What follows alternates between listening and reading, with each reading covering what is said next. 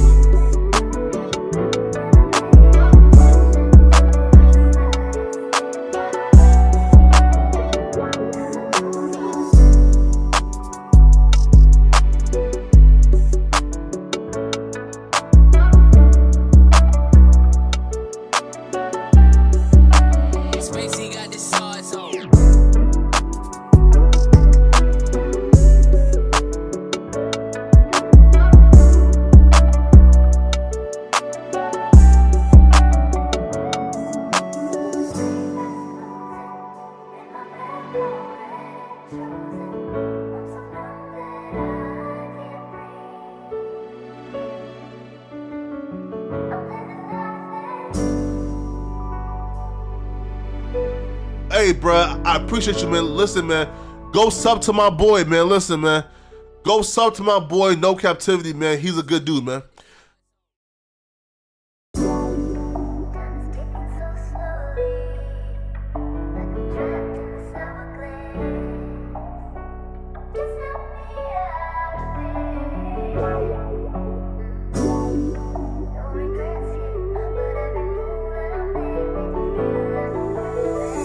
Shit, what you want me to prove? Spacey got the sauce on.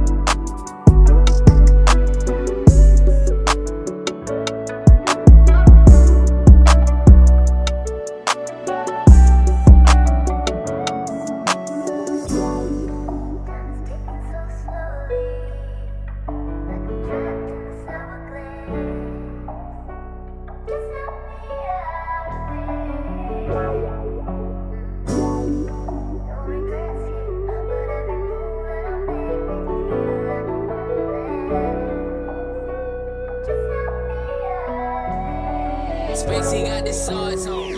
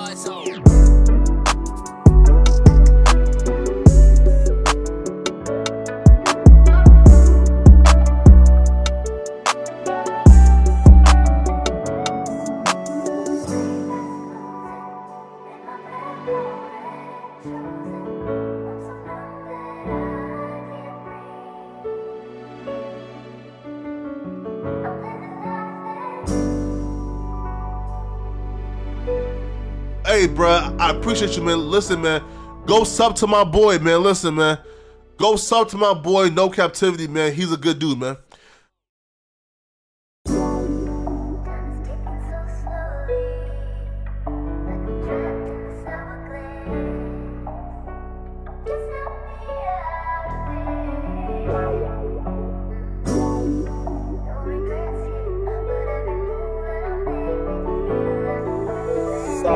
Shit, what you want me to prove?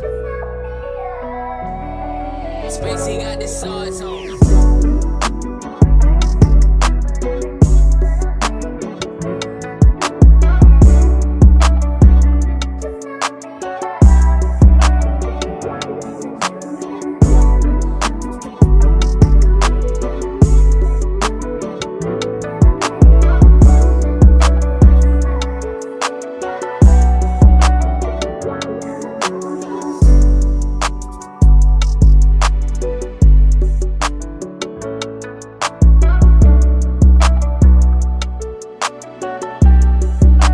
Spacey got the sauce on.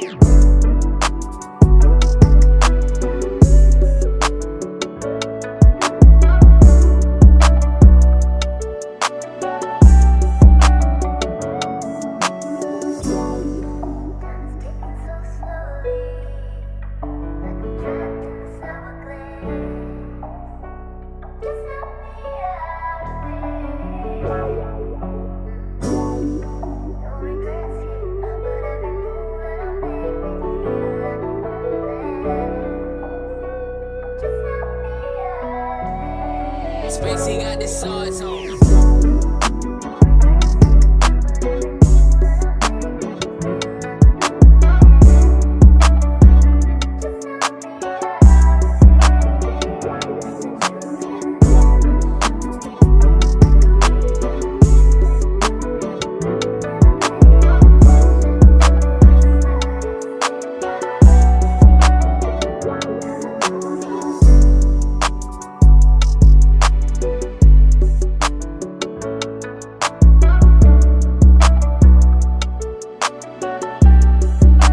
Spacey got the sauce on.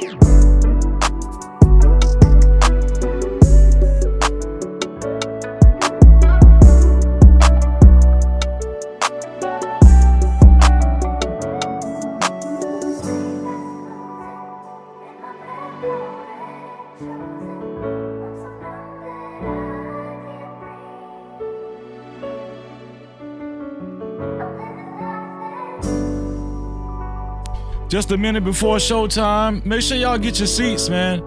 Tonight is gonna be very interesting.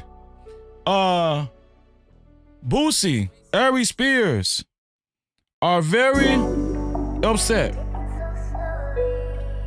DJ Vlad flexing his chest, letting y'all know what time it is. Should black people boycott DJ Vlad? What do y'all think? Oh, we're gonna have a discussion tonight right here. Make sure y'all share the live stream. Let's go. Spacey got the sauce on.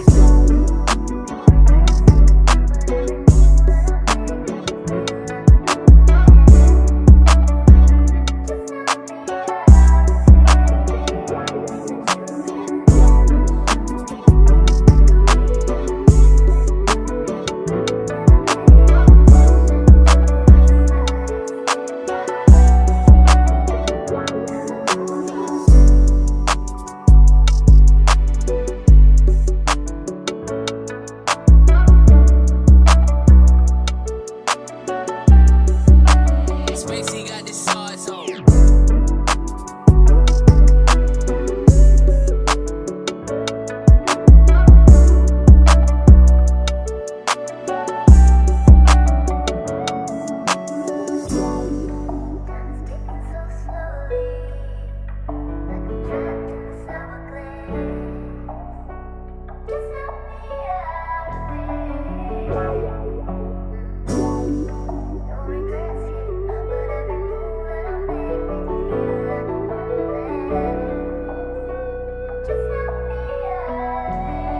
Spacey got the sauce on.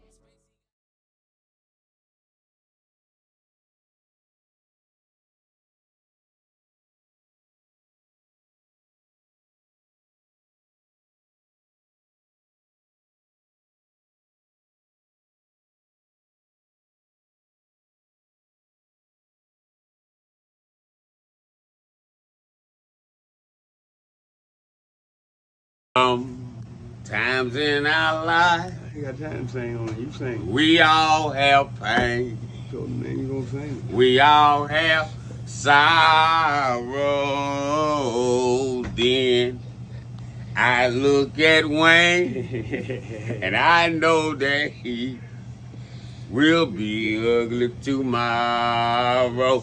Lean on me when you're my cousin and I'll be your friend.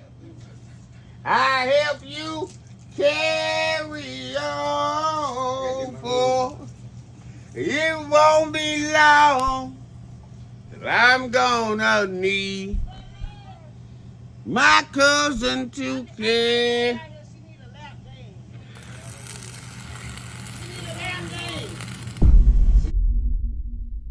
No Cap-tivity. Freezy.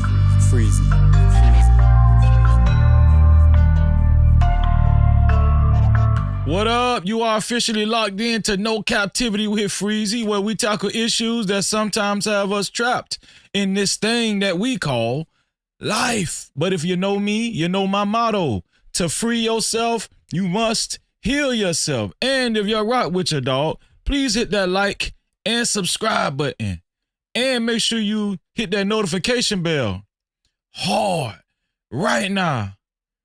That is if you rock with your boy Freezy. Let's get it. No Cap-tivity. Vlad is on the hot seat. I'm gonna be honest with you. I stopped watching Vlad TV a long time ago. And I just started kind of feeling like, why am I watching this guy? This guy is like profiting off of black culture, making millions of dollars. And I'm gonna be honest with you. My wife felt like that first, and she kind of had a influence on me, and she was right. I was like, yeah, you're right. Why am I watching Vlad, man? I stopped watching Vlad a long time ago. Never really watched Adam 22, No Jumper, but I really came to a realization like, these guys are profiting a lot of money off of black people. And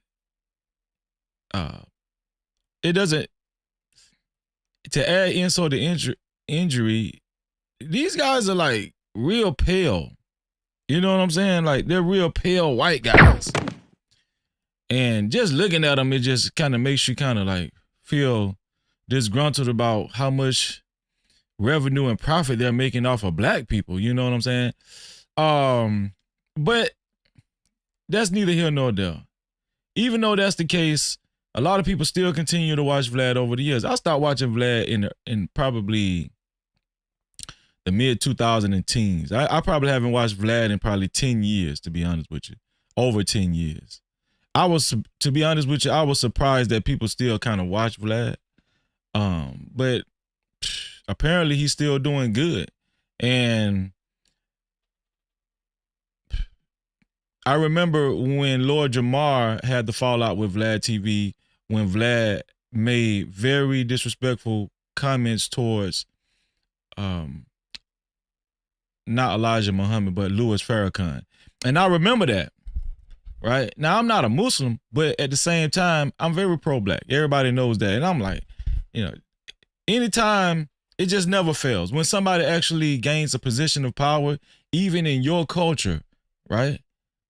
The black culture, what we're talking about, you feel more comfortable and you feel more of an, like you have more of a position to say what you want to say, shit that you probably been feeling like. Obviously, Vlad been feeling like the things that he actually ended up conveying over the years, which were negative, which a lot of people actually took as negative.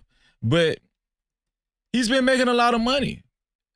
He's been making a lot of money. So lately, Vlad TV has been under scrutiny because some things had came up about Vlad being asked to pay extra money for appearances, in particular Boosie and also Aries Spears, right?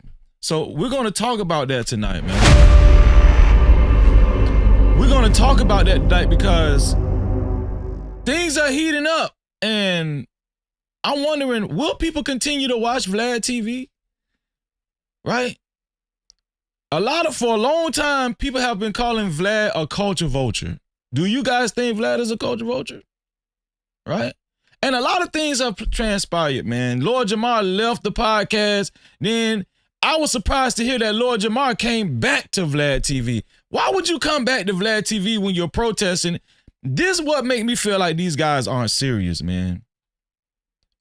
We need true representatives for the black community that's going to stand firm and put their foot down, right?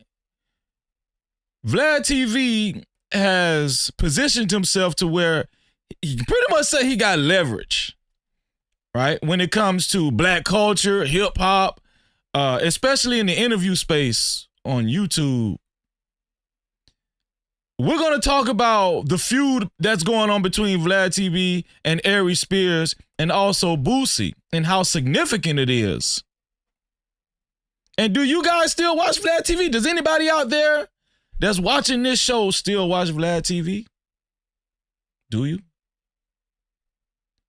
Well, we're going to react to some footage, right? And shout out to the lead attorney.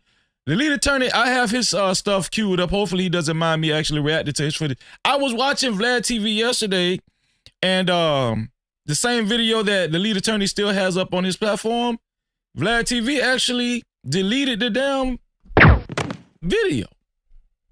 He deleted the video. Now, this video in particular is he was talking about Aries Spears. He actually responded to Aries Spears in a very heated, aggressive way. Vlad is showing his ass. Vlad TV is showing his ass. That's what money do. That's what power does. And we're going to examine this tonight right here on No Cap-tivity with No Freezy. Cap-tivity. Shout out to Matt F. I appreciate you being here, Matt F. He said Boosie got what he deserves, always bootlicking for master. Well, damn. No Cap-tivity. Well, y'all coming out the gate on fire. Shout out to Sakura, said, hey, ready for this show. It's going to be good. You No better believe it, sis. Cap-tivity. Shout out to Rising Black Sun in the building. He said, it seems like Aries standing on it, but he could have left the rap part out of it. I seen that No part, bro. Cap-tivity. Yeah, the rap part was crazy. Shout out to Hendon family. He said, welcome in, everyone. We appreciate you joining the stream tonight. As you file in, don't forget to like and share. Hitting the like and sharing the stream is a free way to support. Shout out to the Hendon family. And shout out to my sister, Red Scholar, man. No Cap-tivity. She coined that one there. Shout out to the Hendon family. I appreciate you. Dallas, what's up, Dallas? Dallas says, salute my guy, Freezy. No Cap-tivity. How you doing, Dallas? Great to see you. Anitra Morris showing out for the No Cap No crew. Cap-tivity. April Carter showing love to her brother. No Cap-tivity. What's going on, sis? Sierra Bostic in the building. She said, hey, No Freezy. Cap-tivity. What's up, sis? Shalom, Samuel Shaw in the building. No Cap-tivity. Felicia Burnett said, greetings, everyone. Greetings to No you too, sis. Cap-tivity. The Infinite One lives. No Cap-tivity. Greetings. Norman Radio, what's going on, Norman Radio? He said, let's boycott DJ Sad. Vlad. No Cap-tivity. Shout out to my sister Jess J in the building, always showing her brother love. No Cap-tivity. What's up, sis? Great to see you as always. ATVM in the building, throwing up the peace No sign. Captivity. Landon Price said he been cut of misquoted the minister. He's been misquoted the minister during pandemic. Boosie them just finding out. No Captivity. I don't know if they just finding out. I think them guys chasing that money. Shout out to Kenny Mack said Vlad been trash for real. No Captivity. I just stopped watching Vlad. I've been stopped watching Vlad TV. Smitty Quapaw, she said Shalom. No Captivity. What up, Ark? What's going on, Smitty? What's going? Shout out to my sister. The voice of Venus always showing love. No Captivity. Yeah, she also said, yeah, I'm not a fan of his at all. Me neither, sis. I haven't watched him in years. And April said, yeah, right, Freeze. I haven't watched him in years either. To be honest with you, I'm surprised people still watch Vlad. Riri Carruthers said, hey, Freezy, Mods, and No chat. Cap-tivity. What's going on, Riri? Who else is in the building? Red Scholar, a.k.a. Kimberly Johnson, said, hey, Freezy and chat, much No love. Cap-tivity. What's going on, sis? Blog Fit said, the men in the industry will never put their foot down, and that's the sad reality. Well, No Cap-tivity. we're going to talk about it. We're going to... Mike Knight said, No Cap-tivity. Oh, man, look at Aboriginal to this island said, salute Brother Freezy and No Captivity family. Shout out to you, my brother. No Cap-tivity. Put a 1 in the chat if you're okay with sharing the live stream and becoming a part of the No Cap campaign. Put a 1 in the chat. Put a 1 in the chat if you're okay with sharing the live stream and becoming a part of the No Cap campaign. Shout out to the No Cap campaign. For those of you who are willing to share the live stream but don't know how to, the share button is right below the video, right next to the like and the dislike button. As soon as you hit that share button, it gives you an option to share it out to any one of your favorite social media platforms, or you can copy the link and share it out to any one of your close friends or family. Either way, thank you to everybody that shares the live stream. I appreciate you. Thank you for being a part of the No Cap campaign, and I wish all of y'all, everybody that puts a 1 in the chat and actually shares the live stream, $11 million in your life. No Cap-tivity. Yeah. Believe it and receive it. I appreciate you. I really do. Also, shout out to the 43 people that hit the like button. I really do appreciate you. Pretty sure we can do better than that. Shout out to everybody that hit the like button. If you don't like something about the live stream so far, make sure you hit the dislike button, family. Or otherwise, hit the like button. Thank you so much. Shout out to everybody that hit the like button. It's very easy. The like button is right below the video, right next to the share button. Come on, let's get to it, man. Come on.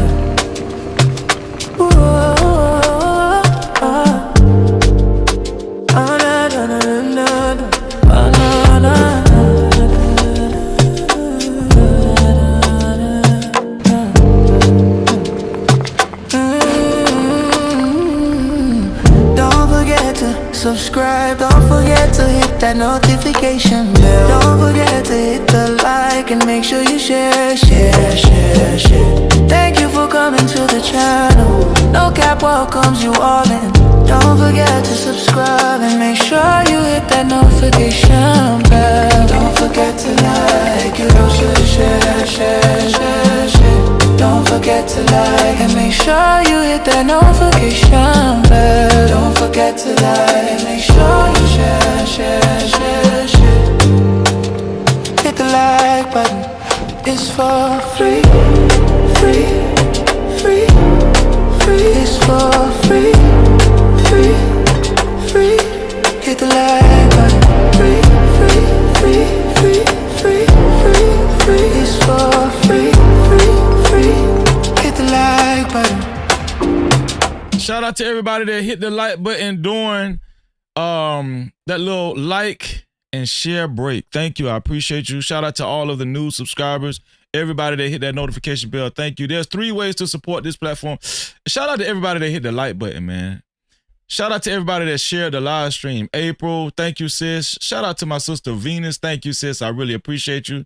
And I just seen that you shared it on Discord too. Shout out to Sakura, Riri Carruthers, the Hendon family. Thank you. I appreciate you. The Infinite One lives. Mike Nice. Thank you. I appreciate all of y'all, man. Thank you. I wish all of y'all $11 million in your life. Shout out to Top Notch in the building. How you doing, sis? Shout out to Top Notch. She said, hey, Freezy. I appreciate you. Listen, man. There's 3 ways to support this platform, especially if you like to get your comments read and highlighted.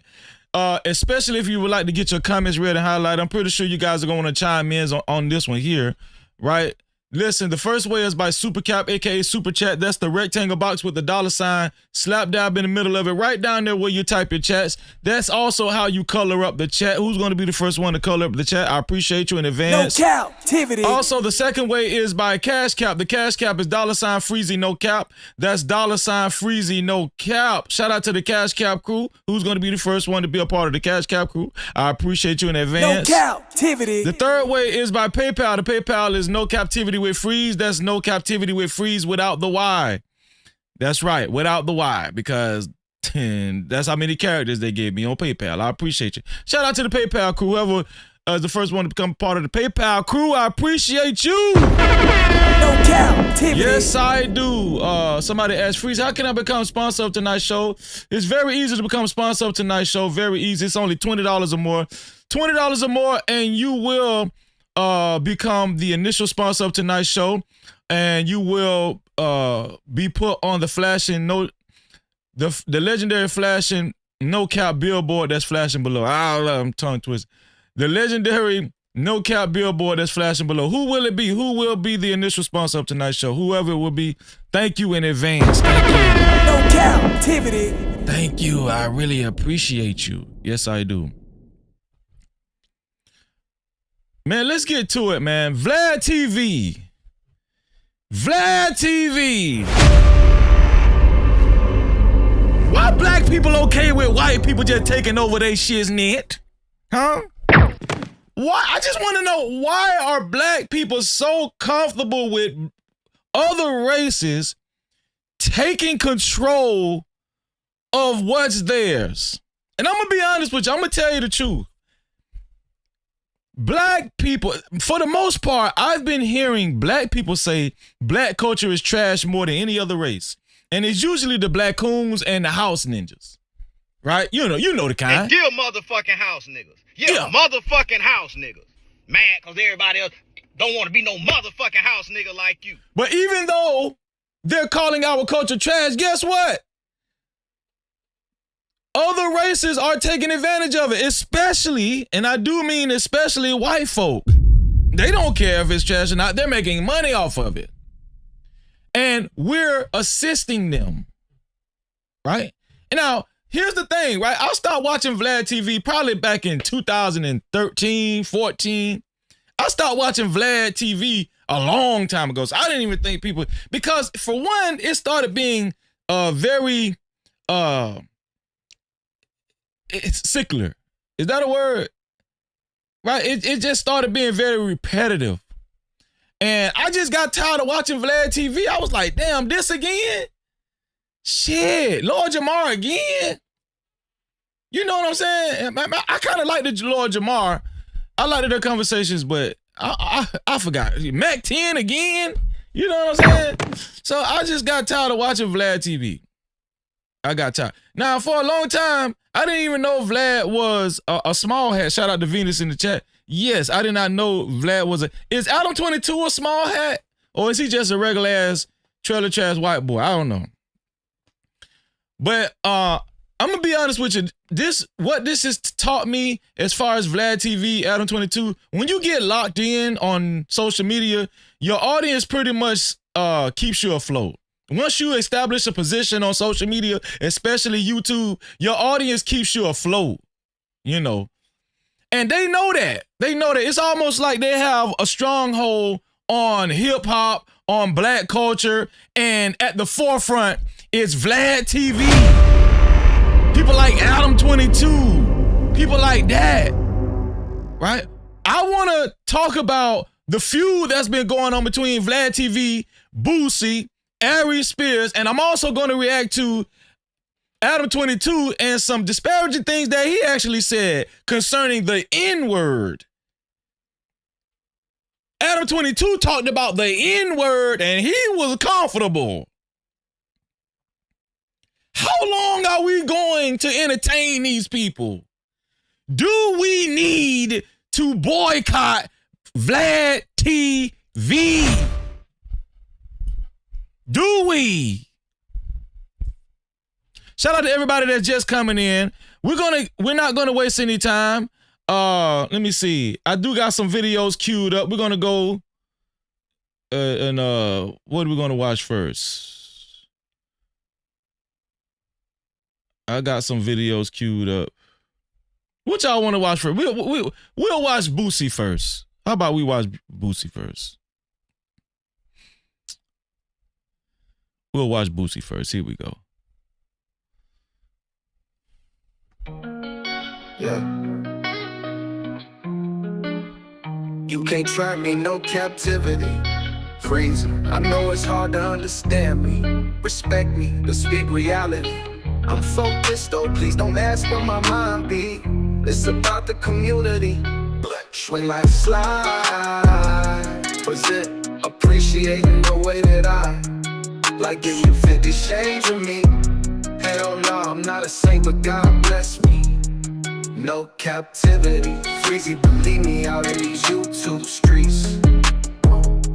No captivity, freezy, believe me, out in these YouTube streets. I'm tripping that stick, keep my mind a toe. I'm cleaning my step, cause my tight is tight, so tight I can't. So, shout out to, what's this brother? Shout out to this brother right here, Urban Politics TV. We're gonna listen to what Boosie had to say right here. And Boosie had to say some things about Vlad TV, right? Now, just to give y'all the backstory, Boosie found out how much Vlad TV was paying, what's the old boy's name? Tekashi 6ix9ine. I think Vlad bragged on Twitter. I don't know exactly the platform. Okay, I'm really gathering a lot of this information recently, right? But to my knowledge, Vlad TV, he bragged about how much he pays to Tekashi 6ix9ine, and that the highest person that he's ever paid, the highest interviewee that he's ever paid was Tekashi 6ix9ine. Vlad bragged about that on Twitter. So Boosie caught wind of that, and then he was like, hey man, this man need to pay me some more damn money. So he actually gave Vlad TV a call, and he said, hey Vlad, hey man, I need you to at least put $5,000 more on top of what you already paying me. So make a long story short, Vlad said, no, bruh, no, I'm not giving you no more money. Now here's the thing. Boosie was already getting a nice penny. I think he was getting like around like 25,000. But when it all summed itself up, Boosie wanted a total of 35,000. So that's what, a $10,000 more, right? Now Boosie felt like, hey man, you making millions of dollars off of me. You making millions of dollars off a lot of people, but I'm bringing you a lot of views. And every time you actually interview me, man, your views actually go up like millions of views, Vlad. So Vlad actually rejected Boosie's offer. And we're gonna see right now, real quick, we're gonna see what Boosie had to say as he responded to Vlad TV. Well, we're gonna start with this right here. Here we go. All the black community video dropping, part 1 of my interview dropping on Patreon tomorrow. I need all my fans to support it.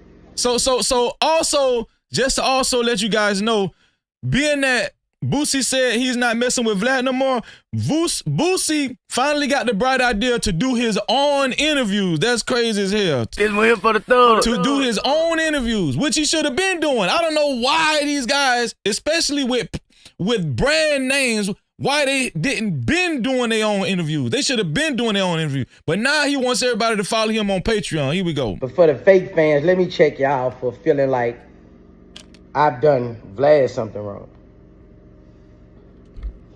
First of all, I'm the one made y'all like Vlad. All the black community was against Vlad. He's a rat. He sends people to jail. People die after his interviews. All this. I the one made y'all accept him. Boosie said he the one that made all the black people accept Vlad TV. I don't know about that, Boosie. I was watching Vlad TV before you even was a thing. I don't even know about that now. Come on, Boosie. I don't know about that. First it was Boosie, he talk over you in an interview. I hate Vlad. Everybody go on this thing. Here's the thing though, Boosie making himself look kind of stupid, because if you knew people was calling Vlad TV a rat, why would you still show up? Why would you still show up and do the interview? Boosie, you looking stupid right now, bro. He asks questions that send people to prison. What I used to do, I stood up every time. No, they send themselves to prison. So the whole black community, everywhere I went, they was Vlad hate, Vlad hate. Everywhere I go, why do you mess with him? He is a culture vulture. All this. It was all this about Vlad. To be honest with you, I don't even want to hear this shit from Boosie, man. Boosie, you was messing with Vlad. Now you want the black community to turn on Vlad and come to the Patreon. Boosie, you a sellout too, man. I made you guys accept Vlad. No, you didn't. Stop it. I steady went on his podcast and made you guys accept him. He sent people to jail. These dudes are so damn fake. No, they send themselves to jail. Why does he ask questions? I don't know. All I know is he's not what y'all shaping him up to be. But the whole black community, even the rappers, you know what I mean? The rappers caught me and say, man, why that white boy, man? Why, bro? When he do all this, why, Boosie? He's the same now will go on a Vlad TV interview. So remember the hate you had for him. I made you accept him. Shut up. Boosie. Damn. I made you accept him. Everybody was negative. Corona time. Everybody. This was everything. Every vlog, every site I went to. Boosie, why do you with him? Why do you do this? Why do you do this?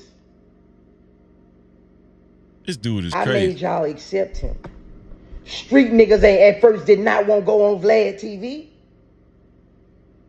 But Boosie doing it, so that makes it. Do these guys know they be telling on themselves? Bro, you making yourself look worse.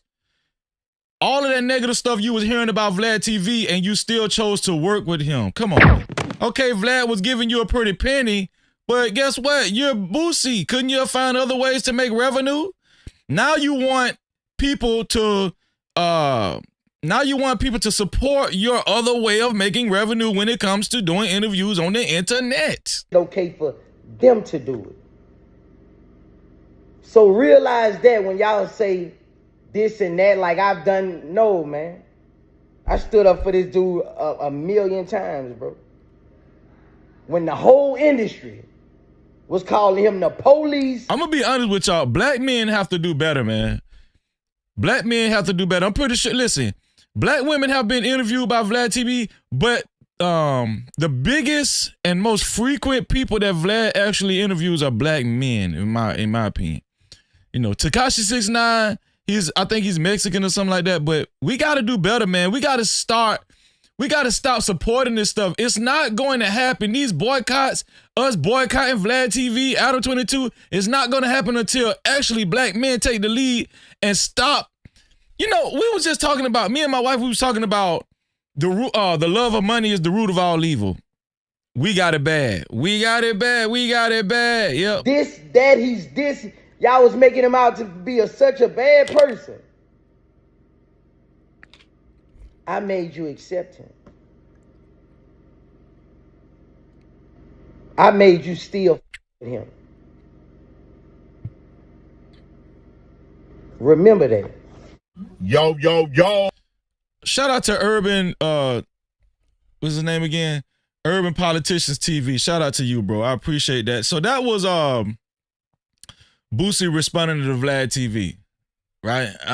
So Boosie apparently is doing interviews on his Patreon. It's behind the paywall. So if y'all want to watch Boosie interviews, y'all can if you want to.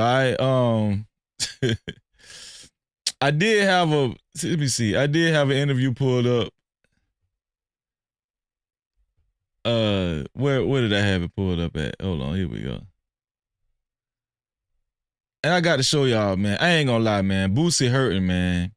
He needs to improve doing interviews. I'm pretty sure he's going to improve doing interviews, but I got to show y'all an example, a sample of one of Boosie interviews, man. This shit is crazy as hell. Let me go through my history. Let me see.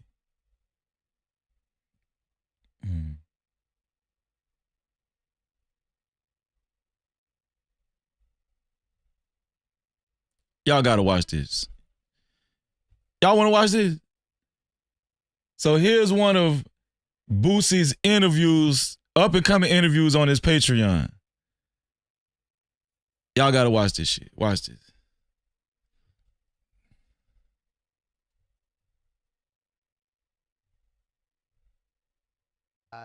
We'll get a lot. I got like one scene in there that might get a lot. We'll get a lot. I got like a rape scene in there. Boosie, you got a rape scene? Hold on, let me explain it. Before I fuck up. It's not really a rape scene. It's like my best friend fucking my wife. And so I'm gonna go put something in his wife drink, or his fiance drink, and she gonna pass out, and I wouldn't say rape. I'm gonna have sexy lingerie. I'm gonna put her lingerie on her. You know.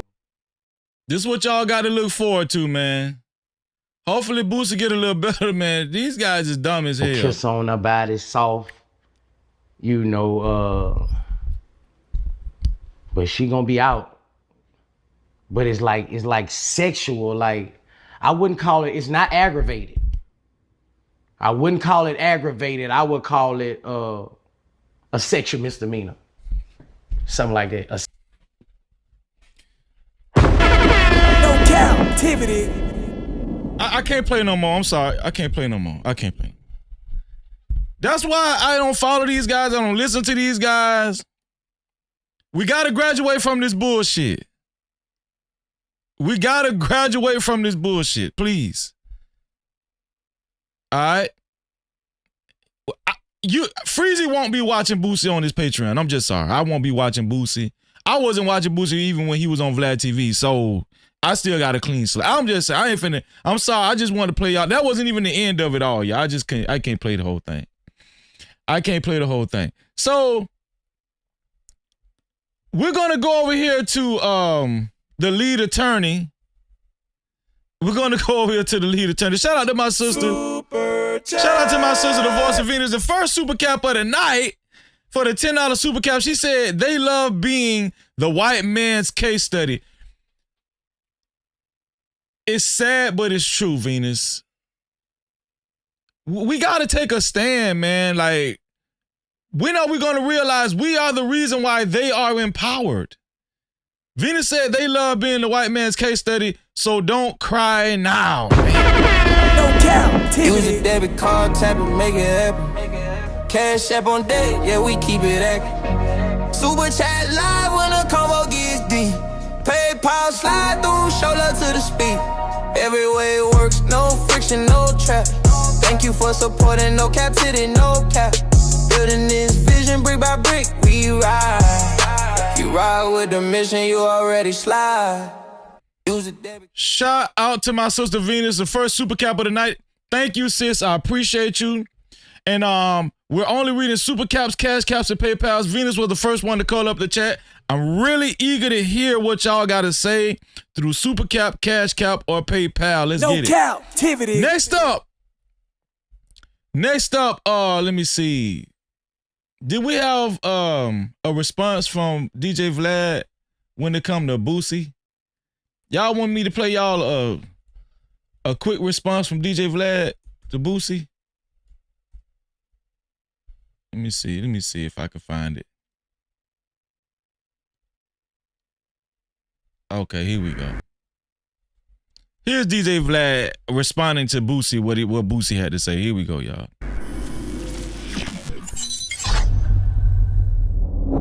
What's up, everybody? Welcome to an episode of 1090J TV. I am interviewing the legendary Vlad TV.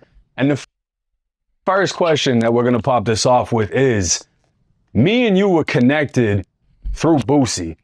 And Boosie is one of my favorite interviewees that you've had on your... I'm going to tell y'all how crazy this is. The guy that's interviewing Vlad TV, he's white too. I think his name is 1090J or whatever. All these guys are white, man. 1090J. Look up 1090J. Google him right quick. 1090J, Vlad TV, Adam 22. It's crazy.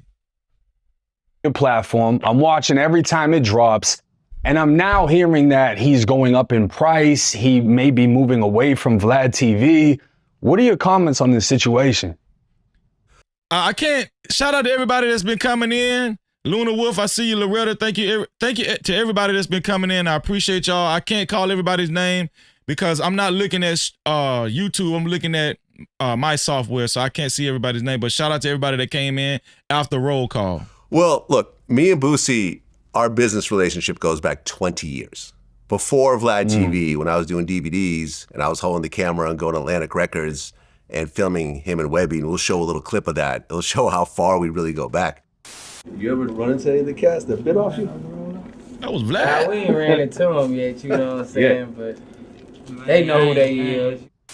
And me and Boosie have had a good relationship, a great relationship, a friendship, a business relationship. I've been to his house a bunch of times. I met his family.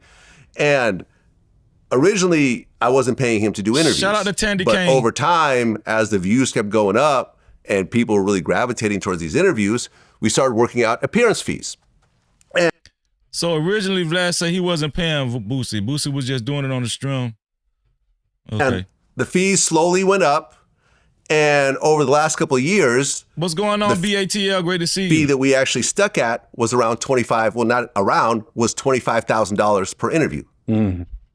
And that price was justified because Boosie was pulling in like 6 million views for every interview.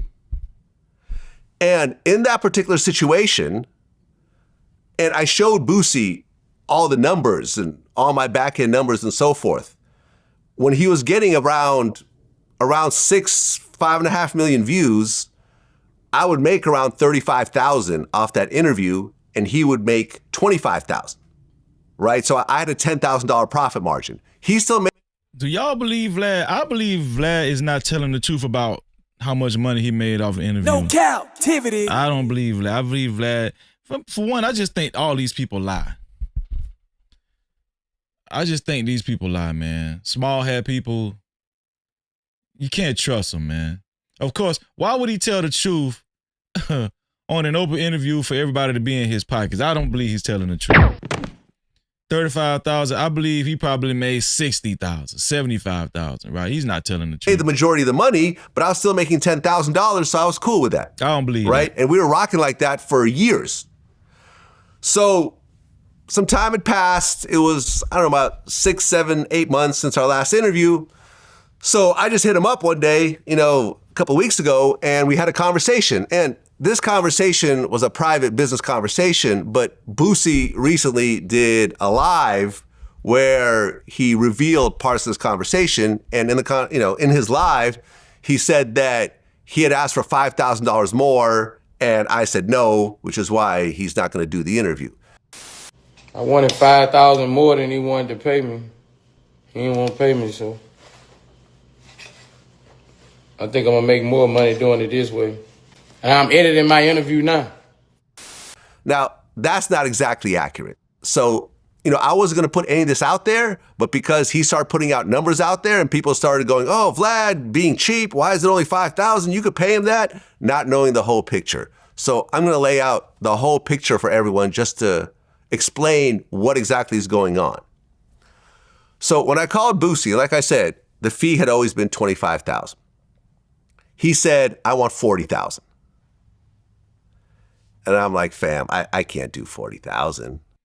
Okay, so Boosie wanted 15 more thousand because you pay Tekashi 6ix9ine a ridiculous amount of money. That's just putting me in the hole in a situation like this. He's like, well, I'll go as low as 35. And I'm like, man, listen, I might be able to do 30 after I run the numbers, but 35 is definitely out of the question. But let me go ahead and run my numbers and actually see what's going on. So I went back and I looked through the last, 5 or 6 interviews, and I looked, and the profit margin on each of these interviews was around $10,000. So I showed him the numbers. I sent him a spreadsheet showing him my back end numbers. And I'm like, bro, the most I could do is 25. You're asking for 35. Your traffic has been dipping over the years. You've gone from about 6 million to about 5.5. Am I mad at Vlad for turning down Boosie? No, I'm not mad. That's Vlad's business. He can do what he wants to do, right? That's his business. He's established it. He can pay people what he wants to pay them. I'm not mad at Vlad for rejecting Boosie's request. What I am mad at is that Boosie feeling like he had to put himself in the position to be rejected by somebody like Vlad. It's here for the thug. These guys, I'm telling you, for some reason, we, especially black men, we don't feel like we can do things on our own. We don't feel like we especially somebody like Vlad, right? Especially somebody, not Vlad, but especially somebody like Boosie. Boosie is he's a celebrity. Boosie is a brand name. Why don't you feel like you can actually create your own platform? Why? Because it's gonna take work. We want things to be handed to us. No. This is why Vlad TV and people like Vlad TV, Adam 22, right? They see the vision. They see what they can capitalize off of, which is us, black folk, right? And then they put the plan together and they work it, right? Yeah, it's going to require work. Black men can do it too. Shout out to the Art of Dialogue. Now Boosie wants to, I don't know if it's out of anger or spite or, bitterness or whatever. Now Boosie wants to create his own platform on Patreon. First of all, I don't even know why Boosie is creating his own platform on Patreon. Boosie, why don't you create your platform on YouTube? Why are you creating your platform on Patreon? Who's going to pay a Patreon to see Boosie? I don't know. Like, would you pay? Like, I don't know. I just feel like he should start out on YouTube so we can see free interviews. Right? So you can get numbers. You don't think that your interviews will actually go up millions of views on YouTube? Why is he putting it behind a paywall? I think that's a bad move. About 5 and some change. So you're looking at about maybe a 10-15% decrease in views, which means a 10 to 15% decrease in revenue, as you know, but you're asking for a 40% increase in appearance fee. What's going on, Helena? Great to see you. A 40% increase. It doesn't make any business sense because what'll end up happening is, look, Boosie's already at home, right? He wakes up, he does the interview. There's no cost associated with him, and he was getting paid $25,000. I have to fly because I don't have a studio or a camera crew in Georgia, in Atlanta, so I have to hire a camera crew in Atlanta. I have to fly from LA to Atlanta. I have to get a hotel. I have to have all the costs associated with it. And then afterwards, I have to pay to get the video edited and pay my crew and everything else like that. And as you know, with YouTube, I'm taking all the risk because sometimes videos get demonetized. I agree with Vlad TV. He is taking most of the risk. It's his business. He's investing the money. He is taking the risk. I don't have a problem with what Vlad TV is saying, right? It's business. That is the nature of business. That's what goes on.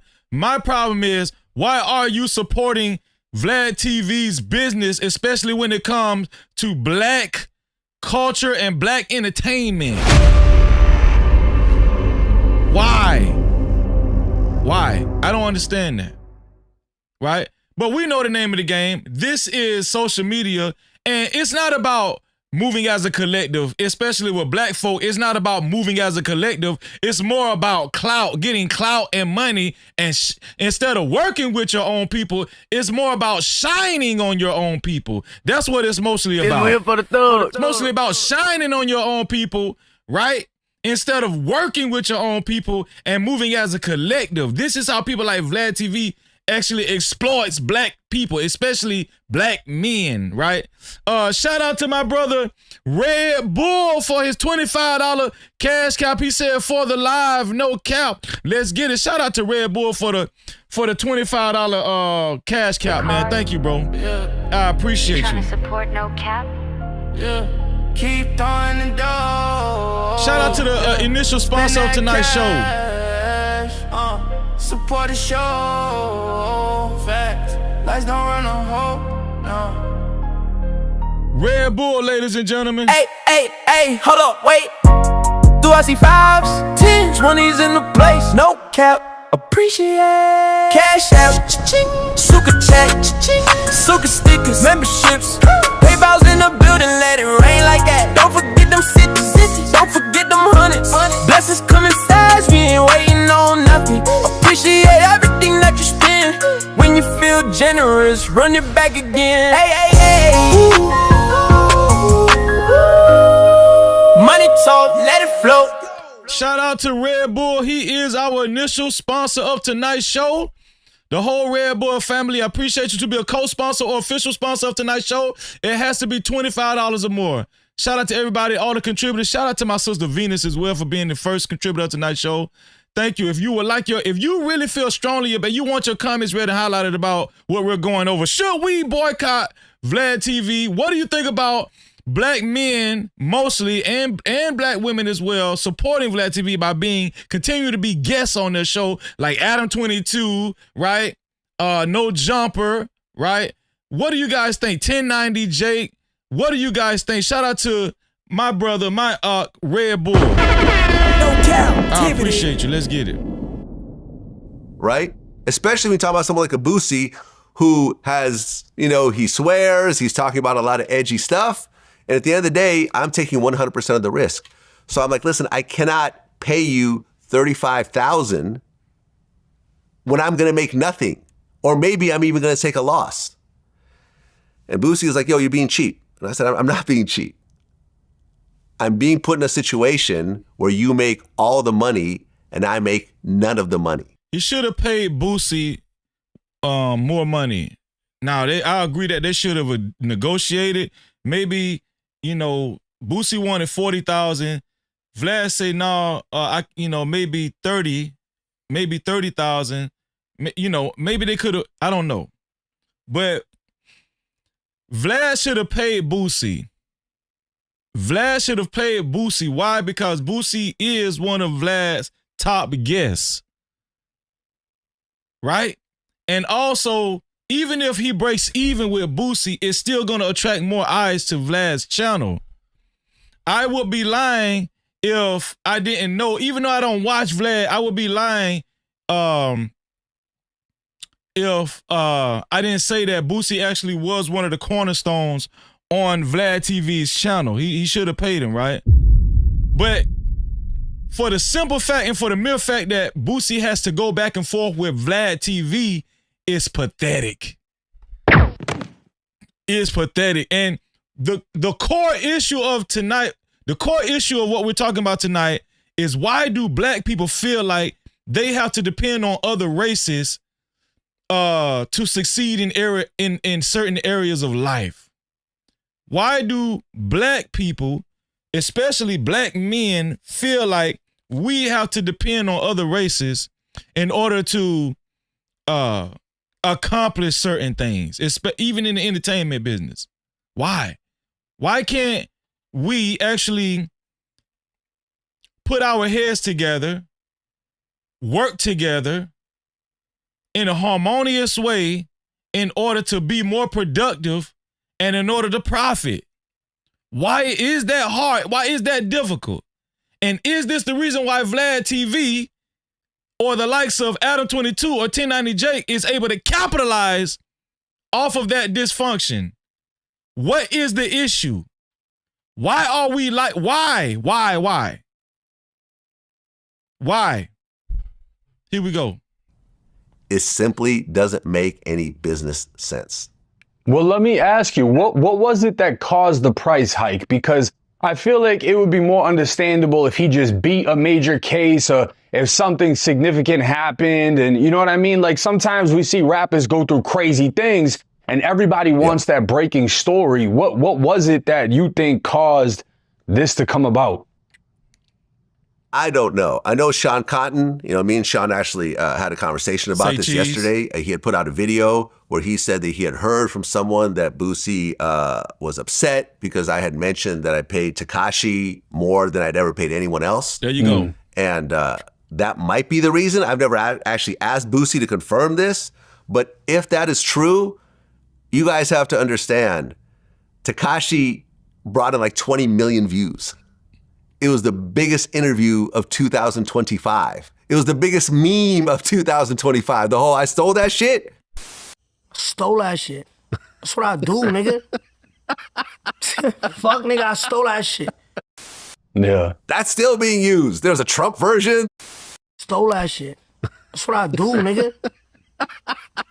Fuck, nigga, I stole that shit. And I stole it. Like, bro, but niggas don't understand. I talk facts. There was all types of stuff. It was a huge interview. And for that particular interview, yes, I paid more than I've paid anyone else. But that was a one-off. The other Tekashi interviews were not, that same price, right? Because they didn't get those same type of views. I've paid Boosie way more than I paid Tekashi. Way more. And not only that, it doesn't seem like Tekashi is that consistent versus Boosie is more of a recurring guest. Yeah. And I hope that Boosie, I don't. That's why he should have paid Boosie a little bit more money like Boosie requested. But like I said, man, don't even put yourself. Boosie should have been actually building up his own platform. It just makes sense to me. If I was Boosie, I would not go back to Vlad TV. And if Boosie go back to Vlad TV, it just go to show you how weak we are, man. And it's going to be pathetic. I don't wish, whatever direction he chooses to go, but I hope he realizes the power and the dynamic that you two have. Because both of you mesh very well, and it's the presentation entirely that makes it what it is. I don't want to. Okay, all right, whatever. So, before we go into Aries Spears, right? Before we go into Aries Spears, DJ Academics has something to say about Boosie as well. The title of this video is Boosie thought he was bigger than the program for quitting Vlad TV. Say this, you working with someone like Boosie. I know. You've told me, hey, listen, I'm paying this guy, paid him $25,000. Yeah. That's top dollar for anything.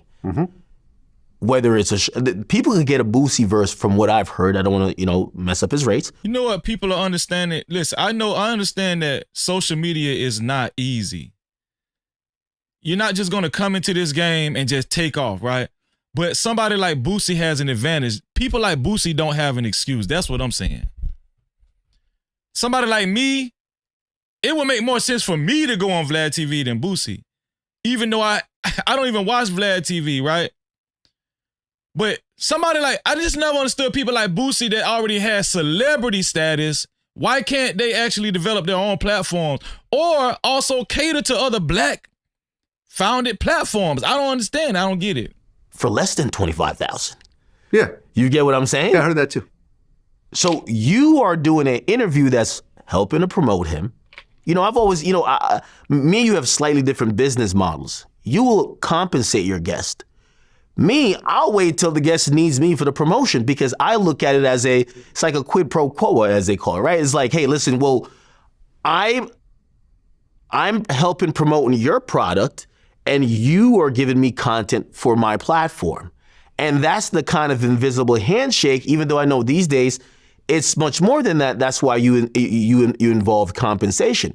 So when I'm looking at that with Boosie, I'm like, okay, all right, you guys are going to figure it out. And the 25K is a really good figure. Once he says the 5,000, I'm like, what does Vlad do here? And I was surprised, but actually proud of you slightly, because transparency is always the key online. I've always told people, if you want to talk, I could talk about anything. I'm just going to say the things that you probably were thinking I wasn't going to say. Because you're saying, I thought that was private. And you did that. You came out with the facts. Hey, he's getting $25,000. I think the moment fans' ears heard that, they weren't on Boosie's side anymore.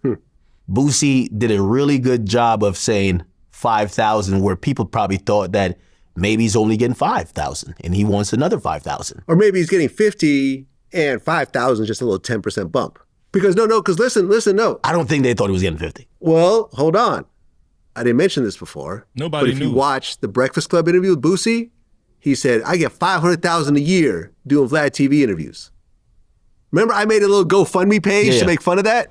I said, yo, man, I can't afford to pay Boosie $500,000. I need a GoFundMe. Some people actually donated. I stopped and gave people their money back. I was trolling. But yeah, he said that he makes $500,000. Oh, hell no. I ain't know about that, Vlad. Did you give everybody their money back for real? I don't know about that, Vlad. You gave everybody their money back. No, I didn't even know about that scam, Vlad. $1 million a year doing interviews with me. So, and I'm thinking that when he's throwing that out, because it's like, well, all black men need to stop going on Vlad TV. Vlad TV need to start. This is what I want to know. Why can't Vlad get people like Taylor Swift? Why can't Vlad get Justin Timberlake? Why can't he get a lot of white people? He's white.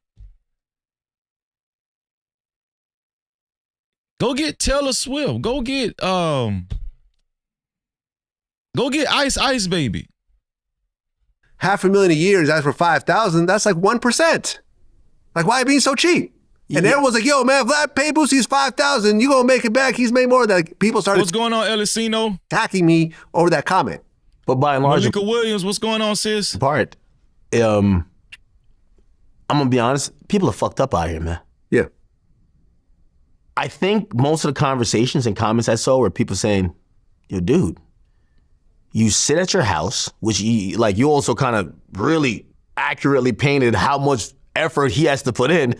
You wake up, maybe walk into a room that is at your house. You've set up all the equipment. You've flown thousands of miles. You've brought all the people, and he has to talk to you for 2 hours, and he gets a $25,000 check. And I think people looked at that and said, okay, all right, we get it. You wanted a raise, but it's more to the story because when you first said it was over 5,000, you made it seem as if maybe you weren't being fairly compensated in the first place. Yeah.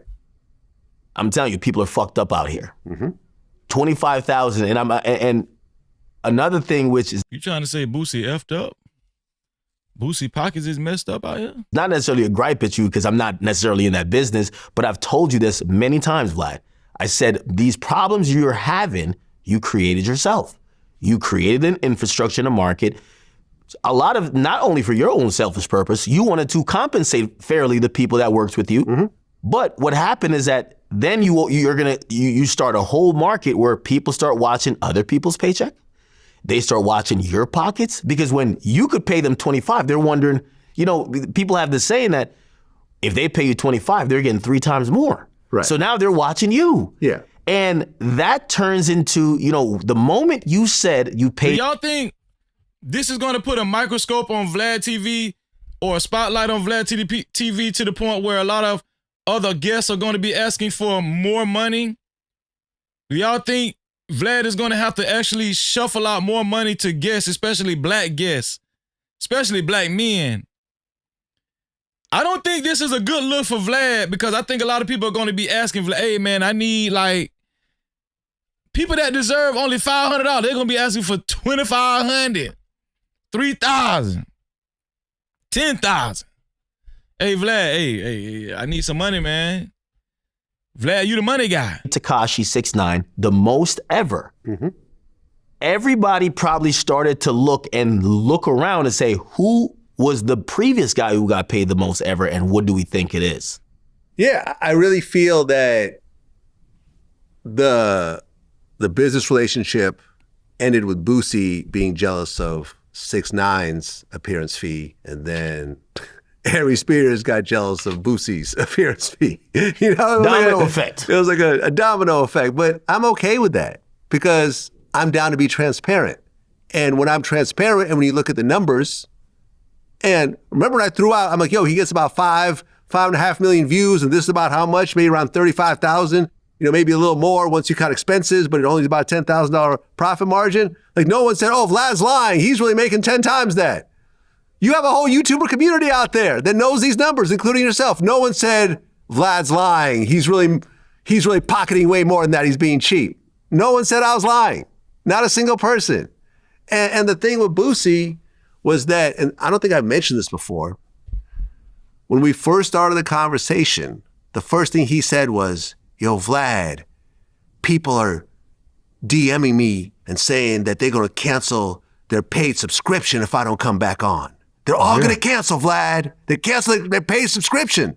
And this is what I mean about making business decisions based on comments or DMs or something your man tells you. Like, you don't base business decisions on there. Because I think in Boosie's head, he's thinking, man, all these people are paying Vlad for paid memberships.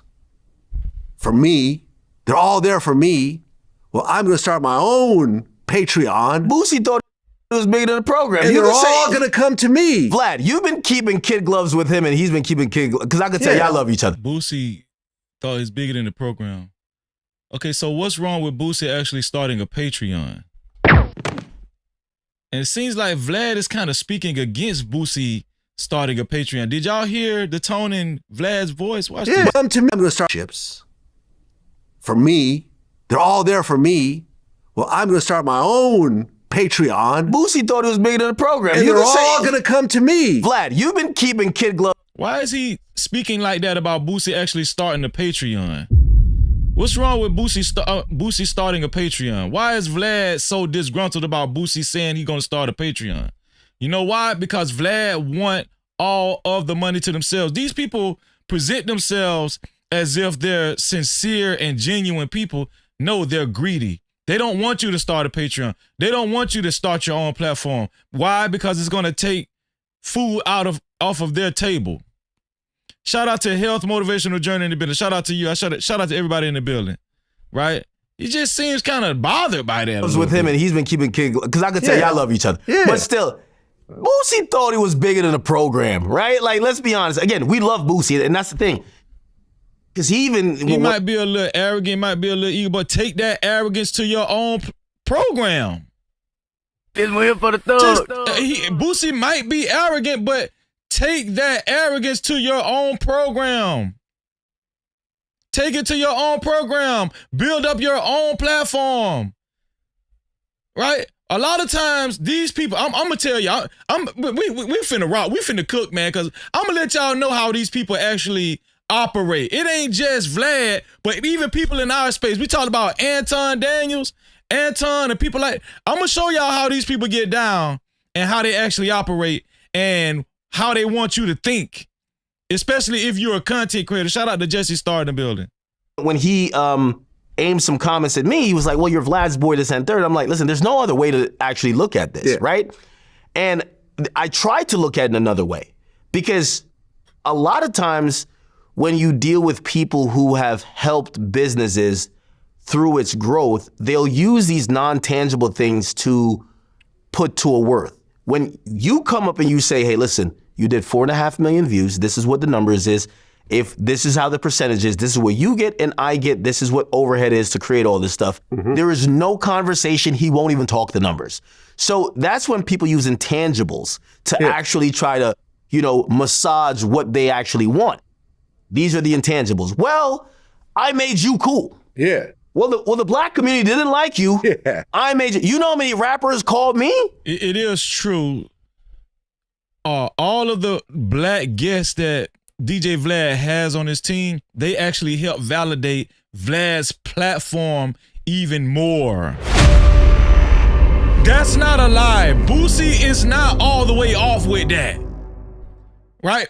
Boosie, TK Kirkland, what's the comedian's name? DL Hughley. The list goes on and on and on. Whatever black artist or black entertainer or black figure that Vlad actually has on his platform, they do help validate Vlad even more. That's just facts. That's just facts, right? Here we go. And when they called me, they were like, why you rock with that guy? Yeah. And those are like the intangibles where he's saying, for whatever I'm asking you that doesn't make sense on paper, I need to be compensated that way. Shout out to Sneak This in the building. What's going on, Sneak This? If y'all want y'all comments read and highlighted, either Super Cap, Cash Cap, or PayPal, I'm eager to read it. Shout out to the sponsor of tonight's show so far, Red Bull, with a total of $25. Right? Yeah. And I've always said, listen, I understand those intangibles, but a lot of times people start feeling that they're valued that when their numbers start dipping. Right? Yeah. It's not that which his numbers did. His numbers have dipped over time. The pandemic, his numbers were crazy. Now the numbers are a fraction of that. Everybody's numbers dip, man. Stop it. Shout out to Doug Will, man. Life. Like, put it like this. They'll try to play a Jedi mind trick on your ass. And I made like an analogy, right? I don't know your numbers necessarily. I don't know if it's true, but I said there was probably a time where when Boosie was a regular guest on a particular given month, when he had an interview, maybe his views for that interview constituted about like 30% or maybe 40% of your overall channel views. This is way back, right?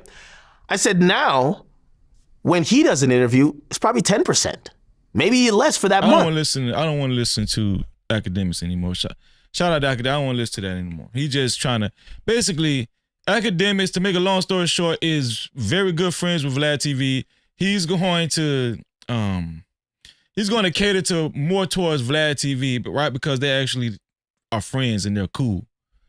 I'm gonna show y'all what's been going on with Aries Spears and Vlad TV. Hey, Aries Spears, Vlad TV, it got nasty, right? It got a little nasty with Vlad TV and Boosie, but it got way more nastier with Aries Spears and Vlad TV. It got way nastier. And we're about to get into what's going on with Vlad TV and Aries Spears. Now, Aries Spears, some of y'all know Aries Spears.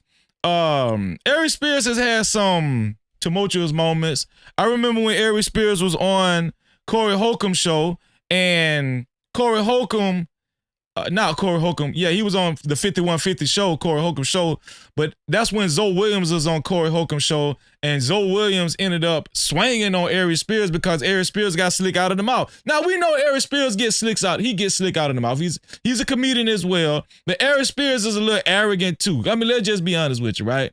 Some of these artists and some of these celebrities, whatever, they're arrogant. They get arrogant.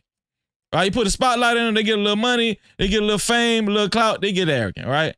So he got kicked off of the 5150 show because Zoe Williams swung on him. He ended up suing the 5150 show. So Anton Daniels is not the first one to sue the 5150 show. Aries Spears, I think he sued the 5150 show and Corey Holcomb. And that's when Zoe Williams actually got kicked off of the 5150 show. So I'm just giving y'all a backdrop of some of the drama that Aries Spears has had. Now, fast forward to now, Aries Spears is in some little bit of drama with Vlad TV. Yes, he is. Yeah. So I'm gonna show y'all what's going on with Vlad TV and also Aries Spears. And this clip is going to be brought to us by the lead attorney. Shout out to the lead attorney. No Cap-tivity. Now, Vlad did have this clip on his own platform, but for some reason, I went to look for it right before I started this damn live stream. Vlad TV had already deleted the clip. Why did Vlad TV delete it? I don't know why. I don't know why Vlad TV deleted. As a matter of fact, let me show y'all what I'm talking about. Aries Spears responds to Aries Spears. Let me show y'all what I'm talking about. Oh, wait. Is it up there? Oh, it's there. It's there. Okay. Let me see if it's back on his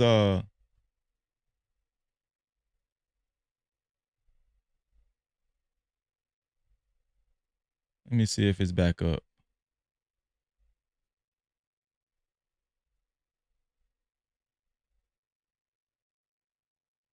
Oh, yeah, it's back up.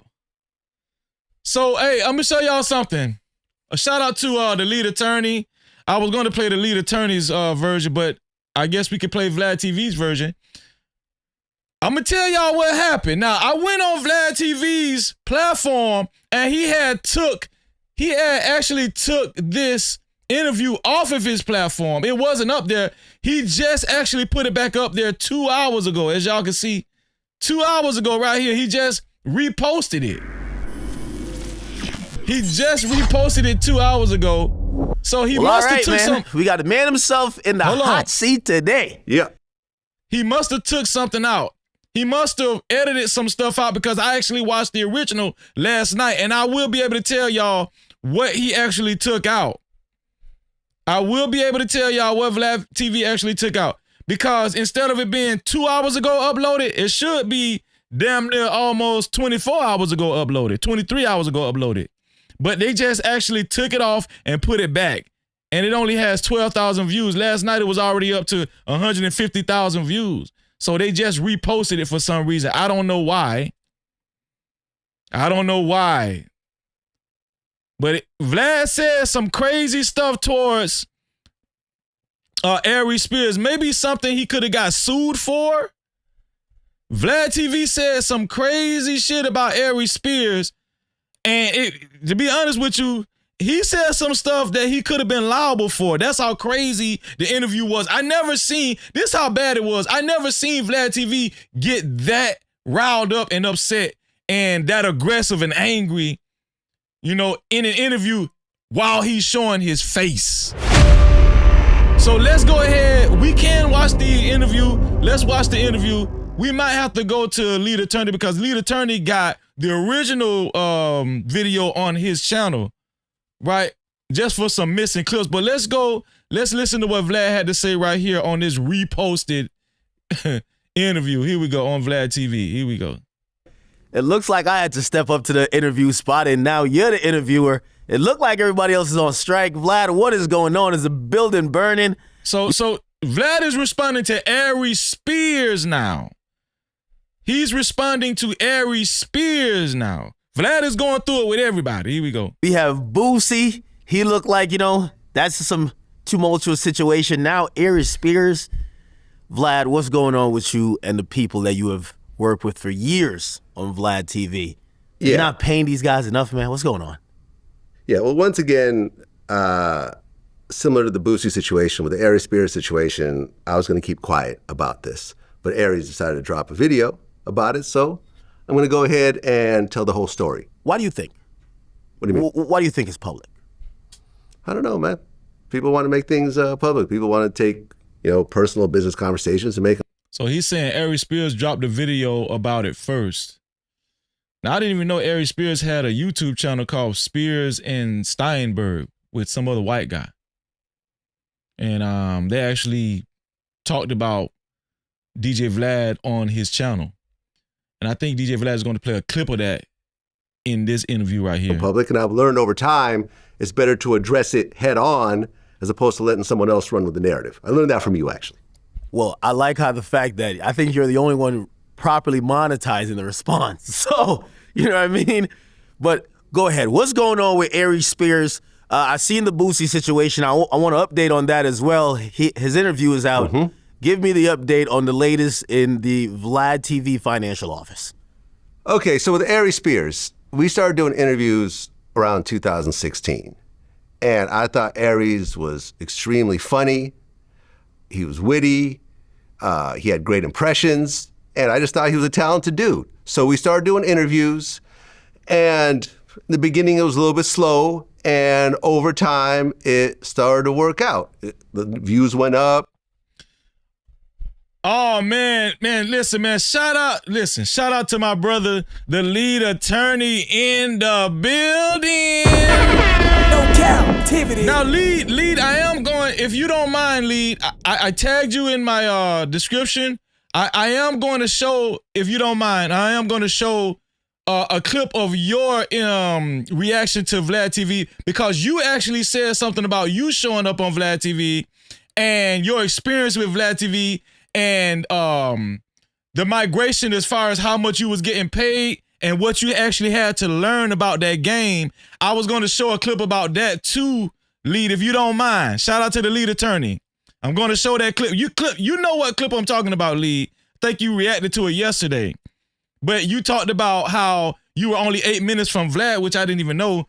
And then you had to actually learn as far as what to ask for when you sit down on these interviews, right? On these large platforms. I thought that was very significant. Shout out to the lead attorney in the building.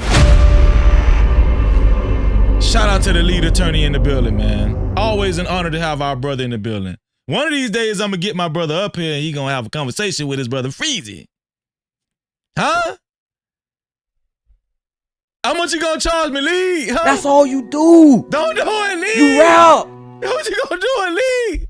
Shout out to the lead, man. Shout out to the lead. He said you can always use any of my content, pimp. Everybody can use any. Man, shout out to the lead attorney, man. No Cap-tivity. Shout out to the lead attorney. I appreciate you, bro. Shout out to the lead attorney. Here we go, man. Vlad Flores. People got to know us, and the audience started to increase. Now, the thing about Aries, though, is that Aries would always have issues with things that are going on. So at one point— business-wise or just culturally? Business-wise. Okay. Business-wise. So a few years ago, Aries called me and he was like, yo, man, I can't get any acting gigs because of these clips of me talking about people. Now, it's my fault he can't get acting gigs. It's not because maybe he's not a great actor. Money.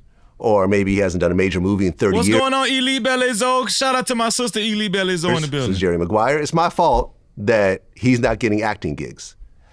So I said, I'm not removing anything. You know, he wanted all the clips removed. I said, I'm not going to remove anything. What year was this? Oh, man, maybe about 4 years ago or so. I don't disagree with Vlad on that. If I paid for your services and you actually came and you furnished me some footage and some clips and video footage and interviews, that's my property. I don't have to get rid of the interviews. All right? Now, I probably would if, let's just say, if I was extra cool with you and we had a relationship outside of the podcast or the platform, maybe I would consider getting rid of it if I really had your best interest. But obviously, Vlad don't give a damn about you, Aries Spears. He doesn't have your best interest at hand. Something like that. And, you know, at one point, you know, he stopped talking to me, stopped working. Then at one point he came back and we started doing more work together. My staff would always complain that Aries was disrespectful to them. Really? He would show up. We got to be careful with this. He forgot. We got to be careful with this because Vlad, this is Vlad's truth, right? It's three sides, Vlad, Aries Spears, and the truth. So we got to be careful with taking 100% Vlad's words. His towel, right? You see his towel on his leg sometimes because, you know, he sweats a lot because he's kind of overweight. And he forgot his towel. And he's like, yo, I need a towel. And Leo, my video manager, is like, well, here's some paper towels. Like, no, I need a cloth towel. So he made Leo go and run to the store and bring him back a cloth towel. At one point, Aries was complaining because he needed a makeup artist. I mean, literally the only person I've ever interviewed that needs a makeup artist every interview. I mean, every interview, but I'm like, that's cool. Wait, he needs a makeup artist every interview? Every interview. Oh. Every interview. So there's a makeup artist, shout out to my girl Candace, who comes early to do his makeup, and then he does the show. And I'm like, that's fine, I'll cover the cost. Why did Vlad get petty and have to actually include the makeup artist shit? Did we really need to know that Aries Spears needed a makeup artist? Vlad is being real petty, man. But what kind of nigga need a makeup artist every goddamn time? Damn, now that Vlad mentioned it, what kind of nigga need a makeup artist? And Aries Spears, you big. You too big to get a damn makeup artist. You don't need no makeup artist. I'm just saying, goddamn, but Vlad ain't have to tell us that. But now that you did, Aries Spears, why you got a makeup artist? Man, come on, man. With your big round ass. Pause. It is what it is. So the show continues. We're doing our thing. And, you know, I like the back and forth that me and him have. And the thing about Aries is that he lives 10 minutes away from my LA studio. And unlike some of the, like, my more successful comedians, like a TK Kirkland or a D.L. Hughley, he's not on tour as much. He's available more often, so a lot of times when I shoot, he's available. I'll hit him up a couple of days before, yo, a free Tuesday? Yeah, I'm free, and we do it. So it's like he's the just on a lot. Chick at 4 o'clock always answers. Yeah, it's convenient for me, it's convenient for him, it all works out. He's 10 minutes away. He shows up, he gets his makeup done, you know, he gets to go out that night wearing makeup. Everyone wins. All right, so let me ask two questions while I interject here. Yeah. Number one, and this applies to Boosie and Aries Spears, as you talk about these fallouts. We've never heard about these fallouts. We just see you guys on camera. Are you guys friends? No, it's really more of a business situation. Okay. With me and Aries. We're friendly with each other, but we never really... I want y'all to remember what Vlad just said. He said that him and Aries Spears are not friends. I'm going to play Aries Spears' response to what Vlad said on this interview, right? Because Aries Spears actually responded to Vlad talking on this interview. Vlad said they're not friends. This is why we got to be careful. We can't take everything Vlad said, you know, as factual. Right? Get on the phone and we talk. Like, for example, like a Michael Jai White, that's my friend. We talk a lot. Willie D, that's my friend. We talk a lot. TK Kirkland, that's my man. We talk all the time. Memberships, Elite Bellies, I'm going to call them out in 1 second. We talk about our problems and issues and so forth. And you know, these are people I respect, but me and Aries are really just business. We show up, and that's that.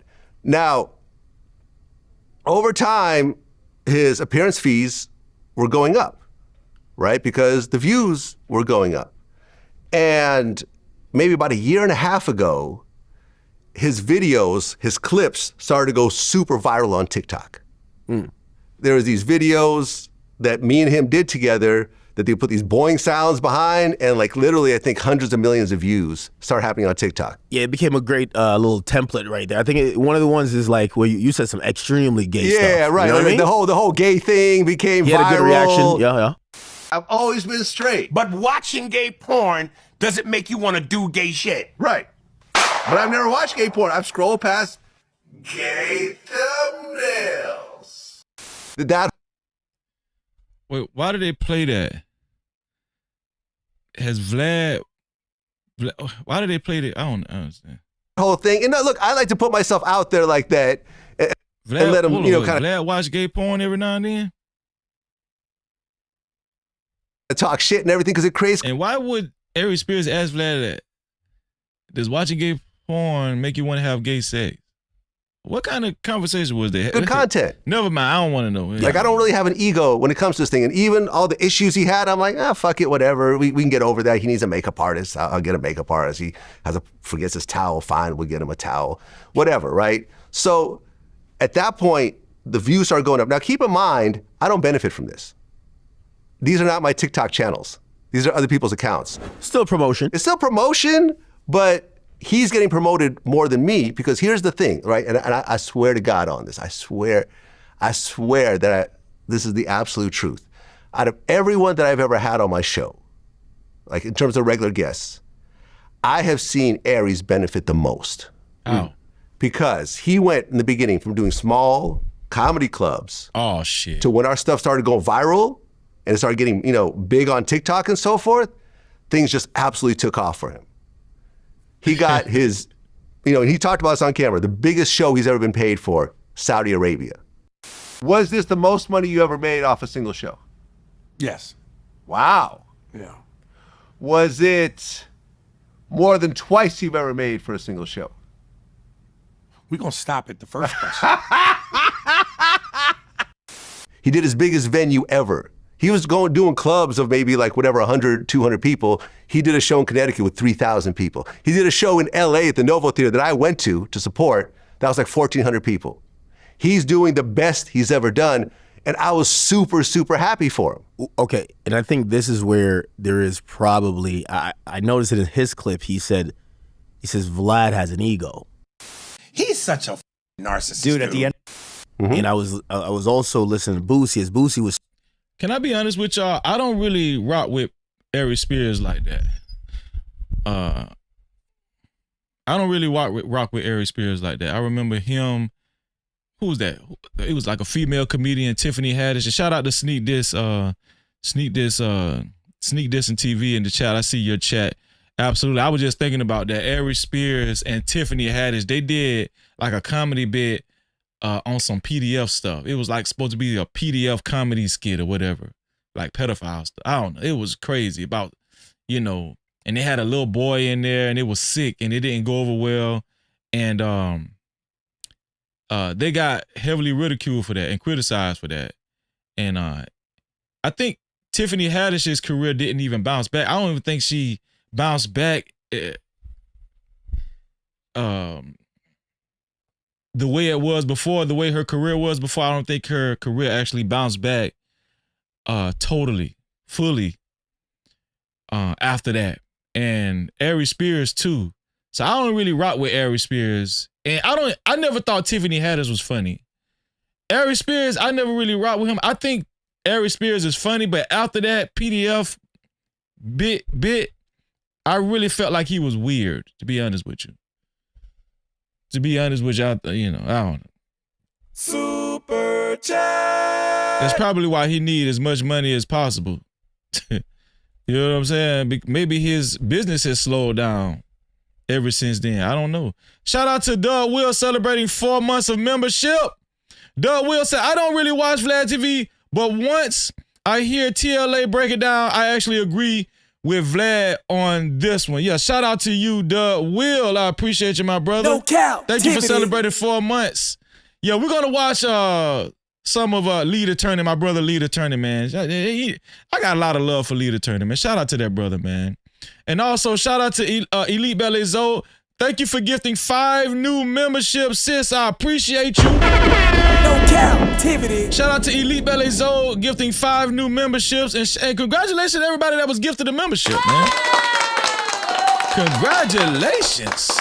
Who was gifted a membership? Our brother, the Lead Attorney, was gifted a membership. No Cap-tivity. Shout out to the Lead. Hopefully Lead will join me on my membership. Who knows, man? God is good, right? You know, and one thing about me, I stay humble, man. I like to joke a lot, but shout out to the Lead Attorney, man. He does not have to come to my platform, but shout out to him, man. Hopefully he enjoys my platform. You know what I'm saying? Just as much as I enjoy, well, I don't know. I don't know about just as much as I enjoy his, because I enjoy his platform a lot. But shout out to the Lead Attorney. And thank you, Miles, for continuing to put his link in the chat. Also, shout out to Lady Stardust. Shout out to you. Congratulations to you as well. Red Bull Vodka, congratulations to you. Tony Giles, congratulations to you. And also congratulations to the Pink Pill Official. Congratulations to you. Make sure you guys, if you can, make sure you guys maintain your memberships. Make sure you maintain your memberships, as you will be. That's the only way you will be able to watch our Wednesday live streams. We call our Wednesday live streams VIP Wednesday. VIP Wednesdays. That's the only way you can watch our VIP Wednesdays, is if you have a membership. And I'm gonna tell you right now, it's uniquely different from all of our public members, not public memberships, but from all of our public live streams. It's uniquely different, right? I'm talking about, we really have intricate, intimate conversations, up close and personal conversations, stuff we wouldn't discuss on a public live stream. So y'all don't want to miss those VIP Wednesdays. And welcome to the VIP crew. Welcome to the No Cap VIP Lounge. We've been expecting you. Yeah. No Cap crew. Welcome to the No Cap crew VIP. We welcome you, we welcome you. Thank you for the love, for the loyalty. VIP, it is here for you. You show up, we see you. All love, we need you. No Cap crew, VIP. We honor you, believe you, yeah. You've been riding, you've been solid from the start. Every view, every liking from the heart. More than gold, yeah, your worth can be bought. VIP, yeah, you play your part. Oh, we don't take it light. Every day, every night. You the reason that we shine so bright. Welcome to the No Cap crew VIP. We welcome you, we welcome you. Thank you for the love, for the loyalty. Look at that. Keep it coming, we going straight to the top. Told y'all they couldn't hold us down. Welcome to the No Cap. Thank you, sis. Shout out to Elite Ballet Zoe. Elite Ballet Zoe is also an official sponsor of tonight's show. She is an official co-sponsor of tonight's show, right along with Red Bull. Shout out to our sister Elite Ballet Zoe. Shout out to the new members. Shout out to the new VIP crew in the building. I appreciate y'all. We're only reading Super Caps, Cash Caps, and PayPals. And shout out to my sister Gail at night in the building. What's going on, Gail? Shout out to you. No Cap-tivity. Shout out to Gail in the building. All right, let's get back to it, y'all. Here we go. Speaking as well about you, do you feel like maybe they are also looking at it in the reverse way to say they're pretty thankful for the platform, but you're taking too much credit for their success, right? But Boosie has 20 years in music. You have Aries Spirits. I'm not too sure about his comedy career, but I'm pretty sure he's he's like 40 years of comedy exactly. or something. But since he was like a teenager or something, yeah, like 30-something. But then again, he might just be saying, hey, listen, when I'm having some success there, maybe some of it is tied to Vlad TV, but maybe you're overestimating it way too much. Well, listen, I don't care if it's tied to me or not because I don't benefit from that. That's his thing. But Aries would always, I have text messages from him. Yo, bro, he did his first Europe tour recently. He's like, yo, I'm in Europe and people are running up to me, mobbing me, quoting me from our interviews. Yo, Vlad, yo, you're big overseas. Yo, like people are constantly quoting us. Yo, like he's telling me this and I feel truly happy for him. And I'm like, yo, I'm glad that something I've done contributes to his success. And he's getting paid along the way, So I feel like, everyone's winning. So I think a month and a half ago, he asked to raise his appearance fee again. I looked at the numbers and I'm like, cool, let's do it. Let's do it. The numbers are slowly getting better. And I'm like, let's do it. Makes perfect sense.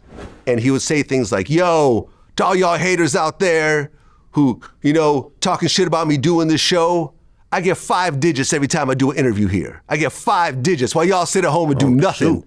I get 5 digits.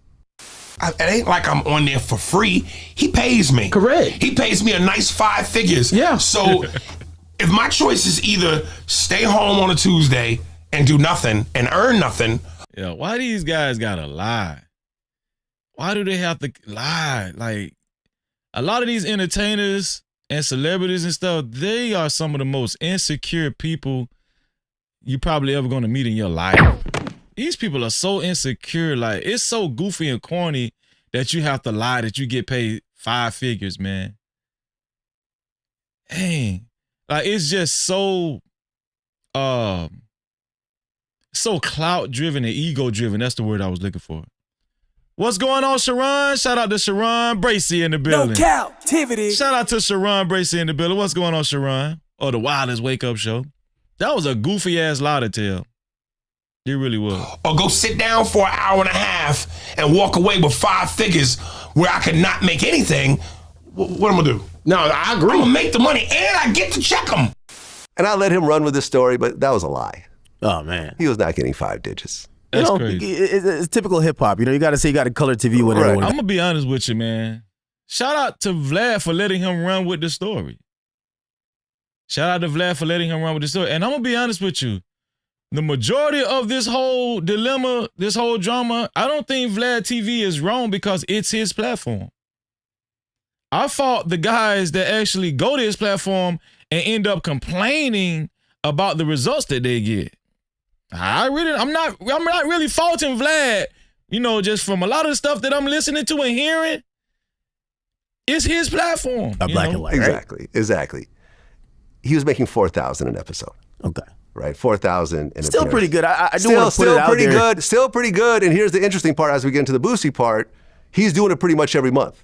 Okay. Right? So you talk about Boosie, probably every other month. Every 6 months at this point, he's doing shit every month. Okay. So really, he's kind of making Boosie money, but it's just, more often. So that's how much he's really getting, and he was just raised up. So then the Boosie situation happens. Right? Boosie goes on live, says, I'm not doing Vlad anymore because he's not going to raise me up $5,000 without any background as to how much he was already getting paid. So I do that video. I think it's at like 700,000 views or something, where I break down how Boosie was getting $25,000. Yo, Vlad, after you did that response and you realized you probably made your $25,000 off responding to him, didn't you say, come on, Boosie, I got you with your extra 5. Come on, Boosie. Like, you kind of... He should have paid Boosie. But I think it should have been a blessing in disguise. I'm going to tell y'all how I'm looking at a lot of this. Do y'all remember, put a 1 in the chat if y'all remember Tenderism and how he got taken advantage of by the white guy. Y'all remember Tenderism, the black guy Tenderism? This is Tenderism all over again, in my opinion. No Cap-tivity. Especially with somebody like Boosie. Right? Boosie is he's too popular not to have his own platform. But Boosie feels like it's easier to show up for 2 hours to get $25,000. I'm going to tell y'all what we go wrong at as far as the black community, especially black men. When we've accumulated a certain amount of leverage for ourselves, we don't really see the long run. We don't see the big picture. Like Boosie was looking at that quick $25,000 he could get by showing up to Vlad, only spending 2 hours. But I just think that the reason why a lot of other races actually surpass us when it comes to economics and stuff, they see the big picture. Like Vlad seen the big picture when it came to actually covering a lot of black culture. He's seen the big picture. Black people, we like instantaneous gratification. And we fall for it all the time. And guess who capitalizes off of us wanting that instant gratification? People like Vlad TV. People like Adam 22. Right? People like 1090 Jake. We got to break out of that, man. We got to see far down the road, right? Far down the road. Because that's the only way you're going to actually be able to build a complete infrastructure. Right? Vlad has an infrastructure. Boosie has, what is it called? Boosie just want to make plays. We got to get out of that quick lick mentality. Does that make sense? We have to get out of that quick lick mentality and thinking that the white man has the resources for us to get paid when we can actually put our minds together. We are very intelligent people. We're very smart people. We're not just good at basketball. We're not just good at football. We're good at thinking too. No Cap-tivity. We're not just good at playing. We're good at thinking. Right? I would argue we're the best at thinking. We just don't use our thought process to that degree to where we can actually have like solid infrastructures. Right? I want y'all to think about that, man. Shout out to Robert Bryant. I appreciate that, Rob. Super chat. Shout out to Robert Bryant for his $10 super cap. I appreciate you. He said, Shalom, Aki said, continue to grow, fam. The people behind you, peace and love to the chat. The people are behind you. Thank you, man. I appreciate you, man. Thank you. No Cap-tivity. Shout out to Robert Bryant, man. Use your debit card, tap it, make it happen. Make it happen. Cash up on deck, we keep it active. Super chat live when the combo gets deep. PayPal slide through, show love to the speech. Shout out to Robert Bryant. I appreciate you, man. Listen, we're only reading super caps, cash caps, and PayPals, and I really appreciate the comments, and I appreciate the memberships, and I appreciate reading y'all comments, man. Thank y'all. And shout out to the sponsors of tonight's show so far, Red Bull and Elite Belly Zoe, with a total of $25 a piece. To be a co-sponsor or official sponsor of tonight's show, it has to be $25 or more. Y'all, we got to get out of that quick lick mindset. We got to get out of that quick lick mindset. Right? And really start thinking more like long term. Brick by brick. We got to start thinking brick by brick instead of getting a lick. You like that? We got to start thinking brick by brick instead of getting a lick. Y'all can take that if y'all want to. Y'all can clip that. That's what we got to do. Man, you got to use those response videos, even this, as like, this is a subsequent budget for when you guys get disgruntled. I could throw a little more on the pot. Because let's be honest, like they're giving, when I saw Boosie in the car, just sit there and kind of like just rant. Well, if I'm getting $25K from Vlad and I'm on that motherfucker how many times a year? And now I ask for 35, I haven't been on there for seven months. How am I asking for too much money? And he's giving you a platform, or not even a platform, but a reason. The reason why, to me, it's a bad look is because it's like they over there begging Vlad for money and they're complaining about what Vlad need to give them when that's his shit. Like, Vlad is going to be in the right in this situation. He's going to be in the right in this situation with Boosie. He's going to be in the right in the situation with Aries Spears. Why is Vlad TV going to be in the right? Because it's his shit. That's why. to respond on your monetized platform, I was just like, this is why, you're kind of ahead of the game, because they see content but not how to monetize it. Right. So the Boosie thing happens, and the $25,000 thing gets thrown into the universe. And I remember before I did it, I talked to a few people, and they're like, oh, well, aren't you worried that some of your other guests might feel some type of way? And I said, no, because I could sit down with every one of my guests and show what their views are and what Boosie's views are and justify what I'm paying them because I'm fair with everybody. Okay, so you weren't trying to hide the numbers. No. I'm fine with being transparent with people because I have nothing to hide, right? I'm fair with people. With most of the regular guests on my show, I'm the only person that pays them, period.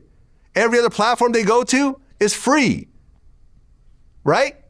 Breakfast Club, free. Drink Champs, free. Big Boy, free. Academics, free. Well, you kind of create the market for yourself, though. I did. So I don't complain about it. I don't cry about it. You can't really complain about it because the way, actually Vlad is telling on himself. Because the way Vlad was able to lure black artists, black guests, celebrity guests to his platform is by dangling money in front of their face. That's how he was able to lure a lot of black celebrities, right, that speak for black culture, by paying them. Other platforms don't have to pay a lot of these people because they was already established. Vlad was trying to get established, so he developed a culture of paying people to come, right? I'm pretty sure he didn't pay every single person that showed up on his platform, but people that actually were significant, he probably had a meeting with his staff and said, hey, we need to start paying. Probably some of his staff told him, hey, we need to start investing more into the platform. We need to start paying these people to come because it's going to make them more willing to come. Right? Here's the thing, right? Boosie is so stupid. Boosie is so stupid. Why is Boosie stupid? Because Boosie has the leverage to get other artists to come to his platform. Why? Because he's Boosie. He's waiting for the thug. They could do him favors. He's a celebrity rapper. Like, Boosie could have been doing this. He knows people in the industry. Boosie could have been had NBA YoungBoy show up to his platform, to the Boosie TV platform, Boosie TV. He should call his platform Boosie TV. And he could have had NBA YoungBoy show up. He could have had Birdman show up. He could have had Trick Daddy show up. He could have had TK Kirkland show up. Because he's a celebrity. He could have Sukiyana show up, right? He could use his celebrity to his advantage. Vlad TV wasn't no damn celebrity. Didn't nobody know Vlad. Why would we let Vlad come up off of our culture when we have black people, when black people are the most popular people in entertainment? And they can use their celebrity to get gas. That don't even make no sense. Look at Vlad. This man, just look at Vlad.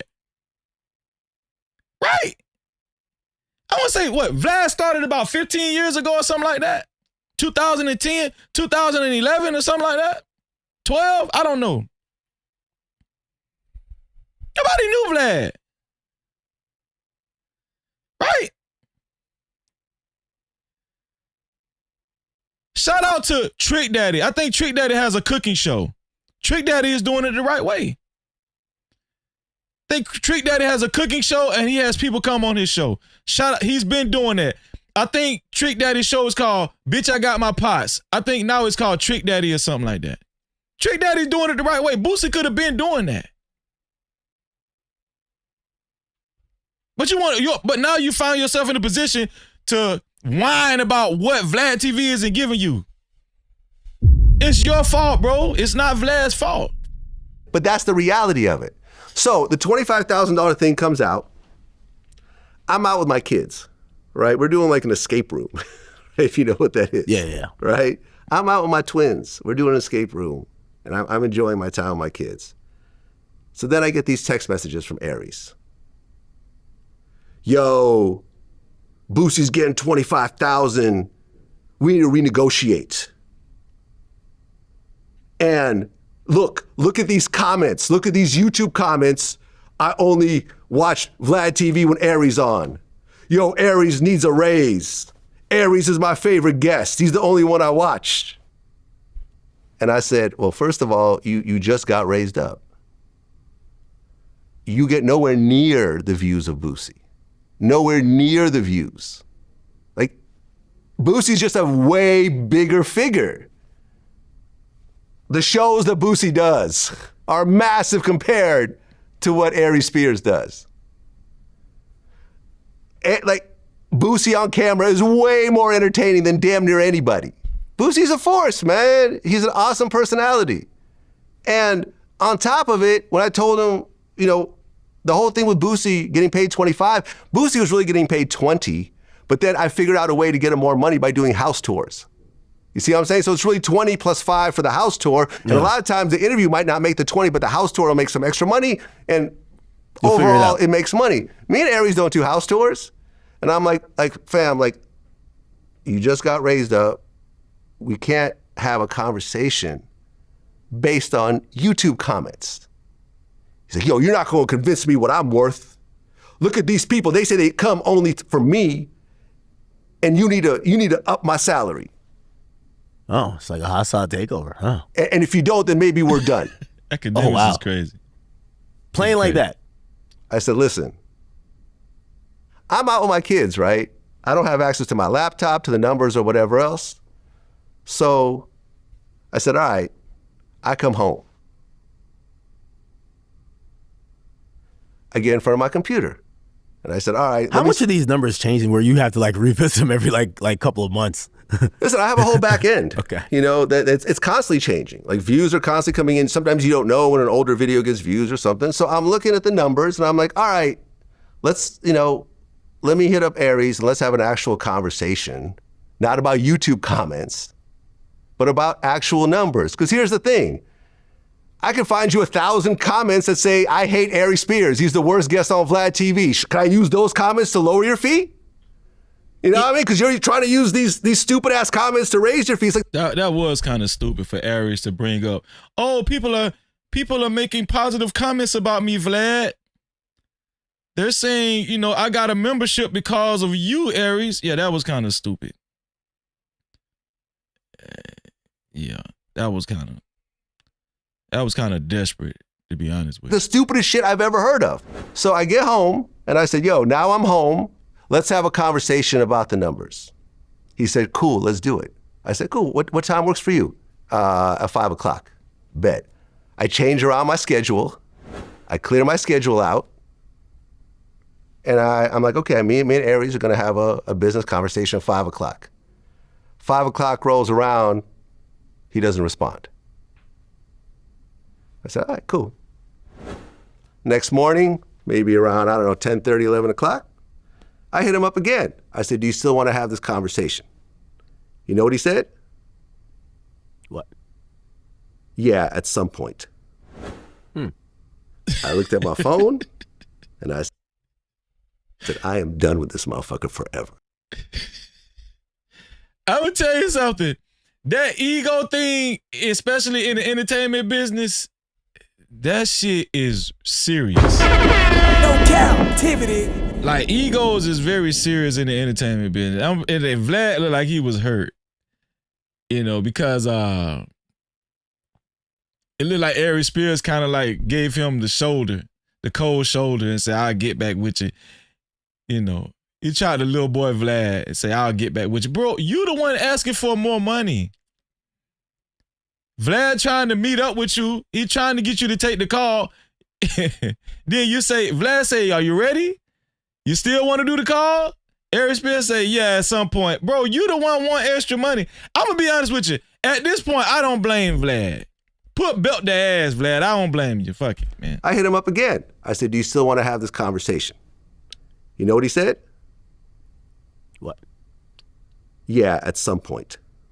That's crazy. I looked at my phone And I said, I am done with this motherfucker forever.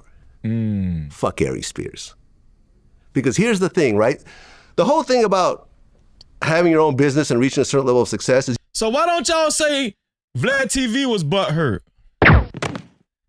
Now why don't y'all say Vlad TV was butthurt? Here's the thing, right? This is what I tried to tell y'all a while ago. I told this story a million times. Now, you know, I'm not even going to go there, man. I'm not even going to go there. But obviously, Vlad TV, he was bothered by Aries Spears, you know, putting him to the side. Even though Aries Spears was the one complaining that he wanted more money. Vlad was trying to accommodate him by meeting with him, but Aries Spears got Hollywood on him. Like, this nigga need me. He gonna wait on me. Vlad took offense to that. Vlad is a much bigger figure than me on social media. I told y'all when I used to do the show with Antoine Daniels, he just stopped doing the show and he didn't give me an explanation. I tried to tell y'all I wasn't even bothered about it. I just went back to doing my show and I was still good, whatever. I didn't have no issue with him. Y'all made up some bullshit about me being butthurt or whatever. But Vlad TV was really butthurt though. Vlad TV was really butthurt by how Aries Spears tossed him to the side. What's going on, Breeze Reacts? What's going on, brown skin lady? So I ain't even let y'all keep joining me like that because Vlad TV was really hurt. I ain't even let y'all keep messing with me. You get to decide who you want to work with. You get to decide how you want to spend time with the type of people that are respectful. They can have regular business conversations with you. And not people like this who are just jealous-ass pocket watchers. Because here's the thing, right? There's two types of jealous pocket watchers out there. There's the broke ones. What? Right? And we've been there before. Yeah. I remember being a broke DJ and looking at like Kid Capri and Jam Master Jay and Diplo, like, damn, they making thousands of dollars doing shows and I'm in a fucked up studio. I can't pay my bills. Like, I'm fucked up. I'm kind of jealous of what they're getting. And it's motivating me to like do something, right? I get that type of jealousy. But then you got motherfuckers like Aries Spears, who's doing better than he ever has. Damn. Who's making more money than he's ever made in his whole career. Damn. And he's still jealous as fuck over Boosie. He's jealous of another man because he's making more money on a platform than him, even though he's making way more money ever. Damn. And it clouds his fucking judgment so bad that he wants to crash out. And he doesn't even want to have a conversation. He thinks that these stupid ass comments justify his position. So I said, yo, I'm fucking done. Fuck him. He's not welcome to the platform anymore. I don't give a fuck. No more makeup? Yeah, no more makeup. Oh, I'm sorry, Candace. I'm sorry. Jeez. She's a sweetheart too. Dude was getting makeup before every show. That's crazy. That's crazy. I want to be honest with y'all, man. I feel Vlad on this. Even though I don't feel like Boosie, Aries Spears, they should, you know, lend a lot of their celebrity to his platform. They should lend it more to either their own platform or the black platforms, right? I ain't gonna lie, I feel Vlad on this, man. You acting Hollywood. I'm trying to accommodate you. You tossing me to the side, giving me the cold shoulder, acting like you gonna get to me when you ready. I feel Vlad TV on this. That's Vlad platform. Vlad say, man, damn y'all, I ain't even to keep catering to y'all. Vlad, I ain't never seen Vlad this upset. I ain't never seen it. But here's the thing. This is where it has come to. Do you hear the tone in Vlad's voice? Vlad is almost talking as if, Ninja, I'm doing you a favor. I'm doing your black ass a favor. We've built Vlad up to the point where he can stick his chest out and call your ass broke. At one point in time, Vlad was broke. We made Vlad rich. Vlad calling Aries Spears broke and everything. Now he's saying, man, damn you with your broke ass. I'm done with your broke ass, Ninja.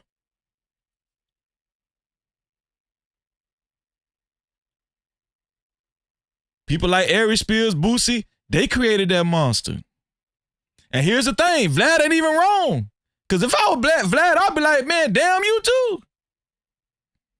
Real talk. Super chat. Shout out to my sister, the Craft Geek, for her $5 super cap. Thank you, sis. How you doing? She said support, peace, and blessings. Shout out to you, sis. Cap-tivity. Shout out to Craft Geek for her $5 super cap. Thank you, and shout out to everybody that's been sending in their comments. We're only reading super caps, cash caps, and PayPals. Only reading super caps, cash caps, and PayPal. Shout out to the sponsors of tonight's show so far: Red Bull $25, Elite Belly Zo $25. Shout out to the new members of tonight's show, the new VIP crew. I appreciate y'all. Let's get it. Man, Candace is so great. I kind of feel bad that we're not going to hire her every month to do Aries makeup. And I said, I'm fucking done. I'm not doing this shit anymore, because Aries was making after expenses about half the profit, and I said, yo, I could get in front of the camera myself and make that without the fucking headache of this dumb. I can't get over that Aries Spears demanded a makeup artist before every interview on Vlad TV. On Vlad TV, ass motherfucker. So I think that's the new iteration. Somebody need to clown that dude about that. A makeup artist before every Vlad TV interview. We talking about Vlad TV. We ain't talking about the Oscars. We talking about Vlad TV. You needed a makeup artist. Yo, these dudes be sweet as hell, fruity as well. Vlad, I think you're starting to realize, Vlad TV, it's as much as, most platforms like yours start off where it's so guest-based, but even if you're off camera, you're pretty much on camera in terms of you're part of the conversation. It's not just asking questions. Right. It's an ongoing conversation. There's an art form to this, man. I've been doing it for 20 years. Yeah. It's not, you can't just take me out of the equation and think you're going to have the same product. So here's what happens next, right? All this happens, and I said, I'm fucking done with Aries. Like, you're not going to see him on the platform again. Do you tell him this? No, because when he said, when he sent me the text, and I'm like, we still having the call, he said, at some point I said, LOL, okay, cool, I'm done. I'm not texting him anymore. I'm not following up. Fuck him. I'm cool. But since this is a private business conversation, I'm not going to say anything. If people ask where Aries, we just got busy. He on tour, whatever else. This is a private business conversation. But then Aries decides to make a video, which you actually posted and you commented on. Yeah. Right? Uh-oh. And this is what I found funny about this video. Here right? we go. And he confirms everything that I'm saying, right? When you watch that video, everything that I'm saying is lines up. It lines up. But he says, yo, the reason I need to get paid is because, they say that all of Vlad's favorite guests are gone now. Boosie's gone. Godfrey's gone. Lord Jamar's gone. Lord Jamar's not gone, by the way. He's been on my show twice. Lord Jamar, you need to be ashamed of your damn self. Lord Jamar I ain't gonna lie, he's one of the weakest dudes that I've ever seen on Vlad TV. The stance that he took when Vlad said that disrespectful shit about Louis Farrakhan, and then when him and Godfrey left and they protested Vlad TV, I was actually kind of proud of those guys. And then when I seen that Lord Jamar show back up, I was like, these dudes are just weak as hell. These dudes are weak as hell. Here for the thug. And they wonder why we get ran over, especially black men. Especially black men, man. Come on, man. Come on, Lord Jamar. Last year, me and him still talk all the time. Tony Yayo's gone. Tony Yayo's coming in tomorrow. Oh, shit. And see, I'm the last person left, and if I leave, then no one's going to watch anything on the channel. I'm the franchise player. Like, I need to be paid more just for that. Vlad pays me to be on. Here we go. And he's probably mad that you said that, because then everybody else wants to get paid. No, he pays people. Everybody? He pays? Yeah, but we all get different pay. So people have said, yo, the most popular guest that Vlad has on, Lord Jamar, Tony Yayo, Godfrey, Boosie, and Aries. Wants the max. Give him the max. So let me, and here's another stupid ass concept based on comments or people in his ear. Here's the reality based on the actual numbers, right? Let me name you all the people that get more views than Aries Spears consistently. Well, he basically said he's one of the backbones that helped build this and kind of held it down. You know, Lots of basically people. the franchise player at the point. Right, but here's the I wonder how thing. much He Vlad thinks that TV he's the is top worth. producer on the channel. Now, he's on more often because he's convenient. Does but in the terms numbers of match? people, and for me, it's easy, right? Because a lot of people are on tour or whatever. I could have other people on more often, but I like the conversation with him. But on a per interview basis, he is not one of the top producers. Let me name you people who consistently get more views than Aries Spears. Let's see the list. TK Kirkland, DL Hughley, Faze on Love, Oh, wow. DJ Academics, I'm here. Damn. Whack 100, Tony Yayo, who's going to be here tomorrow, Damn. Freeway Ricky, Gilbert Arenas, Michael Franzese, Tekashi 6ix9ine. Gilbert Arenas get more views? Damn. And shout out to Gilbert Arenas. Gilbert Arenas is doing the damn thing. I mean, yeah, we just found out he don't even own his own platform. Who owns Gilbert Arenas? What is it? Is it Barstool Sports? It's another Jewish guy I know, but is it Barstool? Something like that. These are all people that get more views than Aries. Aries is mid-tier, but he just thinks he's bigger than he is because of TikTok clips and because he's on more often. And here's the thing, right? If he thinks he really is a franchise player, go to his podcast on his YouTube Yeah, channel. like 700 Have you views. seen it? No, I found the video there. It was like 700 views. 700 views. Now watch, they're about to show Aries Spears' platform and they're about to clown Aries Spears. This is why Aries Spears should have been working on his own platform, because now Vlad gets to clown him, right? Because obviously Aries Spears doesn't make the same amount of numbers, get the same numbers that Vlad does. Now, Vlad is about to go into clowning Aries Spears. He about to show his platform and just straight up clowning. Watch, here we go. Someone else pointed me there. Yo, you are the big franchise player. You're the draw. You're the reason why people get memberships and all that. And yet on your own channel, on your home turf, you can't break 3,000 views. Damn. Well, I've said this to you before. You kind of create a market versus yourself. And I say to the guys who are complaining or they're trying to negotiate at this point publicly with you, they can't come back with another offer from anyone else that would match it. Because nobody that's pays the problem, him. right? Nobody pays him. If you're paying him $4,000 and he says, "Hey, you know, there's this place that's trying to give me $7,500, go do it." To kind of have the same conversation. Go do it. Listen, I like rocking with you. Can we just up the money? You'd probably think about it a little bit more if Vlad is saying, go do it, because Vlad feels like he has leverage now. 10 years ago, Vlad would not be talking like this. How did Vlad get this much confidence? Black people, mostly black men. How do you prevent shit like this?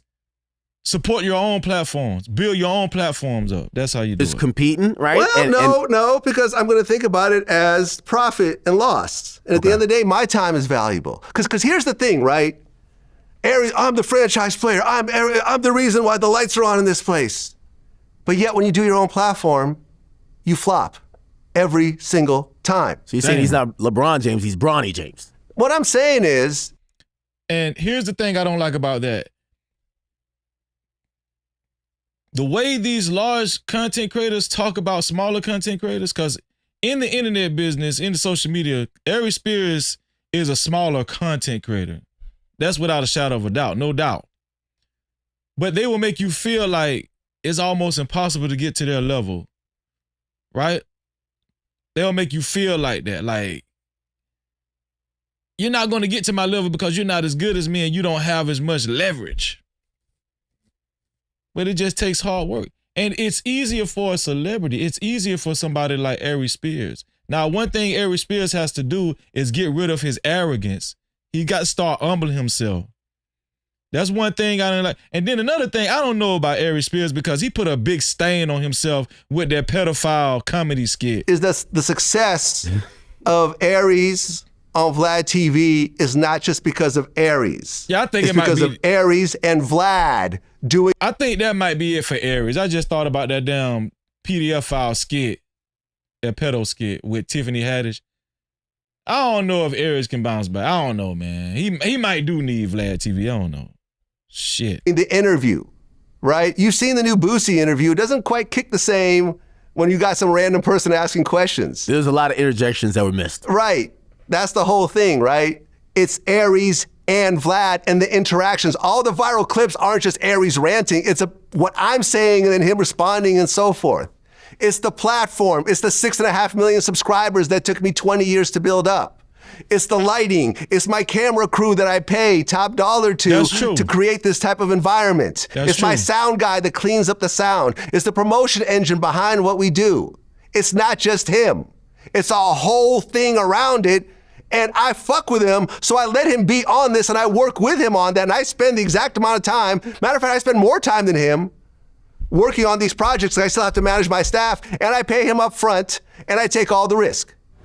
And his stuff gets demonetized constantly. Damn. Do I ever go to him? He just straight shitting on Aries. Look how all of Aries' content is demonetized on Vlad's platform. Vlad is just shitting on Aries Spears. That's crazy. I'm talking about everything in the yellow. If you know anything about content creation and you got a YouTube channel and you put content out, you'll understand what this yellow mean right here. It's a limited. Yellow dollar signs. No money. That means no money. Vlad ain't making no money off of those full video. I think these are the full videos. No. They're not just full videos. They're clips too. So Vlad say he ain't not even making money. Listen, I'm going to side with Vlad on this one here, man. I'm siding with Vlad TV on this one against Aries Spears. I'm sorry, y'all. I am pro-black, but I'm siding with Vlad TV on this one. You gotta use your common sense. Yellow. Aries Spears ain't making no money. His videos ain't making no money. But Vlad need to damn edit some of them videos so he can squeeze some money out that shit. Shout out to the Grape Tea News in the building. What's going on, Grape Tea? No Cap-tivity. Shout out to Grape Tea in the building. Here we go. Shout out to Rich Reloaded in the building. Shout out to y'all. I say, yo, man, I didn't make 4,000 on this last video. Can you just deduct something next time? No, I just take that loss. So that's the thing, man. And the thing in life and the thing in business, it's not just about talent. It's about talent and being able to work with people, by being respectful. Like, Aries has a long history of people I know that don't want to fuck with him because of situations like this. But I still did it. But when you look at where he is, he should, talent-wise, he's at a Kevin Hart level. He's at a Cat Williams level. But because of shit like this, he's a mid-tier comedian. And that's the whole thing of it, man. It's like I try to have an actual conversation, but you can't have a basic level of respect with me after everything we've done. When I put more money in your pocket than anybody, when I've given you. I'm sorry, y'all. I agree with Vlad TV on this one. Respect is big. He tried to work with Aries. He even tried to call Aries twice. Well, text Aries twice, and Aries just gave him the cold shoulder. Aries tossed him to the side like, tried to throw the celebrity game on him. What's going on, So Sassy Seamstress? Shout out to So Sassy Seamstress in a bit. I'm siding with Vlad TV on this one here. Even though I do believe in black people practicing collectivism and forming their own platforms, right? I'm siding with Vlad on this one here because it is Vlad's platform, and Vlad is right. Everybody is entitled to a certain level of respect, especially when doing business, right? And I want to put this out here too. Just because you're black doesn't make you a good person either. Just because you're black doesn't make you a good person. There's some old raggedy ass black people out there. I'm just want to. This one here for the thug. There's some raggedy black folks out there too. There's some very disrespectful, raggedy black folk that I would not defend. I'm gonna just put it. I'm there. Put a 1 in the chat if you understand and identify what Freeze is saying. I'm pro-black. I love my black people. I love black people. But it's some disrespectful, raggedy black folk out there that I would not associate myself with. And I'm not taking off of Vlad TV. I'm just saying I understand. This is Vlad's business. And he's entitled, especially when he's showing the level of respect and he's trying to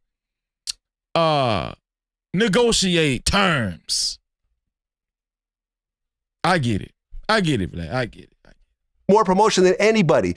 You can't even have a phone call with me because you're so fucking jealous. You're so blinded by jealousy for another man that you know is better than you, but you're still so fucking blinded by that you're gonna crash out. So honestly, fuck Aries. He's not welcome to the platform. I done got like that too. Any level. I'm telling you, I done got like that on this platform. Damn you. You can't come back over here no more. You're blocked. You're too disrespectful.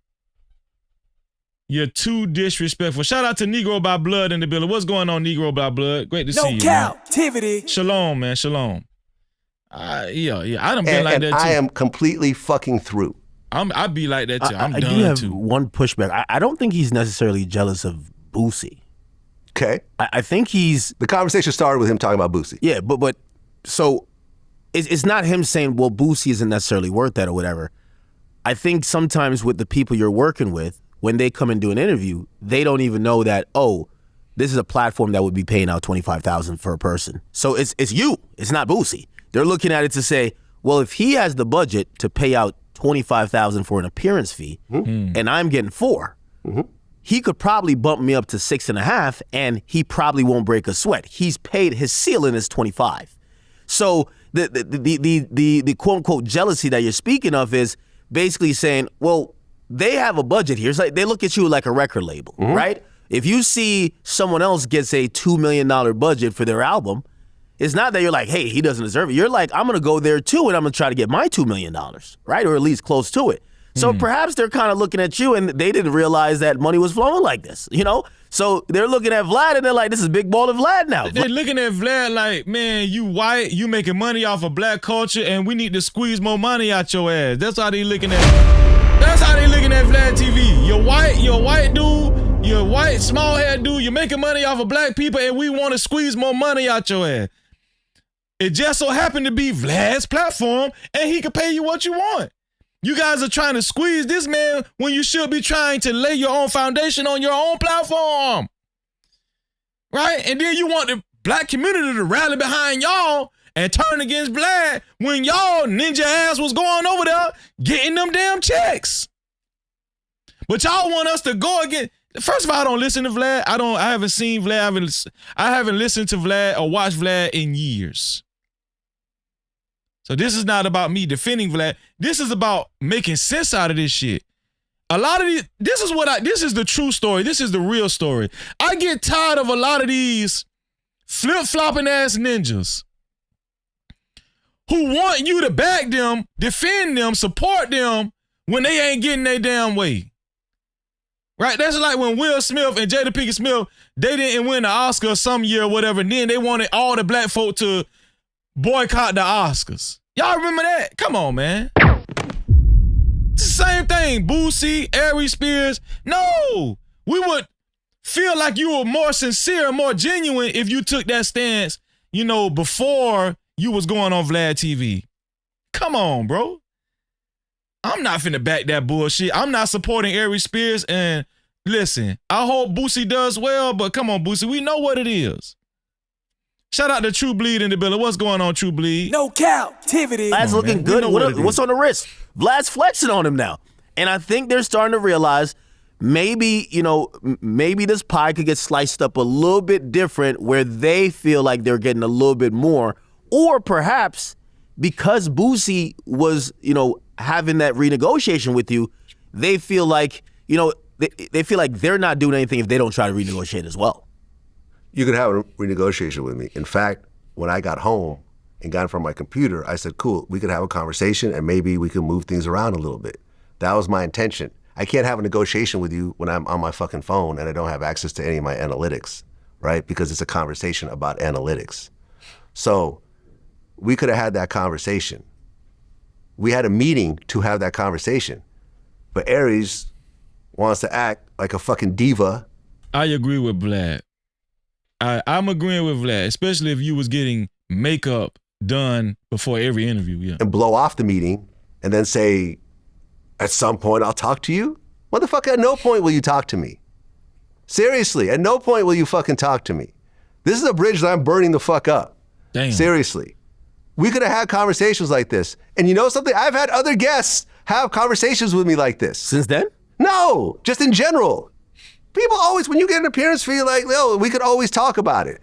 And sometimes I'll be like, cool, I'm going to bump you up. Sometimes like, yo, I can't bump you up. Sometimes I'll bump people down. There's people that I paid 10 for, and it's like, yo, I'm not making any money off 10. Like, we're breaking even on 10. Let's go down to 5. And people are like, cool, I get it. I get it. And sometimes some bridges you just can't give a F about. Some bridges you just can't give a F about, man.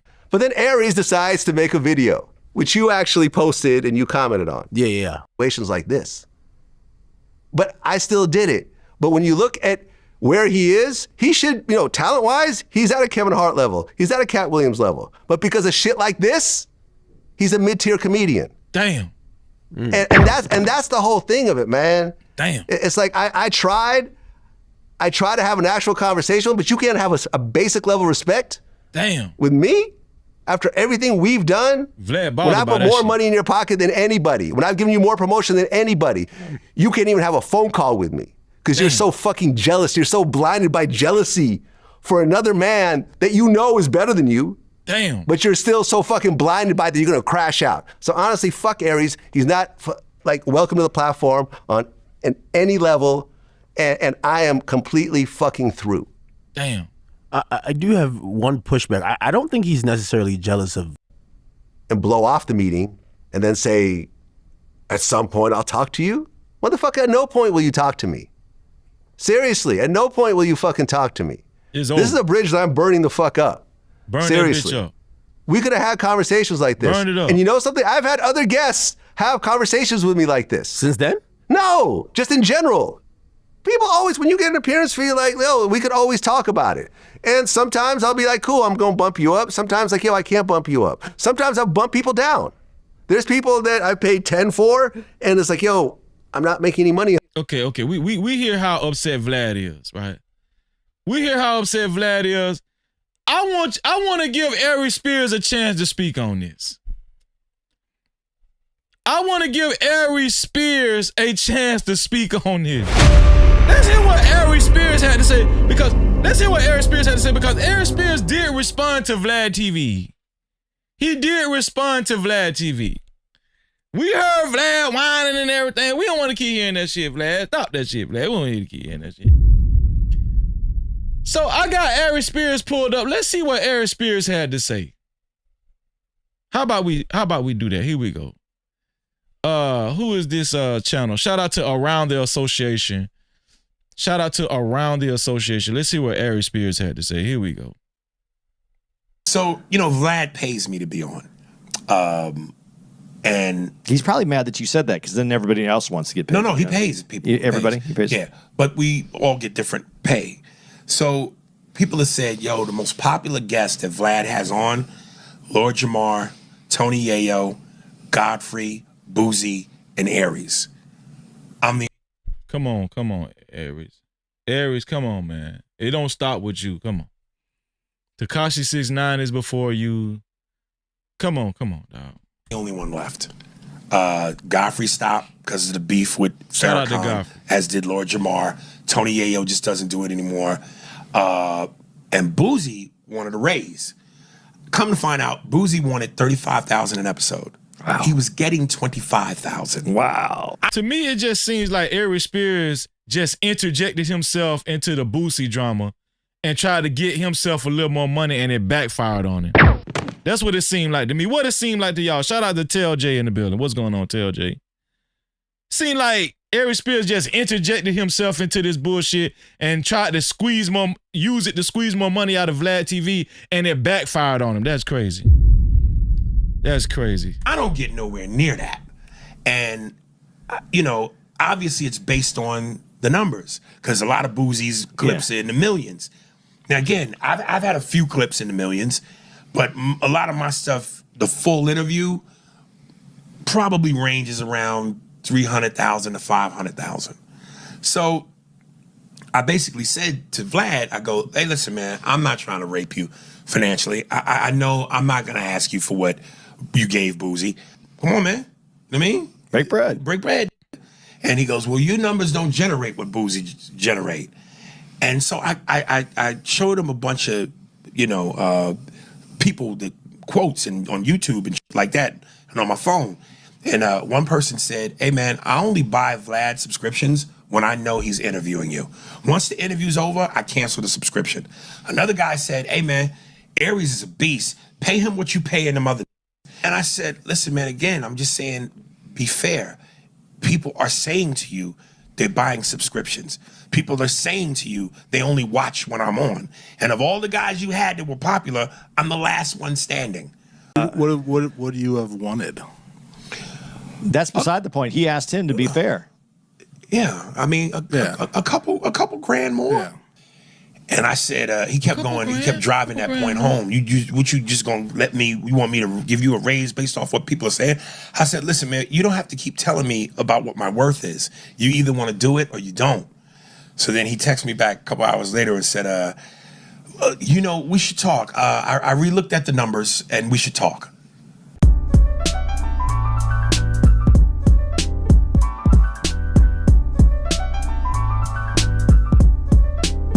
Let's check out what Aries had to say, though. Yo, what up? It's your boy Aries Spears here. Listen, man, I said I wasn't going to address this because I didn't feel like I really needed to. But I'm going to address it because the warrior-like spirit in me that's an Aries, because that's my zodiac, is fighting it. But I'm going to try to be a gentleman about it as much as I can. Apparently, Vlad decided to do an interview where he's taking shots at me and throwing me under the bus. Oh, so this is the response, y'all. Check it out. Check it out. This is the response to Vlad. To the interview that we just heard, Aries Spears responded. I think it was yesterday. Just yesterday.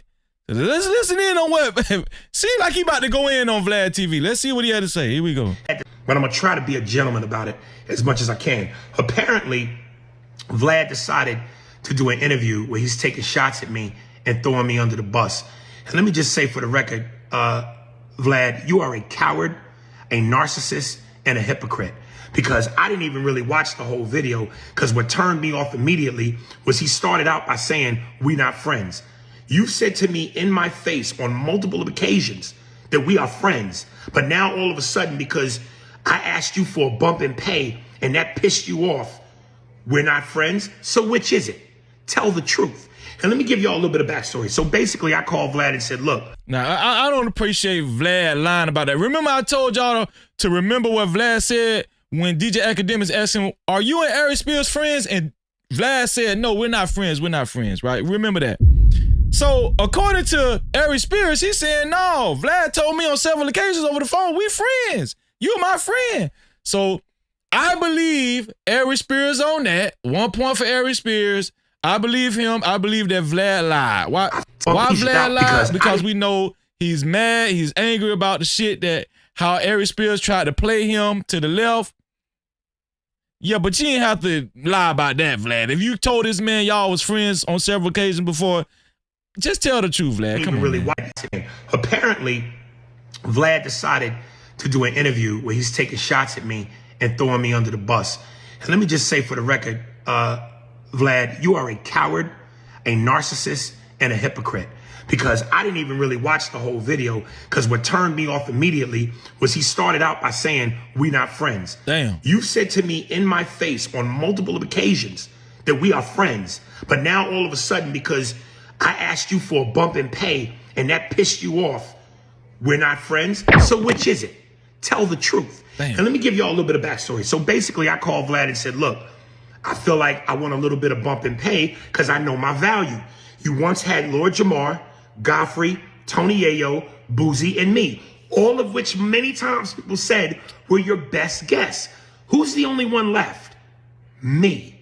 Godfrey left, Jamar left, Yayo left, and Boosie left. I'm the last one standing. And when people go, yo, I watched the show because of you, yo, I subscribe to his channel, the moment your interview's over, I unsubscribe. There's value in that. So you're mad. Aries, you tried to run game on Vlad. Why would you even tell Vlad that? Vlad, people told me that, I get subscriptions to Vlad because I know you're going to be on the show. And the moment you're off the show, I unsubscribe from Vlad TV. Bro, first of all, that probably was a lie. Second of all, that ain't even nothing to tell.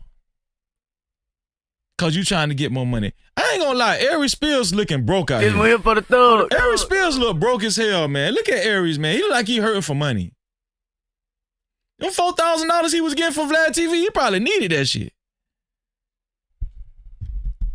I guarantee you, Aries Spears probably gonna be copping deuces and begging Vlad for forgiveness before Boosie will. Here for the thug. But they saying Boosie out here hurting too. I don't know, man.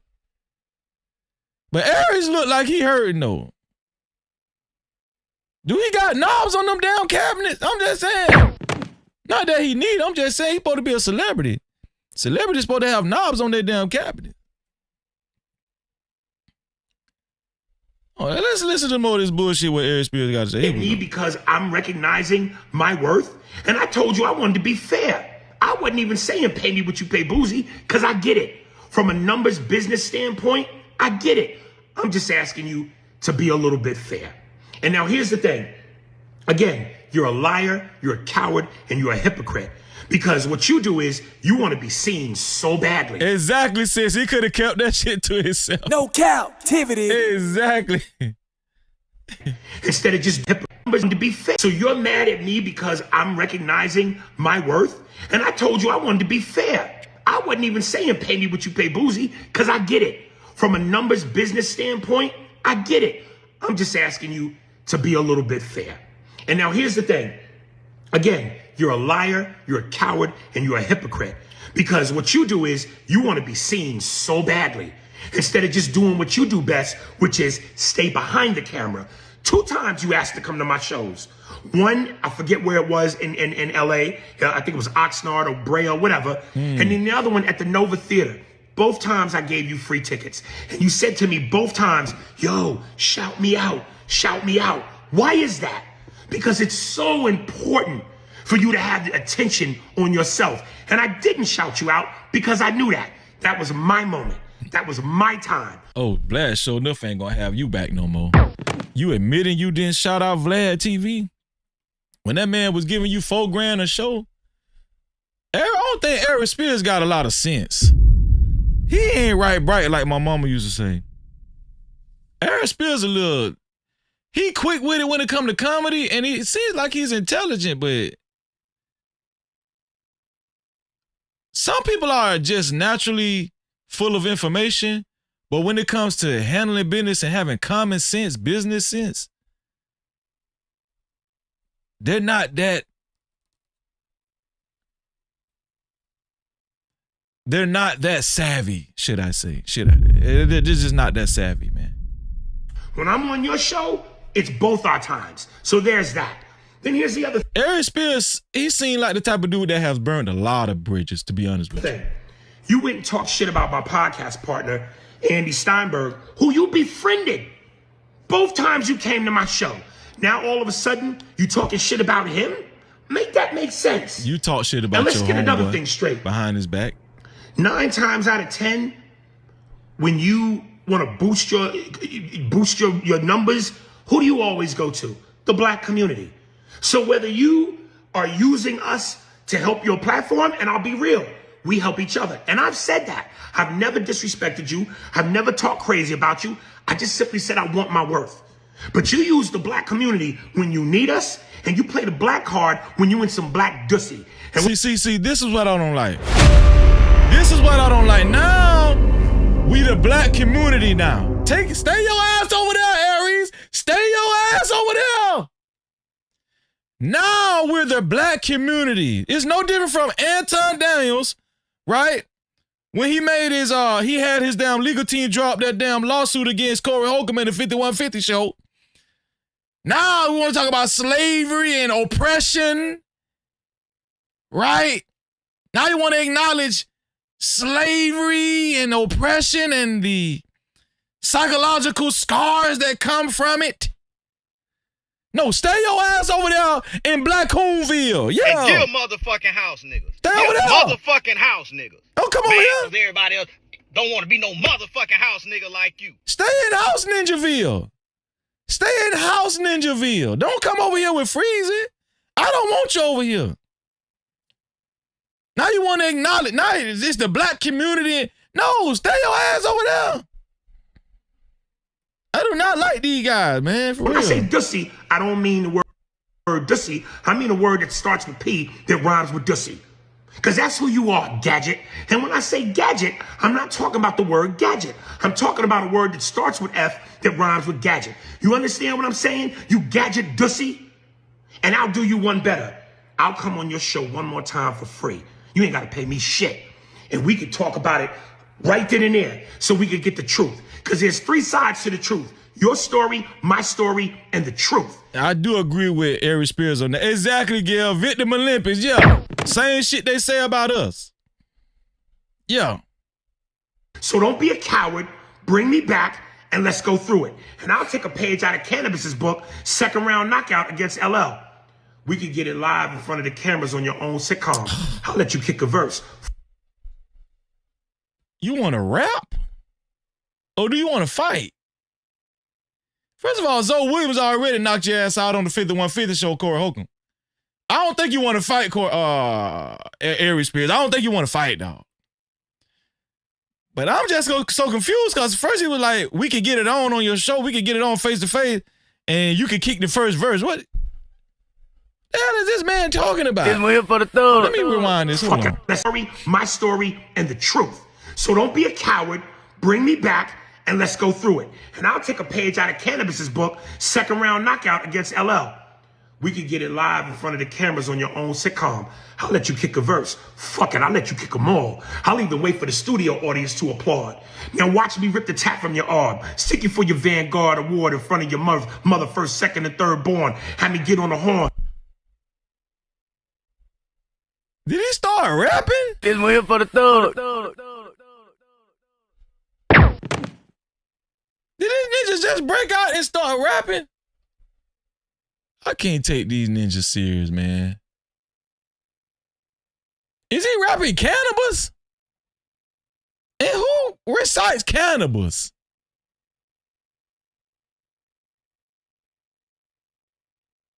What is he doing? Man, your internet career went down further after this. What the hell wrong with this man? Call Minister Farrakhan so he could persuade me to squash it. I say, now fuck that. He started it. He forgot what a hardcore artist is. You want to talk shit about me? The one of the best shit talkers in the game? Bring your ass, nigga. Bring your ass. Have me on. Don't be a coward, dussy. Corny. Don't be a coward, gadget. Let's get it on. Because you Russian, I'll do like Drago. If he dies, he dies. What the? Very, very interesting take there. Okay. Shout out to Swarthy in the building. What's up, Swarthy? I want to show y'all, let me see. I'm going to show y'all the lead attorney, and then I'm going to show y'all what kind of nerve Adam 22 got.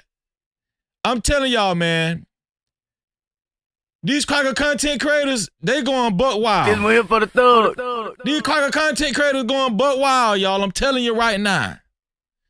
They feeling like they can say any damn thing. But let me show y'all the lead attorney. Lead attorney actually he gave some good jewels. He said some good stuff too. The lead attorney actually, did y'all remember that the lead attorney actually showed up on Vlad TV before as well? The lead attorney actually showed up on Vlad TV. I want y'all to hear what the lead attorney had to say about when Vlad TV actually reached out to him. Shout out to my guy, my brother, the lead attorney. No Cap-tivity. Here we go. Knowing that this man is a businessman, knowing that he has some blind, I couldn't do it. Man, and guess what happened? 8,000. Then I did a set. Okay. I had to rewind a little bit. My bad, y'all. Minimum is 10 racks.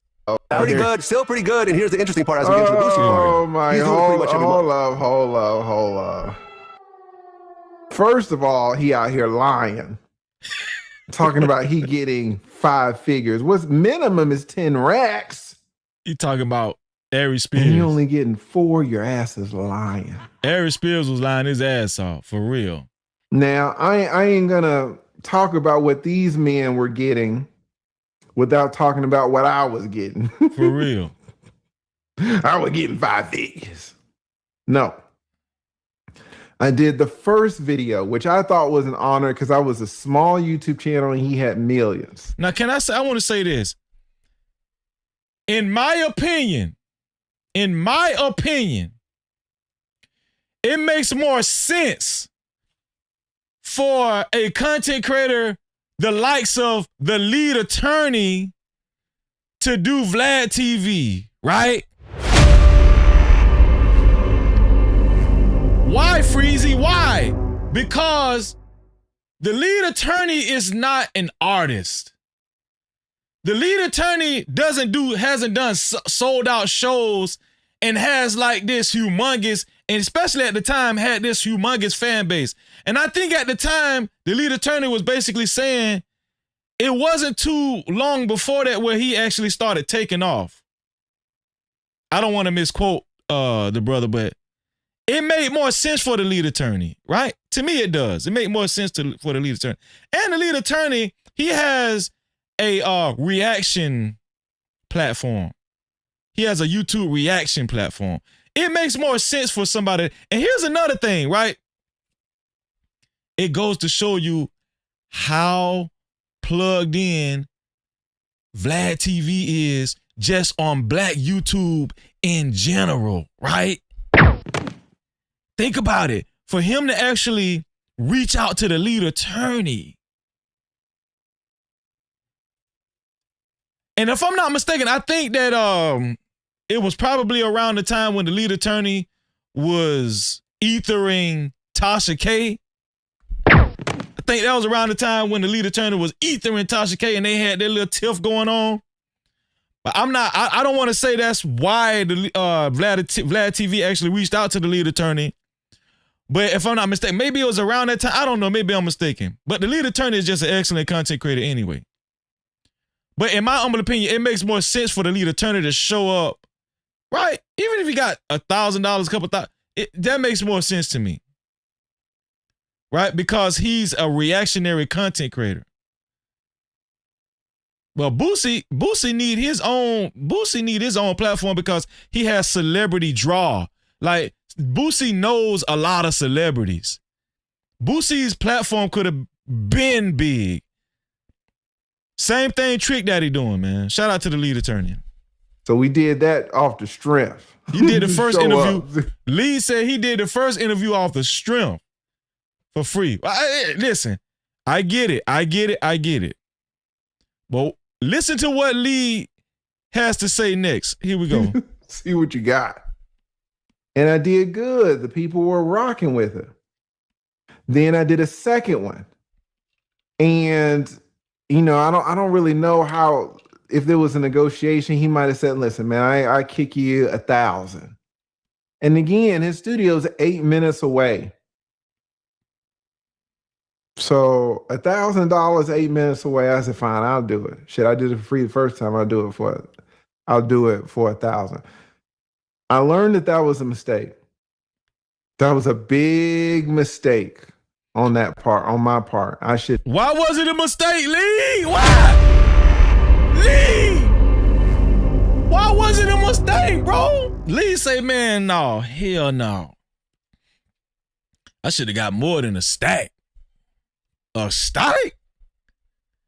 See, Lee probably was getting at the time, he probably was getting damn near $50,000 a month on his channel. Ain't no telling what he getting now. You know, Lee was banking. I probably was lowballing Lee. $1,000 to Lee ain't shit, you know. That's why Lee said, man, that was a big ass mistake. It was a big mistake. Oh, what Lee say? I'll do it. It's 8 minutes away. I said, fine, I'll do it. Shit, I did it for free the first time. I'll do it for 1,000. I learned that was a mistake.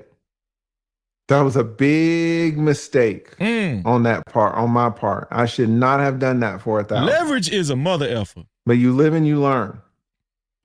And guess what happened? What happened, Lee? Vlad called me back again. No. And he was like, all right, man, they looking for you. Okay. Well, you right down the street. Why don't you go ahead? We'll hook it up another 1,000. No. And I remember this conversation very clearly. Hell no. We had a conversation because I could not do 1,000. And there's a reason why I couldn't do it. Why and you couldn't do it, Lee? Greed or anything like that. And we'll talk about it a little later, but I want to. Why you couldn't do it, Lee? And I remember this conversation very clearly. We had a conversation because I could not do 1,000. And there's a reason why I couldn't do it. And it wasn't greed or anything like that. And we'll talk about it a little later, but I want to keep it with this. But the real thing is that we learned that Aries Speeds is out here lying to the people, saying that he's getting minimum 10,000, trying to puff himself up, knowing that this man is a businessman, knowing that he has discretion, knowing that he's not going to call out his lies unprompted. I agree. But now that you're being super disrespectful to this man, he's gonna tell the truth. All right, so he was telling people he's getting 10 grand minimum. He was really getting 4 grand. That's crazy. It's embarrassing to be It is. to be corrected in public for your lies. Yeah, that's crazy, man. Aries Spears need to be ashamed of him himself. Let me see if I can find the timestamp when the lead attorney actually said, I gotta start putting timestamps in my live streams too, like the lead dude. Let me see. Where the lead attorney was talking, he resumed his conversation about getting $1,000. Let me see.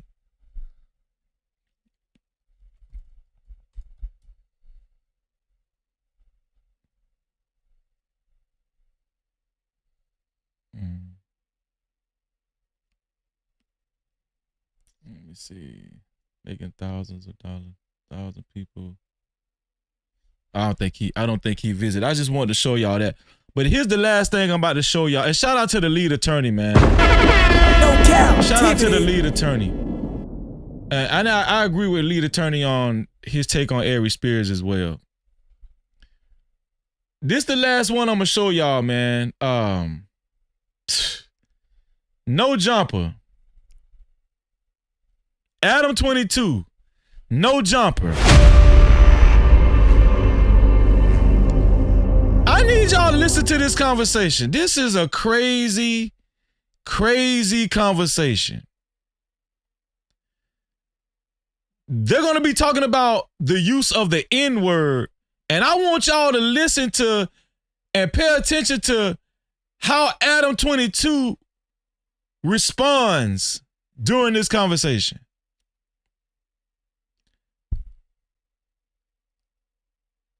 In my humble opinion, it's slowly going out of the window where white people are being cautious about the N-word. They're so engulfed in black culture. They're making so much money off of black culture now. They feel like they should be able to say it, and black people shouldn't be tripping anymore. They feel like we shouldn't even be tripping anymore about the N-word. White people are saying that. Adam 22. Shout out to Tasha Bay in the building. Watch this. Listen to this. Shout out to Aries Cuisine. What's going on, sis? Hold on. My bad. Here we go. Let me cut the volume up. Oh, and they said the same thing that I was saying on the pod with Sus. Don't wait till I leave and then try to bring the situation up. You know what I'm saying? When you post a daddy, because then that gave me room to. But I think Doughboy brought it to your face on that stream. He did. He brought it right to the city council. After we had a conversation, he got smoked. First of all, I was up 10-0 in that episode. No, you resorted to ancient anti-black slurs. Nah. Anyway, it was already over before then. He got you out your body because you started calling them random racial slurs that you probably never said before in your entire life. That's a lie. I never heard of it. I call Ricky the same thing. On stream? Oh yeah, pretty much. I feel Ricky the same thing. If people that are pro-black, that's not like an uncommon word to use in that context. To be honest, okay. Ricky got up here. And said, "Oh, you know what, Doughboy? I don't appreciate Spody Face calling you that. Ooh. You don't appreciate Spody Face calling you that, but you could appreciate a person that's non-black calling you an N-word. Make that make sense to me." Did Ricky said he was okay with that? Yeah. He said it again on the same thing on the stream. No, so you can't tell me what. Hold on, let me rewind so y'all can catch what he said. You know what, though, boy? I don't appreciate Spody Face calling you that. Ooh. You don't appreciate Spody Face calling you that, but you could appreciate a person that's non-black calling you an N-word. Make that make sense to me. Did Ricky said he was okay with that? Yeah. So Spody Face is the black guy in the red hat. And he's bringing out somebody else that's non-black called him the N-word. And he's complaining about that. Now let's see how Adam 22 reacts to this. Yeah. Adam 22 this is the No Jumper podcast. Just in case some of y'all are unfamiliar, Adam 22 is the white guy, the owner of the podcast, in the middle with the blue sweatshirt on. He said it again on the same thing on the stream. No, so you can't tell me what that opinion. He's walking that back now. Every time, just for the record, because I feel like you're conflating two things when you say N-word. Whereas, like, when we talk about non-black people using the N-word, we are 100% of the time talking about Mexicans, whites, etc., using the soft A in the positive, friendly type of way, and not the hard R, which is typically used as a term of hatred. And it's like the J-boo word, EBK J-boo, is obviously like primarily used in first of all, nobody calling that on some homie shit. Hey, what am I? First of all, all right. So first of all, you can't tell me what that word means to another black person. That's a fact. I agree with Sporty, whatever his name is. Sporty, what his name is? Sporty what? Sporty Drop, whatever their name is. Yeah. I agree with him in the red cap. And you can't tell me as a black person how to feel about me being called that word, the N-word. Whether it's with the A at the end or the hard R at the end. You can't tell me. Shout out to Son of Judah in the building. Shalom to all my brothers and sisters. Shout out to y'all. Here we go. You're not qualified. Well, I think I'm correct. No, you're not correct because you're not qualified. you know black people that just use that as a term of endearment? No, it was definitely not a term of endearment. Then you agree with me. No, what you're trying to say is you're trying to compare that to a non-black person using the word as a term of endearment. What I'm saying, right? But when a Mexican uses the word, they're not using it as a term of hatred. Can we just agree on that? How do you know that? Do y'all see what's going on? This is a white guy. He owns No Jumper Podcast that houses predominantly hip hop. Urban culture figures, rappers, gang members. He's telling black folk, this guy, Sporty, I forgot his name, Sporty something, on how to feel about somebody calling him the N-word. This is how bold white guys, white people in general, especially that's heavily engulfed in black culture, this is how bold they've gotten when it comes to talking to black people and how we should feel when called that word. The reason why Adam is talking up like this, sticking his chest out, is because he feels like he has leverage in black culture. What caused this? Black men, predominantly, showing up on his podcast, helping him to get that leverage. That's just factual. That's factual information. That's just factual. That's factual. Now, why do a lot of black men show up on Adam 22's podcast? Because Adam 22 has built his platform to where he could possibly deliver or help you garner a little more clout. That's why. Right? And we all know what the modern day terminology is. Clout is the new currency. This is the leverage that people like Adam 22 has. This is the leverage that people like Vlad TV has. What is it going to take? Black men and black women as well taking a stand and saying, hey, I don't need that clout right now. I'll build my clout from the ground up. That's what it's going to take.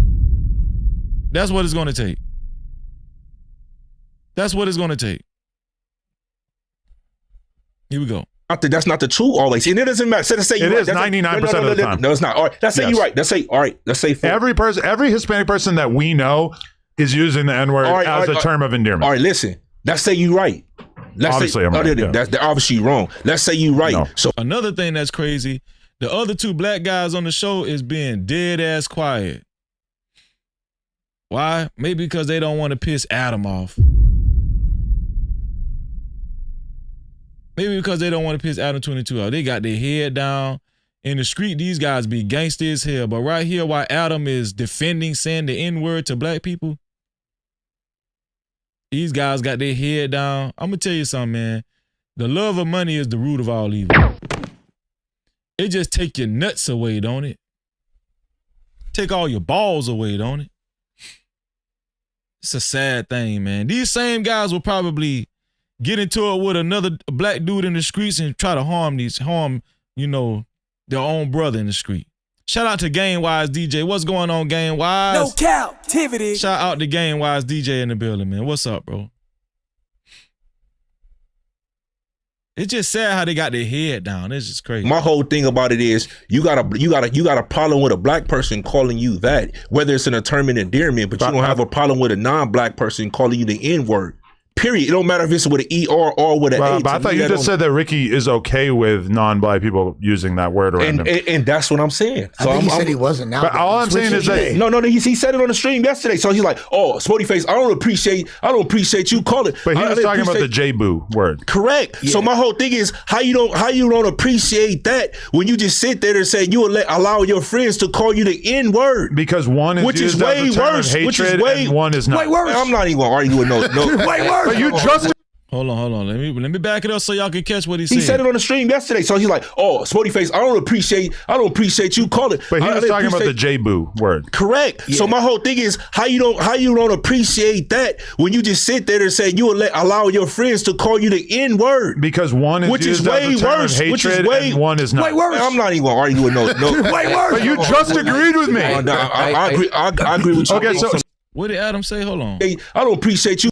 Non-black people using that word around him. And that's what I'm saying. So I think he said he wasn't. Now, but all I'm saying is that no, he said it on the stream yesterday. So he's like, "Oh, Sporty Face, I don't appreciate you calling." But he was talking about the J-boo word. Correct. Yeah. So my whole thing is how J-boo, what is it? Jigaboo?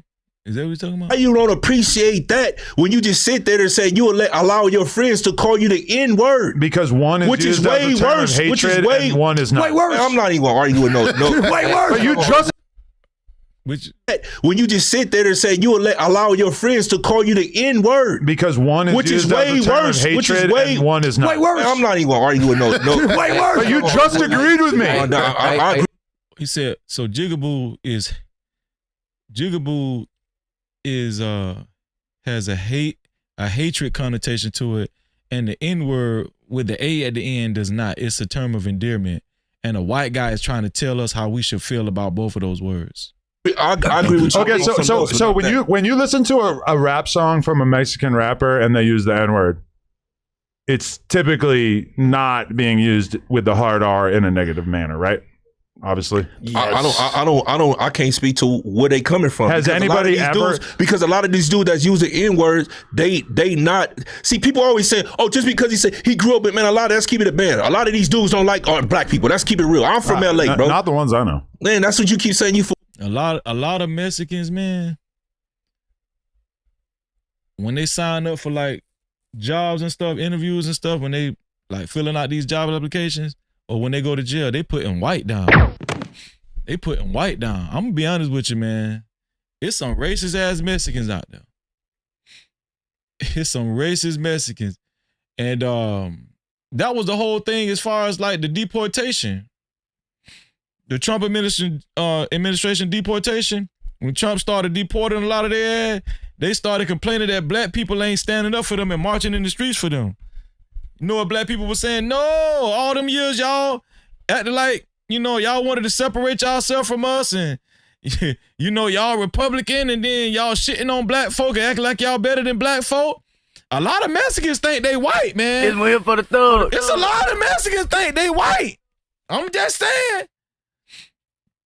It's a lot of them brainwashed. They think they white. I'm just being honest now. Adam 22 don't know what the hell he talking about right now. Adam 22 don't know what the hell he's talking about right here. Stay in your lane, Adam.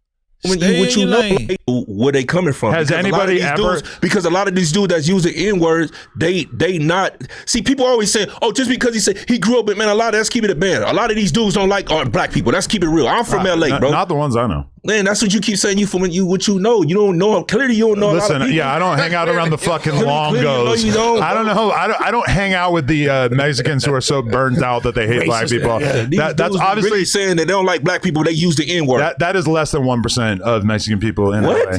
You said less than 1%. You think less than 1% of Hispanic people have actual racial animosity? That's crazy. What is Adam 22 talking about? Exactly, Aboriginal. That was a great point. Aboriginal said, we seen what the Mexican police ladies just said. No Cap-tivity. That's a great point. We just seen the Mexican police lady go viral and what she said in her car. What the hell is Adam 22? Adam 22 say less than 1% of Americans are racist. Why is Adam 22 talking for black folk and trying to, this is why y'all got to be careful lending your ear to a lot of these people. These people, they garner a lot of this clout and leverage on platforms and on social media, and they feel like that they could tell y'all anything and they have the jurisdiction to say anything to y'all. White folk, Mexicans, Asians, anything, anybody non-black.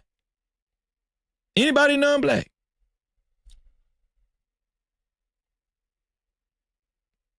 About gay, people. That's obviously really saying that they don't like black people. They use the N-word. That is less than 1% of Mexican people. That's in LA. You said less than 1%. You think less than 1% of Hispanic people have actual racial animosity? We talking about gay. We talking about gang members. We're not talking. No, we're about not. We're talking about people and like human beings. You just threw in the gang thing. And we are talking about the gang thing. It's not less than. But also, I would say less than 1% of like Mexican gang members have negative opinions towards black people. Huh? Man, even in incarceration in prison, even in jail, it's very segregated. Blacks and Mexicans they don't usually be together as a group in jail or in prison. What is he talking about? Even on the streets, man, it's very divided. You know, Mexican gangs versus black gangs, it's very divided. I'm not saying that there aren't pockets of friendships. There are pockets of friendships, but what is Adam 22 talking about? These culture vultures are talking for black culture. There's so much of a culture vulture, they're talking for black culture now. That's the crazy part about it. That's the dangerous part about it. Right? They feel like they have the jurisdiction to say this bullshit what Adam 22 is saying. It's crazy. Right? That's animosity. We talking about gang. We talking about gang members. We're not talking. No, we're about not. We're talking about people and like human beings. You just threw in the gang thing. And we are talking about the gang thing. It's not less than. But also, I would say less than 1% of like Mexican gang members have negative opinions towards black people, right? But either way, you're trying to argue against Ricky by comparing two things that are completely different, which is one is a term of hatred and one is like a friendly term that is used to embrace. And I don't think it come out of nobody word to me. It point whether they want to say that or not. That's like you saying, oh, just because I'm Mexican, I can say it. It's an term of endearment. It can't be a term of endearment if somebody finds it offensive. So how are you going to tell me if I find it offensive? I don't care what you're using it or what you're attending. It's offensive to me and the people that feel the same about me. So you're saying that if 99% of people that this random Mexican person we're imagining they uses it around, they take it as a term of endearment, just because a small amount of people take it as like a hateful term. You're saying that it is a hateful term. So you said a small amount of black people. Yes, I would say the vast majority of black people do not give a fuck about Spanish people. And that's a lie. And that's a lie. That's a lie. Adam 22 is speaking for black folk and saying the vast majority of black folk do not care about Spanish people using the N-word towards them.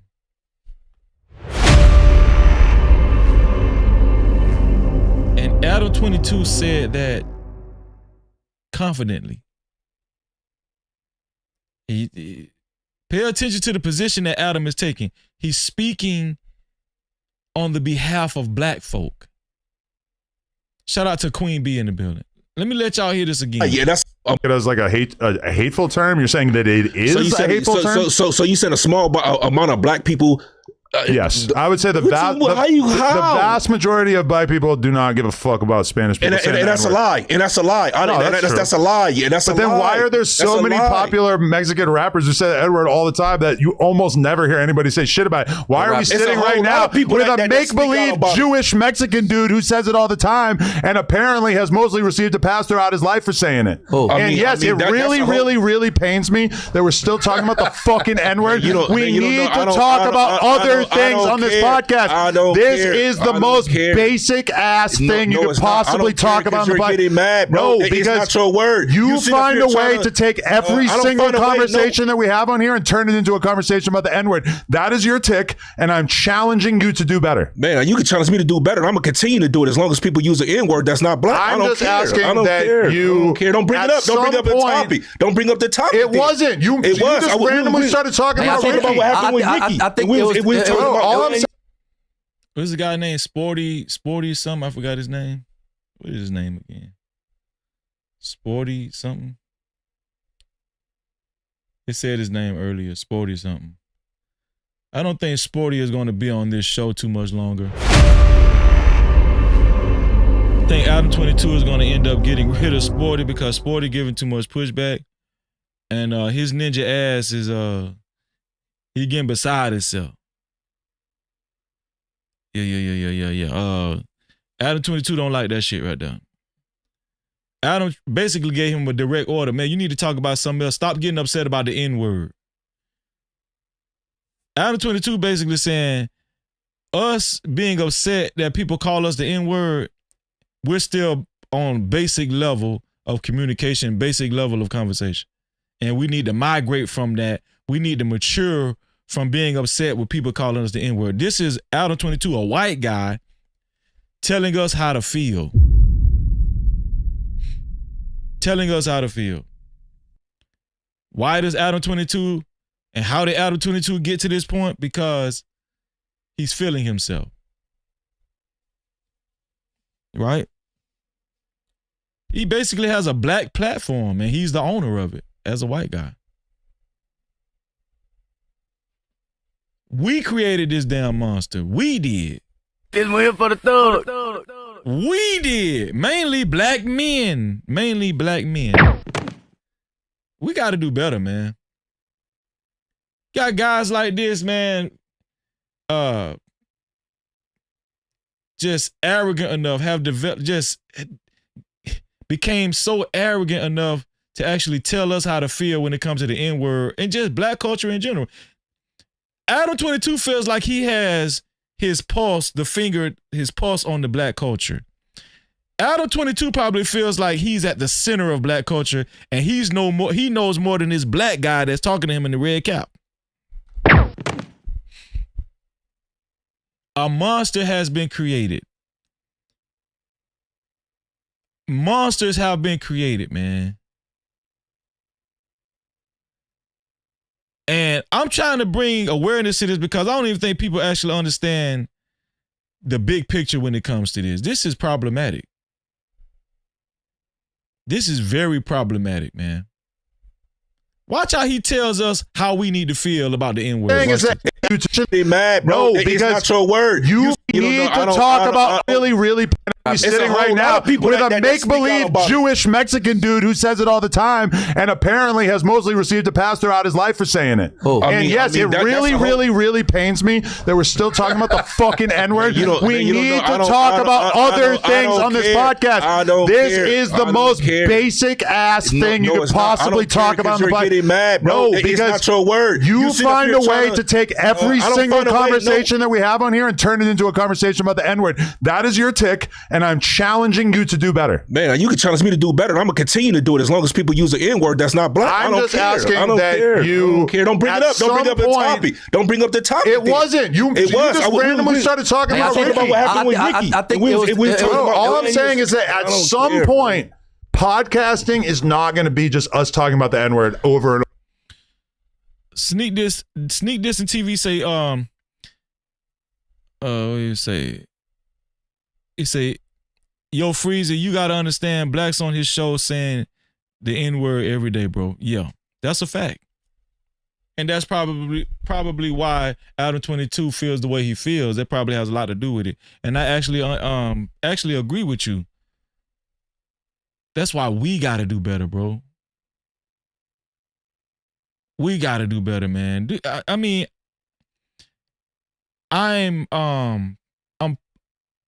I'm putting this show right here. I'm reacting to this show just to show people just how bad it has gotten, man. Especially for black men. Especially for black men, man. What we actually what we've dwindled ourselves down to, right? Right? We got to do better, man. And I'm looking at the other two black guys on the end. They just look so sad. They look like it's just sad. They look sad. They look just like sad black men. They don't want to piss Massa off. They boss. You know what I'm saying? And it's just, it's pathetic. And it's kind of embarrassing, you know. But and shout out to the dude in the red cap.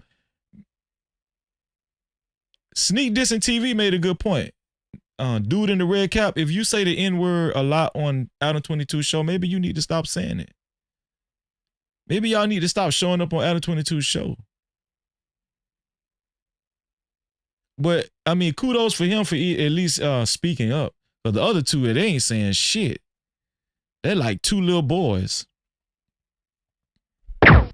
They like two little boys that, you know, trying to be good boys for Adam. They don't want to say nothing. They don't want to piss off Adam. They like Adamites. Now we got Antonites. They like Adamites. Over and don't over bring up every a single situation. week. My stand goes. My stand. I must always. I know, but I'm just saying, like, you don't have to just say it over and over, right? I ain't gonna lie. That's why I don't really say it a lot either on my show anymore, like I used to. I say ninja. Just in case y'all been wondering, I say ninja a lot now on my show. I don't say nigga a lot. I say ninja. Say ninja a lot now. Why? Because I realized I needed to stop saying it too. You know, I need to stop, especially when you're on a public platform in front of an audience. You know, I've made myself an example of how to be, right? People watch me. I gotta face it. I'm an influencer. I'm probably a small ass influencer, but I'm somewhat of an influencer. So I had to kind of police what I say too and how I say it. Right? That's why I say ninja, man. Yeah. I think Ricky was just saying he don't feel it fake. Every blue moon, I might say it the real way. You know, depending on how upset I get about something. I'm just saying, but I'm just, you know. Give me some credit. Most of the time, I'm gonna say ninja. The J Boo, like that's why he said he felt it was offensive because he not that or whatever. Yeah, you know I mean, you almost never hear this word in current times. But man, how you not even in a conversation with I love how me people? being white means that I'm not even allowed to be alive. That I'm not even allowed to acknowledge the fact that word is almost never used in modern times. It seem like you at a cookout besides this podcast, and you not around the aunties and the uncles. I love the fact that you're acting like I'm not allowed to have any observations about the world around me because I am white. Obviously, nobody fucking says that word anymore. They do. That's why we all couldn't believe it. Munchie said. What do y'all think? Is Adam 22 trolling right now? Is Adam 22 trolling right now? Because he ain't making no damn sense. Nobody hardly says that word anymore. What is Adam 22 talking about?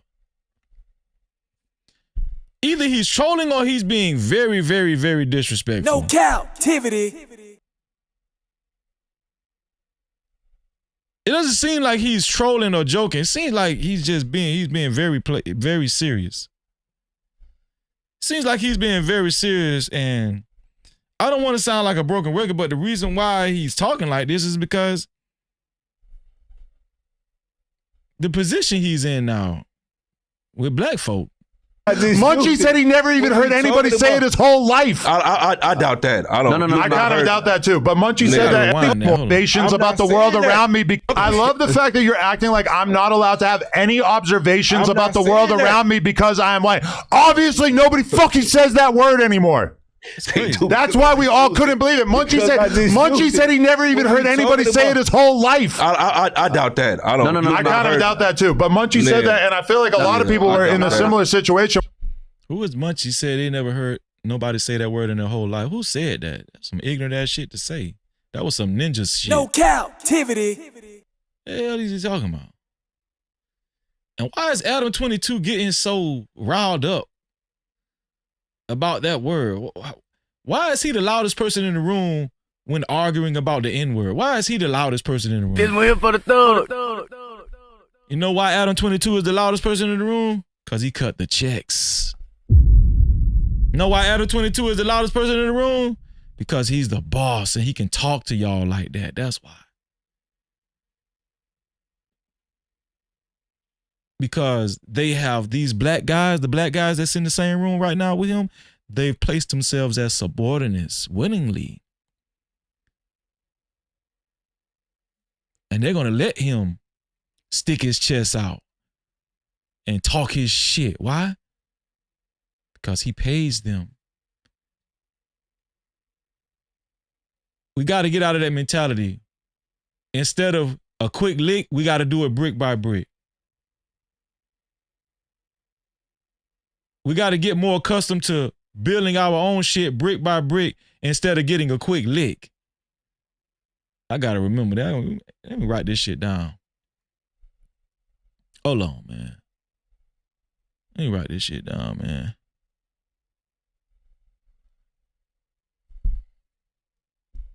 We got to get accustomed to getting our own shit and building it brick by brick instead of getting a quick lick. Yeah, I had to go ahead and record that one now. Yeah. Where they were like, whoa, you never hear that word anymore. That's a word that we associate with slavery or like the civil rights era. I didn't really know. But no, I heard it, word and that JP word definitely get used when we feel like a person is I have an idea. Is owning. Everybody else on the podcast is going to stop talking and you could talk about the N-word for the rest of the podcast because clearly this is something where you've just got something you want to get out of your system. It's not even about my system. It's about it came up and I stated the facts. You're just mad because you just make every conversation about the N-word. No, I do not. It came up. It's like some kind of pathological thing that I think you got to get out of your system. No, it's not, bro. I'm not gonna never get over it. But people are saying there's nothing. We could move on though with the topic. I know. Okay. I said what I said though. Right. I wanted to. Oh, damn! He got aggressive, man. He got aggressive with Adam just did. I said what I said, bitch. I don't think we're going to see, what his name again? Sporty something. I don't think we're going to see him again on this podcast. I got to look at the other podcast. I got to click on the next podcast to see if he's on the podcast. I don't think he's going to be on the next podcast. Look how Adam 22 looking at his ass. Yeah, I think he up out of here. Sporty Cap or whatever his name is. Some kind of pathological thing that I think you got to get out of your system. No, it's not, bro. I'm not gonna never get over it. But people are saying there's nothing. We could move on though with the topic. I know. Okay. I said what I said though. Right. Damn. I wanted to see it. It's just like, do we really have to just do it over and over and over? Look, every time it come up, man, shit, I'm gonna stand. Okay, we could move on. Podcasting is about entertaining the audience. I understand. And at a certain point, it's just not really entertaining to talk about the same word every day for hours. I don't do that, but don't bring it up. We were talking about it for a couple hours yesterday. It was 24 hours. you had nothing else to talk about. We was trying to keep the people entertaining. 15%. We the one giving you the clips. We going viral. But do you notice that is not really a clip anymore because it's just been done to death? I don't know. What's the topic? But you will disagree with every single thing that I like. Okay, can you acknowledge that there have been giant rap songs by Hispanic artists in which they say the N-word over and over and over, and there's been almost no controversy? What giant song that has been 6ix9ine Gummo says the N-word like a zillion times. I saw the Breakfast Club have a conversation about it. I've seen a few tweets, but for the most part, nobody gives a fuck. Big Pun. People was definitely constant. Cypress Hill. Every Mexican gangster rapper. Be Real is black, bro. People was definitely saying something about 6ix9ine saying this. Barely. How he black? Nah, you sound crazy. You were in prison. That was the whole thing. You say because he got Afro Latino roots, perhaps? Because he a blood. I just say it. Another thing is this new generation. The new generation that listen to 6ix9ine, I think they are more passive about the N-word. Like Generation Z, Generation Alpha. I think they are a little more passionate about the N. I mean, not passionate, but passive about people saying the N-word. Like, the world is becoming way more interracial when it comes to relationships and everything. Now, back in my day, you get your ass whooped. Adam 22 would have got his ass whooped talking like It's that. here for the thug. Back in my day, at the high school football games and everything, in the grass, Adam 22, we call Adam 22 talking shit like that with his chest out. We would have whooped the shit out of Adam 22. No Cap-tivity. Y'all remember that shit, man? See, that one thing I don't regret about growing up in my era, man. We gonna whoop some damn ass. We gonna whoop some damn pale skin ass. You see your ass up to my man telling us how to feel about the N-word.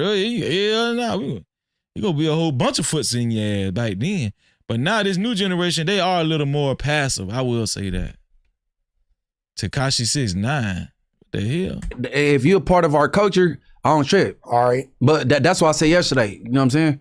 But no, I don't give a damn. You part of our culture. That's why, see, that's the problem with these dudes. That's why Adam 22 feel like he's a part of our culture, man. That's all you do. You rap. That's why these guys get away with what they get away with. That's why they saying what the shit they saying.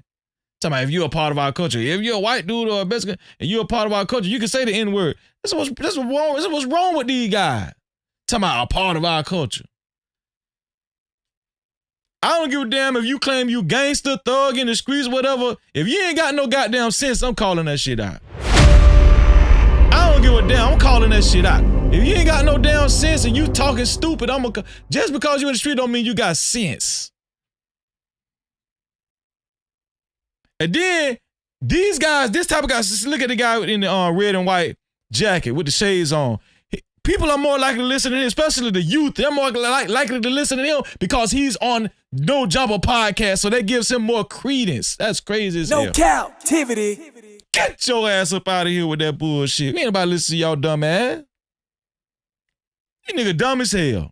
I'm sorry, I said ninja. My bad. See, I got a little upset just then. I told y'all that's when I use it. Please forgive me. I'm sorry. I ain't cool with outside. That's why I said you can't say it. Because you lean more so towards Ross on. You feel me? Lean where the fuck you a tag banger. Bro, I lean like the. I want to get like a fire alarm. You leaning like a cholo. I'm gonna get like a fire alarm thing that says like the N-word, and when the conversation breaks out, I'm gonna pull it and it's gonna. You trying to be funny about it? Oh, that is funny. I mean, it's funny, definitely not funny. I don't hear the LA Hispanic rappers say the N-word. All right, yeah, you tripping. Which one? Yeah, I mean, maybe I ain't tapped into them. Who is it? Jody, all of them. A lot of them do, like OGZ being a very good example. Rowdy Rax. Rowdy Rax, he young drummer boy. He don't need to say it. Does Lefty say it? No, he's the only one that doesn't, pretty much, literally. Man, we had to talk about that. Lefty say he don't say it. He don't. Yeah. Hey, in respect to all the Chicanos, man, and the Southern Mexicans, they coming out, you know what I'm saying, going on their people too, man. Shout out to them because they real ones. They like, man, where has our culture been?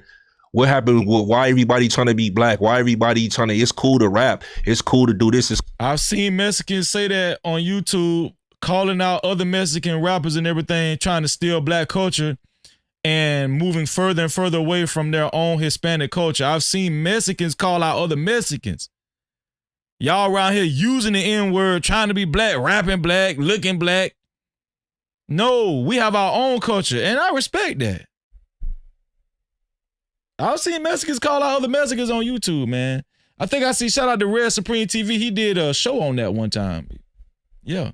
Cool to appreciate their culture, but we're losing our culture and our heritage and ourselves within that. So shout out to all of them that's coming out, you know what I'm saying, on the internet. But I think we got to take some blame well. for that too. We can't be making this shit sound so cool and sensationalizing like a word, a derogatory word, and then make it sound cool, put it in songs and hooks, my knee, all that.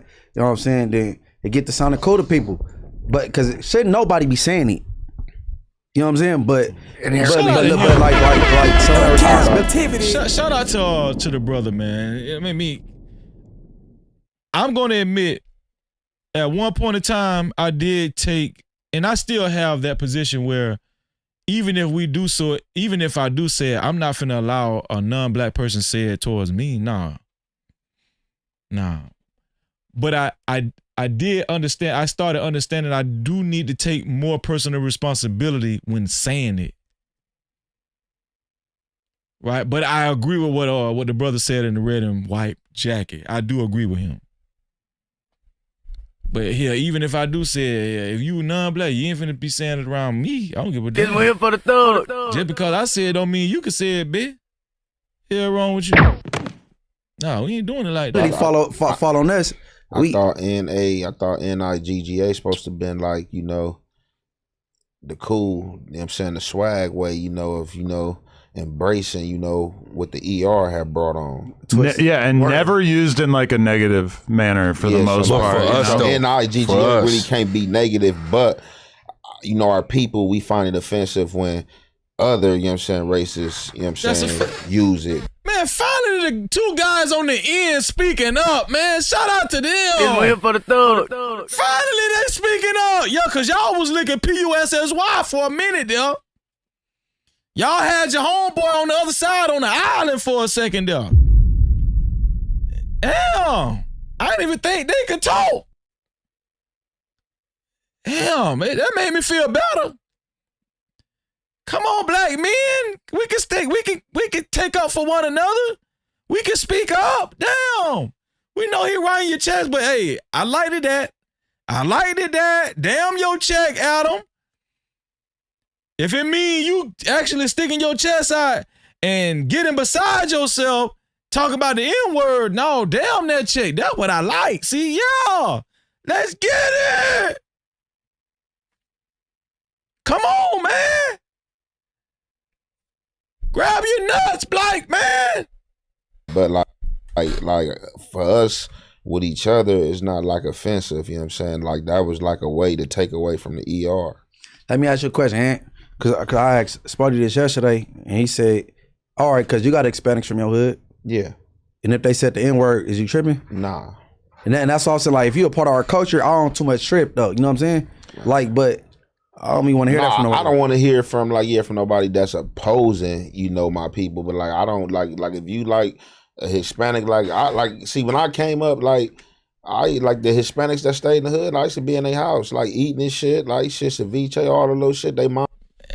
And I will acknowledge it might be a little different cultures like in the West Coast. Maybe they like that on the West Coast. And you know, listen, down south, man, I don't know, man. They've gotten a little more lenient when it comes to Hispanics and stuff saying the N-word, but not my generation. Nah. Dude, you can't say it around me. I'm gonna check your ass. Hey, bro, I don't allow that shit around me. I don't know about these other guys who you been hanging around, but you can't say that shit around me. No. Hey, man, who is this? That's Freezy, man. Just don't say it around Freezy, man. Yeah, don't say it around me, man. Yeah, I don't give a damn if you rap or not. I don't give a damn. I don't give a damn how many bars you got. Yeah, wrong with you. Should let me in the house. Like I had a few like friends and shit, like the few Hispanics that was in the hood and shit. So it's like, you know, like we braced like each other, like culture. So it's like if you with us, if you ain't against us, it's like for the motherfuckers that's opposing you that you would find that you find it offensive with. But like okay, then now they having an N-word conversation. I just wanted to show y'all basically how Adam 22 was reacting to the N-word and how much nerve these guys have developed over the years, as their platform has grown. I wanted y'all to see that, man. And what's really going on, and are we mostly to blame? Are black people mostly to blame, especially black men? What do y'all think? Are we mostly to blame for Vlad TV having all of this leverage? Adam 22 having all of this leverage? Are we mostly to blame for this? I say we are. I say we are mostly to blame for this. And I think it's high time that we actually change the tides in how we're respected. In this capitalistic society, in America, right, in the Western society, people aren't going to respect you fully until you actually operate as more of a unit, especially financially, economically. People aren't going to respect you until we actually stick together. Plain and simple. But you know what, though? We always find a way to start beefing with each other, disrespecting one another, lying on each other, creating narratives, all that shit. When you see your brother or your sister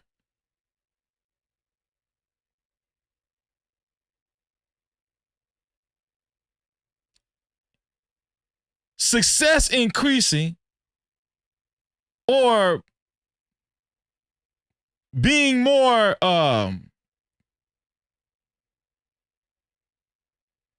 when you see your brother or your sister's platform being more productive and more profitable and reaching more levels of success, one thing I've noticed about us, right, and not everybody, because I don't want to put a blanket, but I'm just telling y'all I've experienced this. But here's the thing, not from everybody. One thing I will acknowledge when it comes to black folk, I've had a lot of good black folks like stick with me, and they know I'm the same way, right? Like, I'm very supportive when it comes to somebody else's platform. I'm very supportive. If you're trying to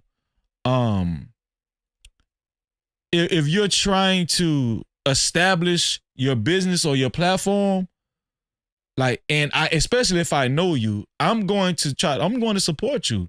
Even if I really don't know you and I find out about your platform, I'm going to support you, man. Right? That's just like O'Shea Do Jackson, when they, from time to time, when they show their face over here and they show up into my chat or whatever, I don't take that lightly. That's support. They don't have to do that, right? I don't take anything for granted.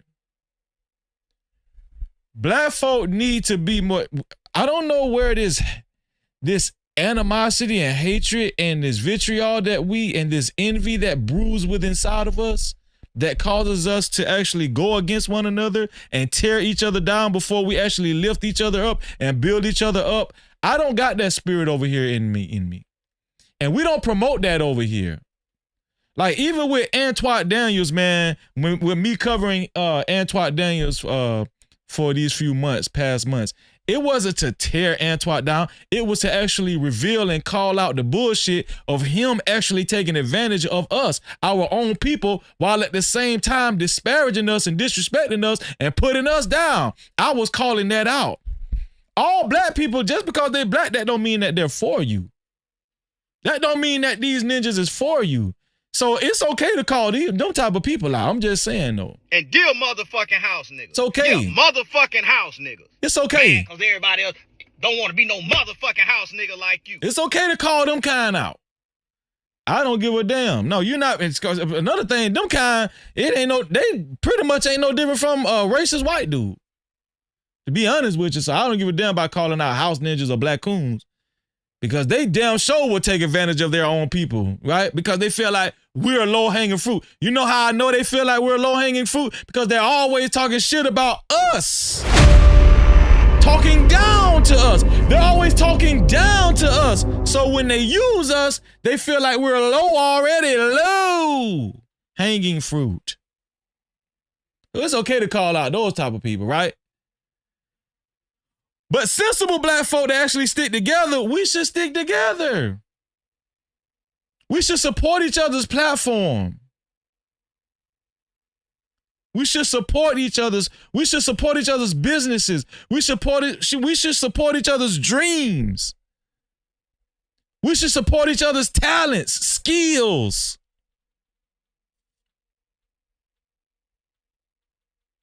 Brick by brick, instead of trying to get that quick lick. I'm gonna keep using that. I might put that on the damn hoodie.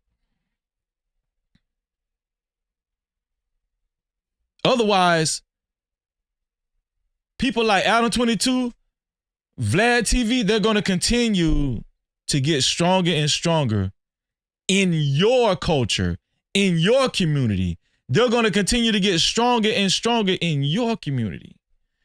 I'm gonna be honest with you. It's no different from when Arabs or Middle Eastern people or Asian people develop corner stores in your neighborhoods. Man, I was talking to somebody about this not too long ago. A black person could open up a store in a black neighborhood, and a Arab person can open up a store in the same neighborhood. The black people will support the Arab store before they support the local black person store in that same neighborhood. Why?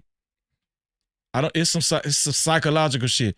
They don't want their fellow black person in the same neighborhood. I don't know. They don't want to see them more successful than them, so they will rather just sidechain the money to this Arab dude that opened up the store, right? Because he's not in our community, and even if he do come up, you know,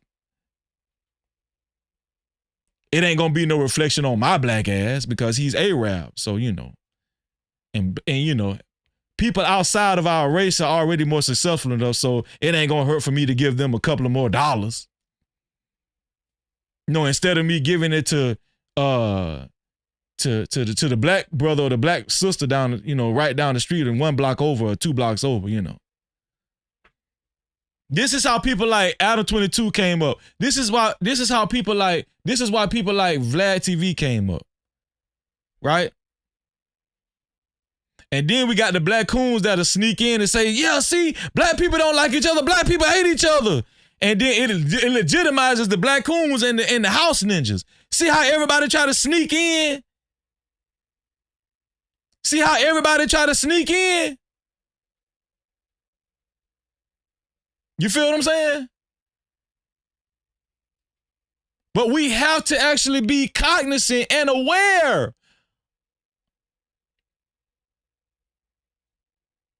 All of them are devils. All of them are deceivers. But the reason why we don't catch it, the reason why we don't actually,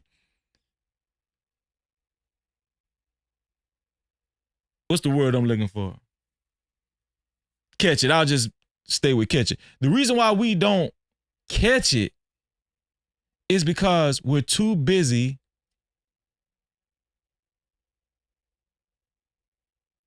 feuding with one another. Better yet, I'm gonna say a better word than feuding. We're too busy competing with one another. Black folk gotta stop competing with one another, and we have to start competing with other demographics. The competitive nature we have is a lot of times it is geared more inwardly in our own race instead of outwardly. It's okay to have a competitive nature, but direct that competitive nature more outwardly out of your race instead of in your race. We're so competitive people. We like to outshine. We like to outshine. It's getting so bad now. They saying that the best NBA players is white people now. You know, the number 1 draft pick. I just watched the NBA. I haven't watched the NBA in so long. I just tried to sit down and watch, you know, the play-in, playoffs, whatever the shit, new shit they got. Man, I just found out, what's the dude name? I forgot the boy name. White dude came from Duke. He was number 1 draft pick. White dude, number 1 draft pick. He's supposed to be the shit in the NBA. Man, shit is changing, man. It's changing. It's changing. Shout out to my brother, Mr. Don't Care in the building. What's going on, Mr. Don't Care? Cap-tivity. Shout out the home team in the building. Why is it changing? Because we're losing more and more of our identity. Yeah, that's his name, Cooper Flag. Shout out to Sneak Dissing. Cooper Flag. Now, I ain't gonna lie, the boy can play, but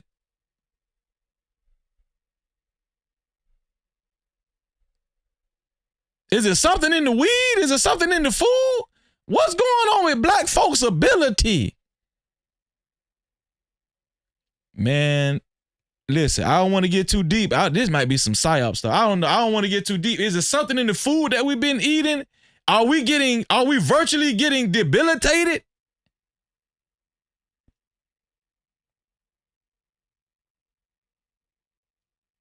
Is LeBron James the last of the Mohicans? What's going on?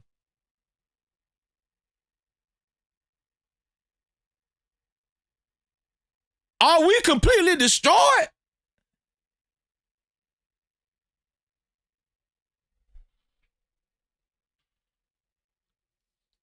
The reason why I have a problem with Antoine Daniels is because Antoine Daniels, first of all, Antoine Daniels understands the art of illusion. Making something seem valuable so you can purchase it.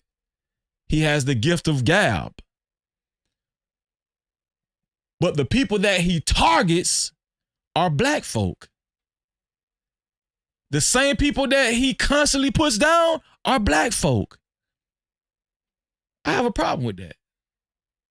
It's not just Antoine Daniels. There's a lot of black coons out here that operate the same way. They just don't have as much leverage as Antoine Daniels. That's why Antoine Daniels has been on the top of the chopper block, at the forefront of the chopper block for a few months now. Right? But this platform is going to stay calling out people. I don't give a damn. That's what this platform is about. No captivity. No captivity. Oh, yeah. Unapologetic at that. We're going to do it the right way, though. Respectfully. Respectfully. And listen, I want to say I appreciate and I thank and I'm grateful for all of the new subscribers. Everybody that actually hit that notification bell. Everybody that's been getting the notifications, everything. I appreciate all of the new subscribers. All of the new No Cap crew. No captivity. Yes, sir. I appreciate y'all. And hopefully every time, the more and more you consume this content over here, it builds you up and not tear you down. We're going to be entertained, but also, more importantly, we're going to get the truth. That's what we're going to get. Every now and then, we might have panels and everything. Every now and then, we're going to have panels. We're going to have panel shows and everything. But somebody said, Freeze, I ain't going to lie, man. I just enjoy hearing you talk because you be spitting, dog. I appreciate that. But I like hearing y'all talk, too. That's why sometimes I open up the call lines or whatever. It's too late now, man. I've been talking going on 4 hours now. I got to get my ass up off here. But at the same time, we ain't going to shy away from the truth. And I'm going to be honest with y'all, man. If y'all ain't learned nothing from me, don't care because the vast majority might go against you. I'm going to be honest with y'all. Just in case y'all haven't understood, just in case y'all haven't really realized it yet, the vast majority of people is on some bullshit. You want to be special? Don't be a part of the vast majority. You want to be profitable? Don't be a part of the vast majority. The vast majority of people are zombies. It's the same way in the black race. White race, Hispanic, right? Be exceptional. Not normal, be exceptional. How do you be exceptional? You hold your nuts. Listen, Men and women can do it. Hold your nuts. Women, pretend you got nuts.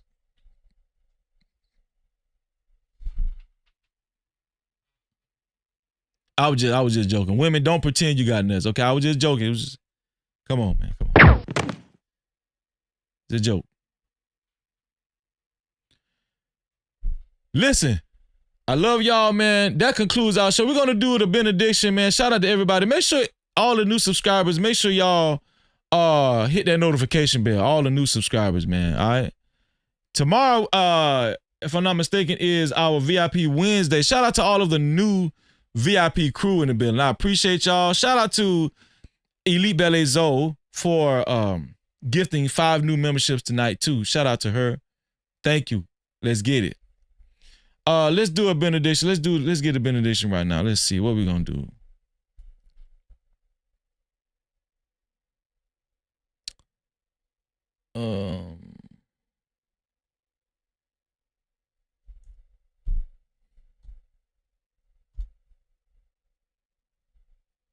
Let me see. Imposter.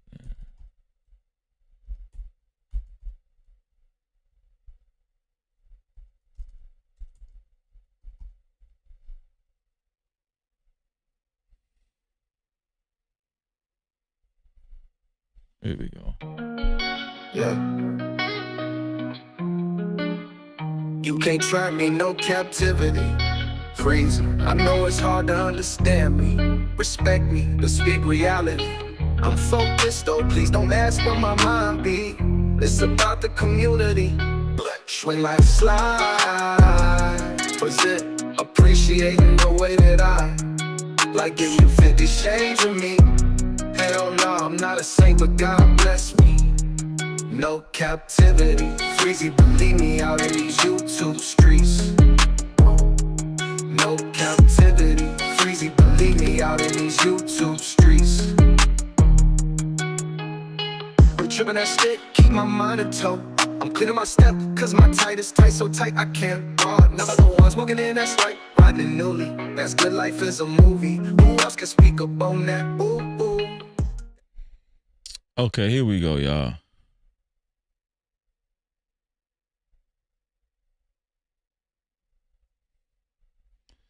So here's the benediction for today, for this evening, okay? This is Matthew 7th chapter 16th through the 20th verse. Matthew 7th chapter 16th through the 20th verse. Let me downsize this a little bit. There we go. Starting with verse 16, you will recognize them by their fruits.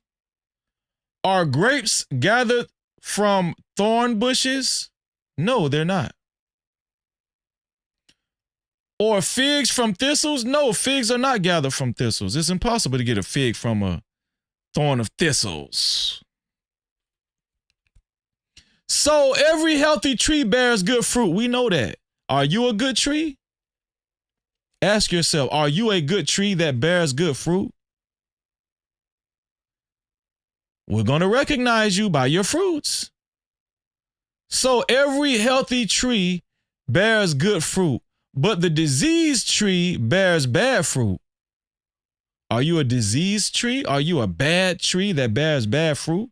And all of this is an analogy. He ain't wishing no diseases on nobody. Are you a bad tree that bears bad fruit? 18. A healthy tree cannot bear bad fruit, nor can a diseased tree bear good fruit. Every tree that does not bear good fruit is cut down. If we are bad trees, eventually we're going to get cut down. You don't want to be a bad tree. You don't want to be a bad person. That's what that's saying. No captivity. You don't want to be a bad person. A bad tree is a bad person.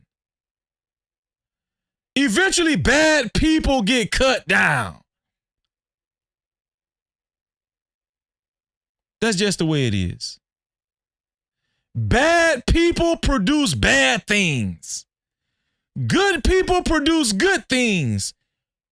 Just so happened that They're comparing good people and bad people to trees. Good trees and bad trees, producing good fruits. What are your fruits? Your deeds, your actions.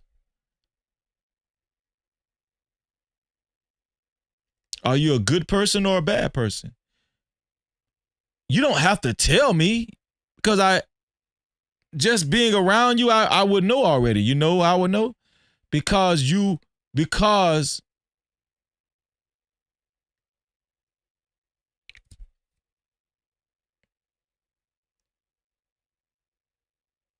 a lot of, what's the word I'm looking for? Results. A lot of the effect or results that you produce are bad. The way you treat people. A lot of your outcomes. Your reputation.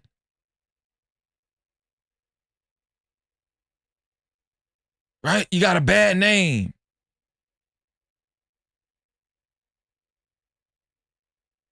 We know if you're a bad person. We know if your tree is producing bad fruit, right?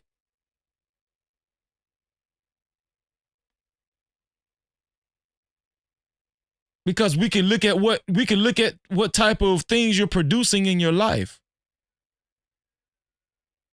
We know if you're a good fruit. And listen, we're not talking about, this is not about you making money. What we're talking about right now is not about money. It's not about you producing money or making money. It's not about money, because bad people make money too.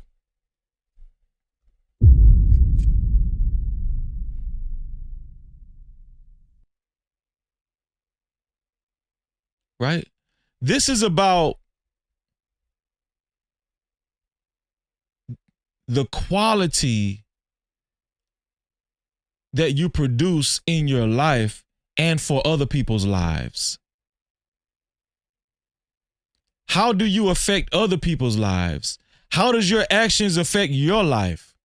We know if you're a bad or good person because we're looking at how your actions and what you do and your character, how it affects your life and other people's lives.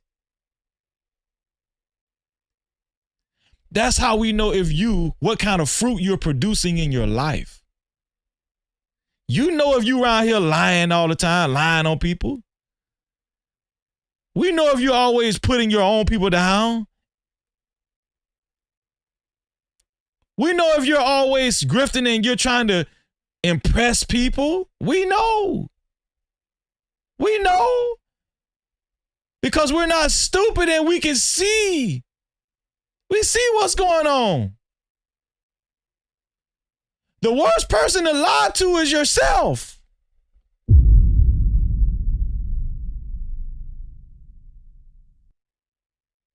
The goal is to be a good person. How do you be a good person? Are you a good person by your own standards? That don't count. Are you a good person by Freezy standards? That don't count. Somebody asked Freezy, well, Freezy, how do I know if somebody's a good person? Or how do I know if I'm a good person, Freezy? How do I know if my wife is a good person, Freezy? How do I know if my husband is a good person, Freezy? God teaches us how to be good people. How? He gave us laws, statutes, and commandments to follow. You're a good person if you're willing to obey the Most High God and not make up your own shit. This one here for the thug. That's how you know. But a lot of people live by their own terms and conditions, and it just doesn't work. What the Most High God offers is a uniform way of living, so it won't be no confusion. Oh, my version of good is this, Freezy. Oh, my version of good is this, Freezy. That's how we get confused. That's how division creeps in. But when we have a uniform idea of what good is, we can move uniformly in unity with an understanding of what good is.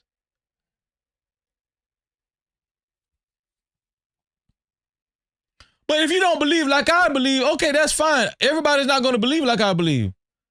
But at the bare minimum, hopefully you know what respect is. Do you at least know how to respect someone?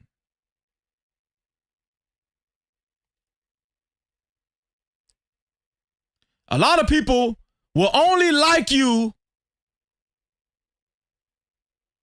or only get along with you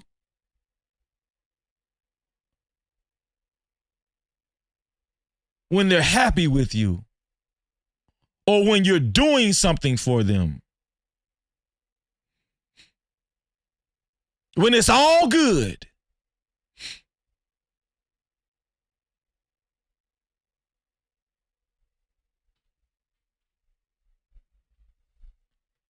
But if they see you elevating, or if they see, you know, you making positive changes, or if you're doing something that they might not even agree with superficially, they will allow something superficial to draw a wedge or divide. That's not good fruit. That's bad fruit. It's something within you, right, that's causing you to create some type of division.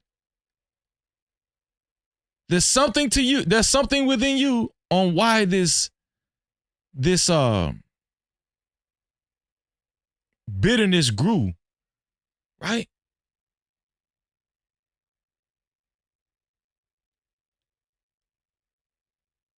People, I'm gonna tell y'all something. People will get envious and blame you for it. Let me say it again. People will get envious of you and blame you for it, and blame you and gaslight you when it had nothing to do with you. All you was been trying to do was move in a positive direction.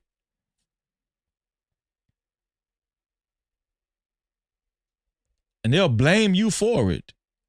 Because the way most people operate, if you don't please them in a certain way, or if you don't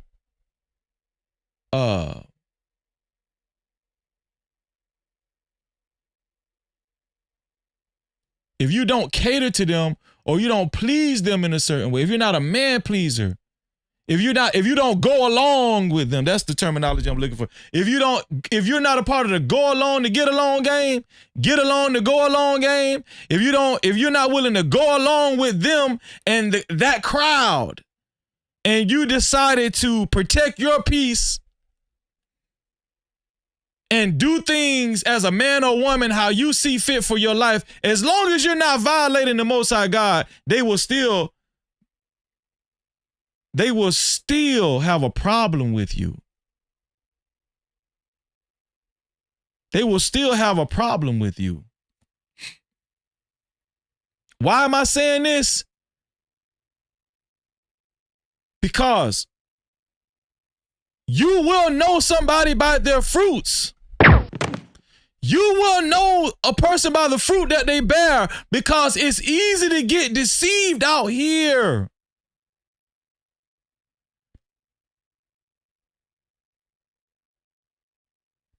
Not only will people turn against you, they will try to get other people to turn against you and try to paint a picture that you're the bad person, when the bad people are the people that's trying to get other people to turn against you. But in the end, the truth doesn't lie. In the end, truth doesn't lie. It doesn't. Stay the course. Stay faithful to the Most High God. Listen to him. Continue to read your Bible. Study. Continue to improve your life. Elevate your life. Walk in the Spirit.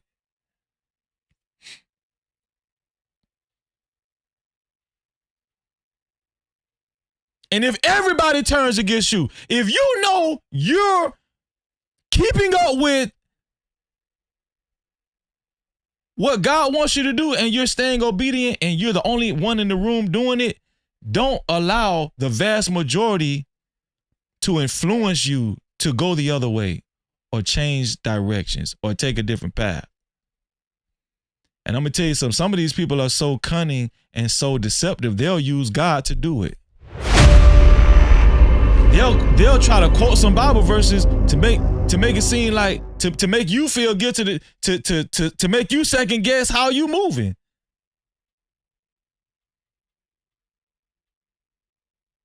Right?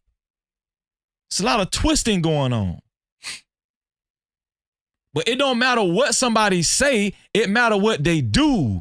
Remember I told y'all this before. It doesn't matter what comes out of somebody's mouth, it matters what they do.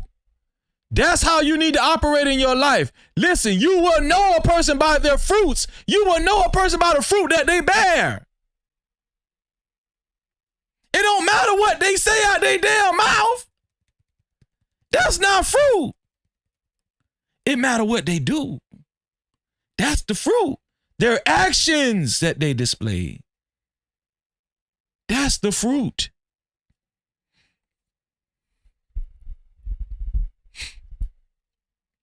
It doesn't matter how your husband or your wife talk to you, or it doesn't matter if they just tell you they love you every day. It matters how they really treat you.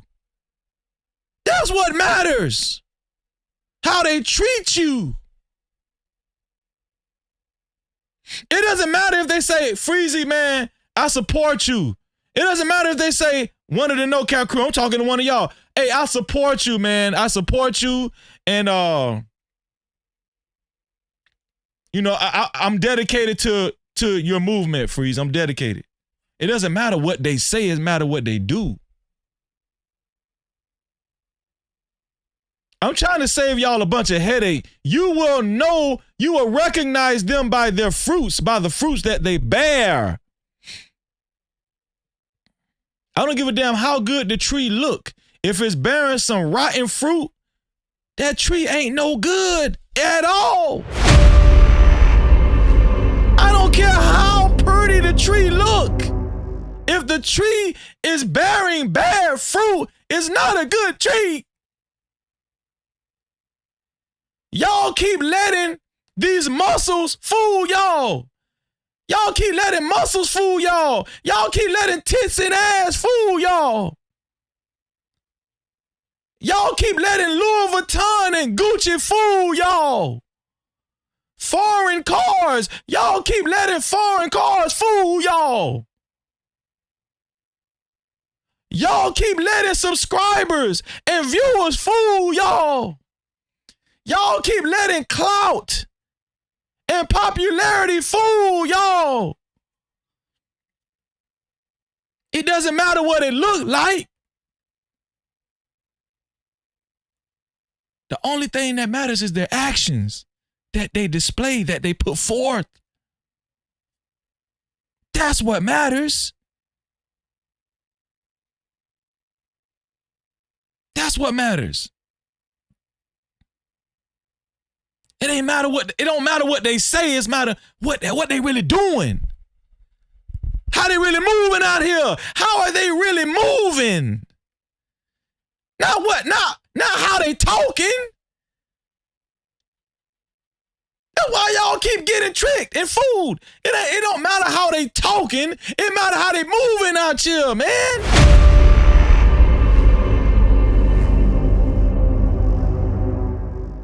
You want to know how Antoine Daniels was able to amass all of those followers and all of those Patreon members and all of those bag chasers? Because they paid attention to how he talks. The whole time they didn't pay attention to how he was moving. Disrespecting his wife and family. Lying. The things he say totally contradicts with the things he do. The things he does. The reason why he was able to amass the reason why he was able to collect a lot of followers is because most people pay attention to what people say and not what they do. No Cap-tivity. That's why. You will know a person by the fruits that they bear. God doesn't lie. He's been giving y'all the blueprint the whole time. You just don't want to follow it. You don't want to listen to him because it's too churchy, ain't it?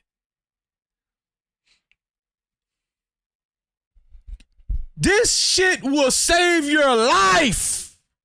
It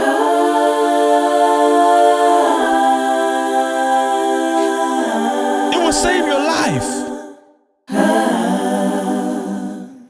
It will save your life.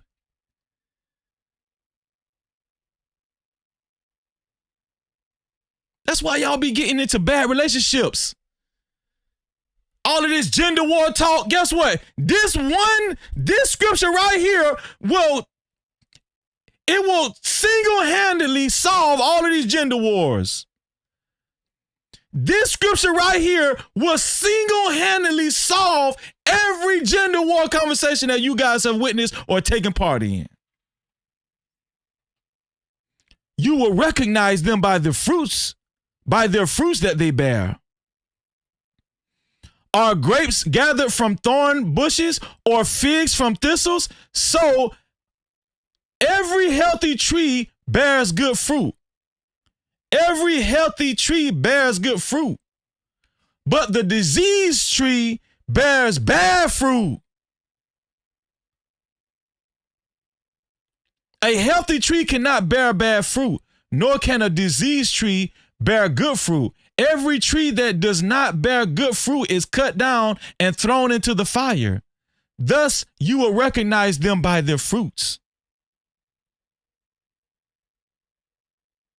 Who sets the quota for what's the right fruit to bear? The Most High God does. Do you trust that? Oh, you do? Oh, good. Good for you. You're going to be okay. Do you trust that? Oh, you don't? You don't? Okay, well, I feel sorry for you. I don't know what you're going to do after that. If you don't trust God, I don't know what you're going to do. I can't really talk to you past that. I can't give you some alternative way of life. I can't. I don't know what else to tell you. Go be a part of a gender war conversation. Do that. Go continue to be a part of a gender war conversation or the Black Manosphere or some bullshit like that. That's the only thing I got for you.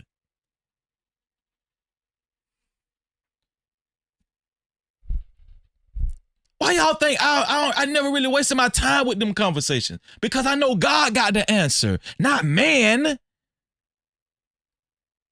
Not these self-proclaimed relationship gurus. The Most High God been had the answer, but y'all just don't want to listen to him. Y'all don't want to listen to him because you can't see him. Because you can't see him. Because to you, he's make-believe.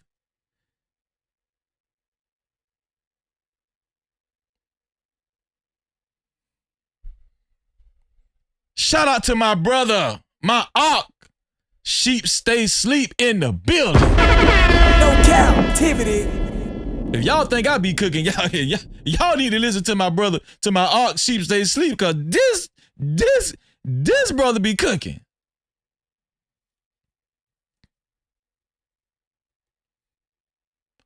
How about we start with the 10 Commandments? Those are grapefruit. Are you willing to follow the 10 Commandments? Do y'all even know the 10 Commandments? Exodus 20? That's at the beginning of the Bible.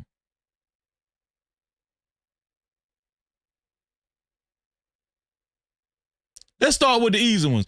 Thou shalt not steal. Thou shalt not bear false witness, mean lying. Right? Thou shalt not murder. Thou shalt not covet.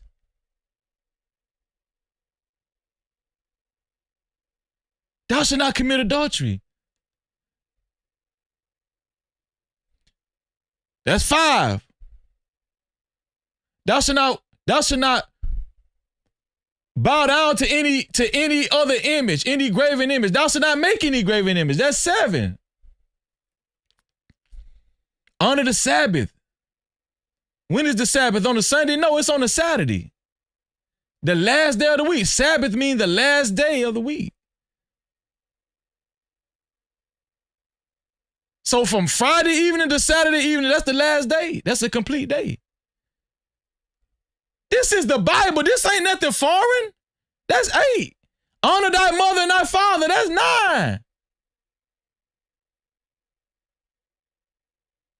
That's 9.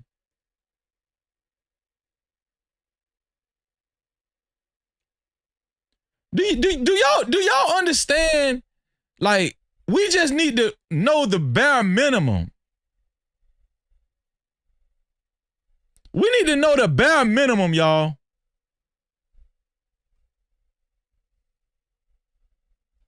Let's get Exodus. Let's get Exodus 20. Exodus 20, man.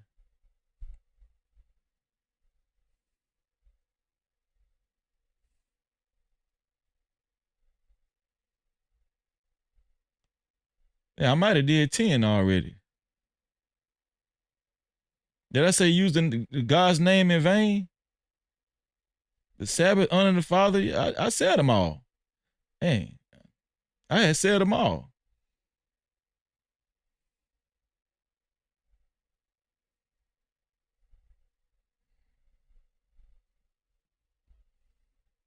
Let's start with that. Let's start with that. You know why? You know why we don't talk about that? You know why most people don't want to talk about it? It's not exciting, Freezy. That's not exciting. You know, nobody want to talk about that, Freezy. You know, we want to see ass and titties, man. We want to talk about who can F the most hoes. We want to talk about chasing the bag, Freezy.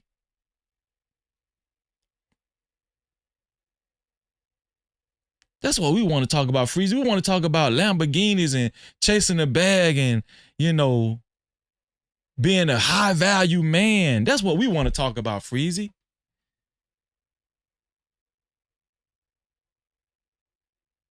You know, that's what we want to talk about. We don't want to talk about not stealing and, you know, not committing adultery and, you know, how to really be married successfully.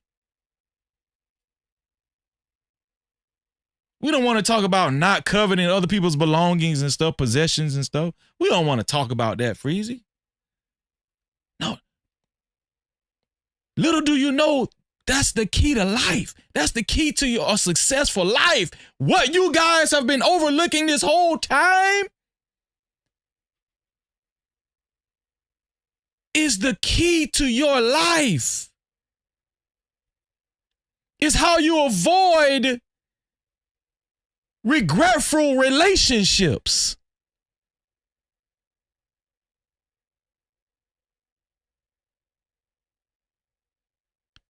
This is how you avoid allowing or falling into a snare or trap where other people can deceive you and trick you.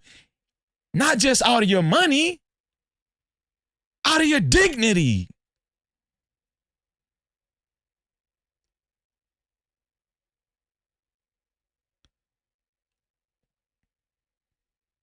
You ever heard of a pain freak?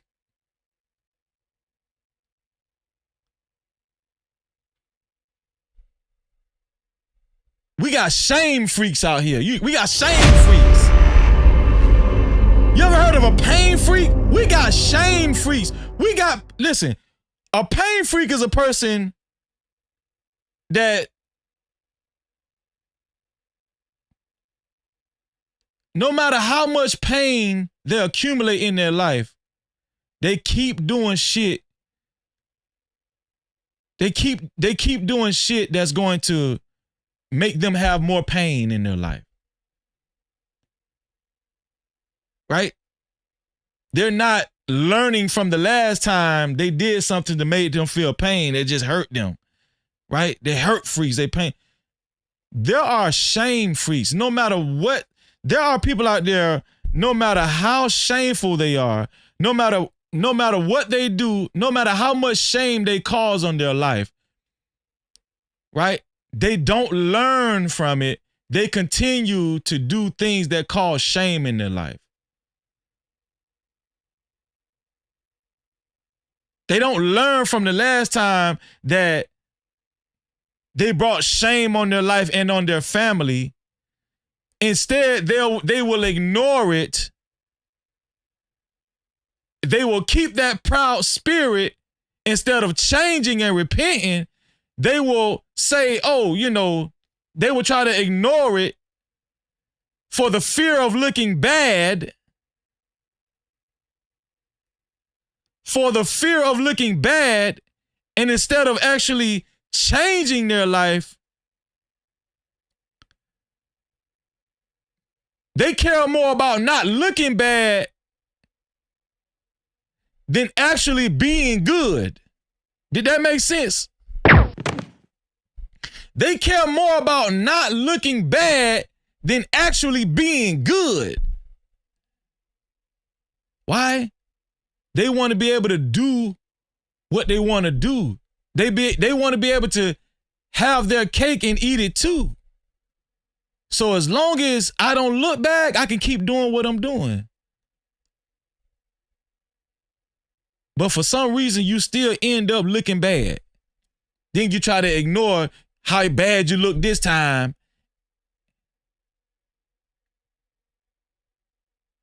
And just try to make it seem like that never happened. And then you end up looking bad again. Then you end up being shamed again.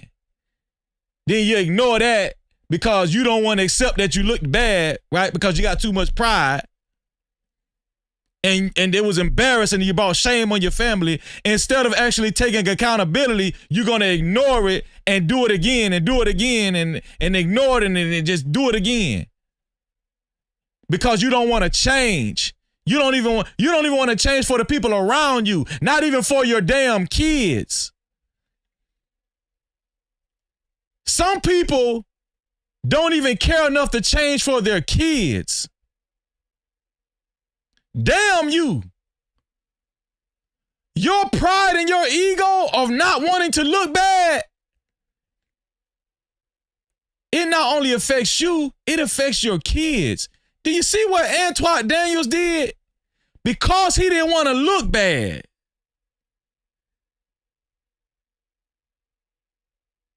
Involving the shit that was going on between him and Corey Holcomb. Because he didn't want to look bad, instead of him taking accountability, even on his platform.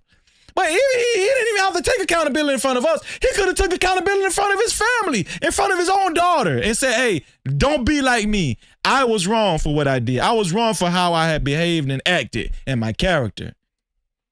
Your father was wrong. Don't follow in those footsteps. Instead of him saying that, he would rather just place his daughter as a plaintiff on a frivolous lawsuit. Instead of him taking accountability and saying, yeah, man, I was wrong, my actions and stuff. I'm trying to F holes and stuff. I'm embarrassing my wife. I'm making my wife go along with this bullshit. My wife, my daughter looking at her mama having to endure this bullshit. I'm embarrassing my whole family. I was wrong for the way I went on that whole week disrespecting the 5150 show and Corey Holcomb. Instead of Antoine Daniels saying that, he don't want to look bad so bad. His ego is so terrible. He's so focused on not looking bad instead of being good. He made his daughter a plaintiff on a frivolous lawsuit to redeem himself. This shit had nothing to do with his daughter. These are the type of people you don't want to be around. They're shame freaks. They're not just pain freaks, they're shame freaks. They're not just going to bring themselves down, they're going to bring you down with them. They're going to bring you down with them. But the reason why you guys, and I'm speaking in general, the reason why you keep finding yourself attached to these type of people is because you only pay attention to what they say because they talk a good game, and you don't wait to see what they're going to do. You will know them by the fruits that they bear. You don't wait to see, okay, you saying some good shit, but are you living some good shit? Y'all so desperate for somebody to sell y'all hope out of their mouth you'll take the bait right then. Instead of being patient and paying attention to people's actions. That saved your life in real life. Even in the streets, it saved your life.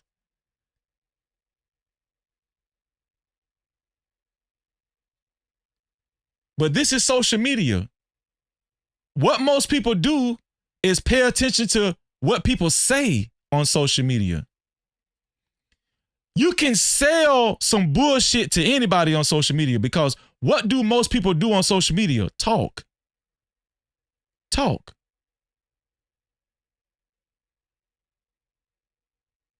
And most people, they just want to hear something uplifting, inspiring, inspirational, encouraging. And then that's all it really takes for you to just go and bite on it. That's how desperate we've become. But you have to develop some type of patience, because when will you see a tree bear fruit? You have to wait. There's a process. The seed is planted. It has to be watered. The tree grows. It develops branches, leaves, and then the fruit.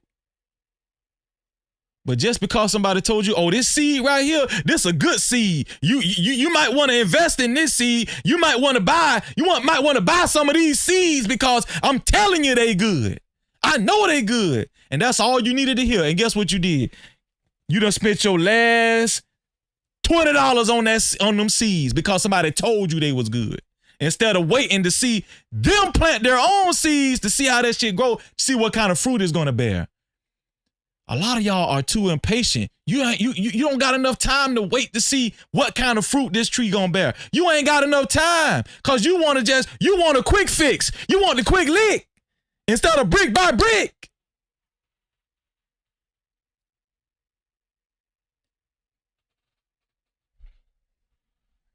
I got news for you. Good things come to those who wait on the good fruit. You will know them by the fruits that they bear. A bad tree cannot produce good fruit. A good tree cannot produce bad fruit. So if somebody's telling you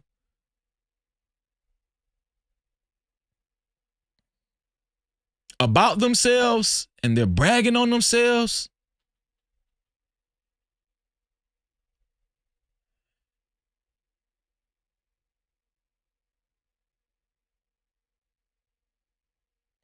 and they're painting this picture about themselves as if they are exceptionally good people, or they're just exceptional people, or they're just good people, or they're just good at what they do. And all you hear is them talking. And you haven't really pulled the curtains back and really paid attention to how they live their life. You're going to get grifted too. You're going to get fooled too. You're going to get manipulated too. You're going to buy that seed before it grows and you actually witness the fruit that came from the seed.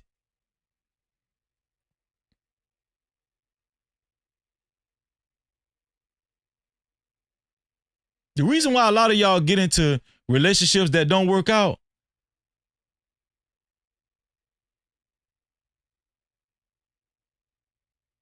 is because in the beginning you was attracted to what you saw and how these people were talking to you. You was attracted to how they looked and how they talked and how they sounded. And so you gave them a chance. You let them in your life. you let them make some type of impression on you, and you start believing that shit that they say because they say it to you so much. The more they get a chance to talk to you, the more they get a chance to influence you. Words are powerful. Words can put a spell on you. You have to spell words, actually. Being that you have to spell words can put a spell on you if you allow them to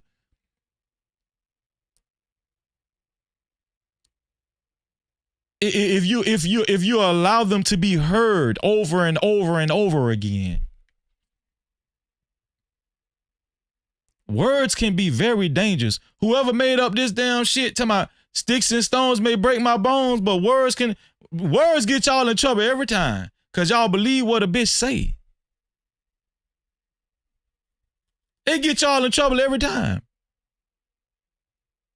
The way somebody looks get y'all in trouble every time. Let's get that. The way somebody sounds get y'all in trouble every time. Somebody told me, Freezy, we can't follow the law, statutes, and commandments. I don't want to hang around you. No captivity. Because you all are just about looking good and sounding good. I ain't with that shit. I'm about doing the work. When somebody befriend me, when somebody gets associated with me, they're going to know I'm the real deal and guess I can be trusted because the God in me can be trusted.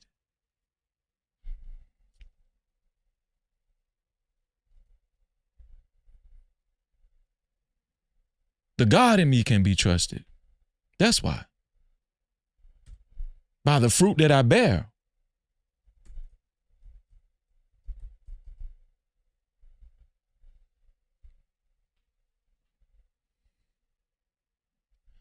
Shout out to my brother Jerome in the house. What's going on, Jerome?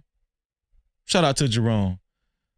And this is a long benediction, y'all. Let me get y'all this right here. Let me show y'all this right here, man. Let me show y'all this right here.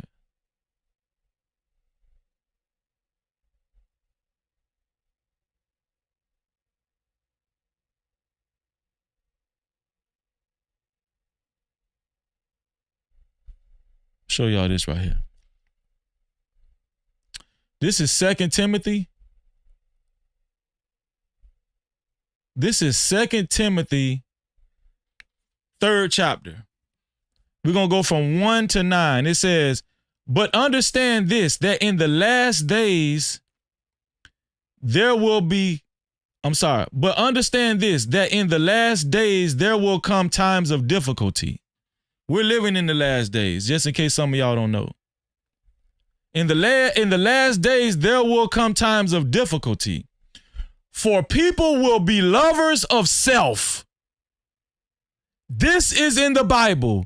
This is prophecy that a lot of y'all don't want to pay attention to. It's telling y'all how people are going to be in the last days. Who to look out for. This is bad fruit. It's telling y'all what the bad fruit is. For people will be lovers of self, lovers of money, the bag chasers, lovers of money, chasing the bag. I'm going to tell y'all what my wife told me today, man. I'm so proud of my wife. My wife was in the spirit earlier today. My wife said, you know, when the Bible says, and she had just thought about this, she had made a connection today. She was in the spirit. She said, babe, when the Bible says the love of money is the root of all evil, she said,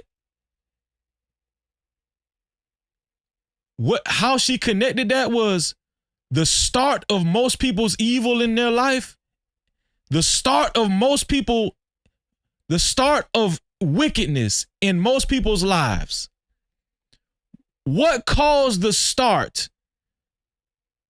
It started with money, the love of money. What caused the evilness and wickedness in most people's lives?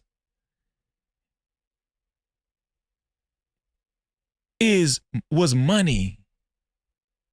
Money was at the beginning of most of it. Their desire to get money. Now, is it a bad thing to have money? No. But if that is your motivation in life, money, that's an evil life.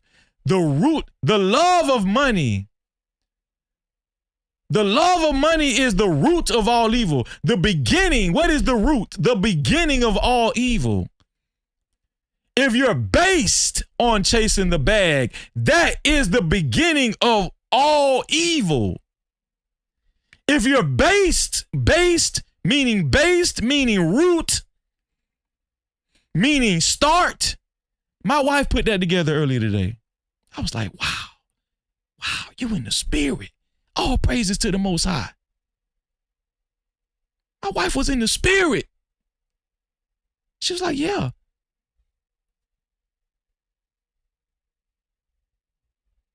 If you're starting off, if your mind is starting off about, if the start of your mind is getting money, there's evil.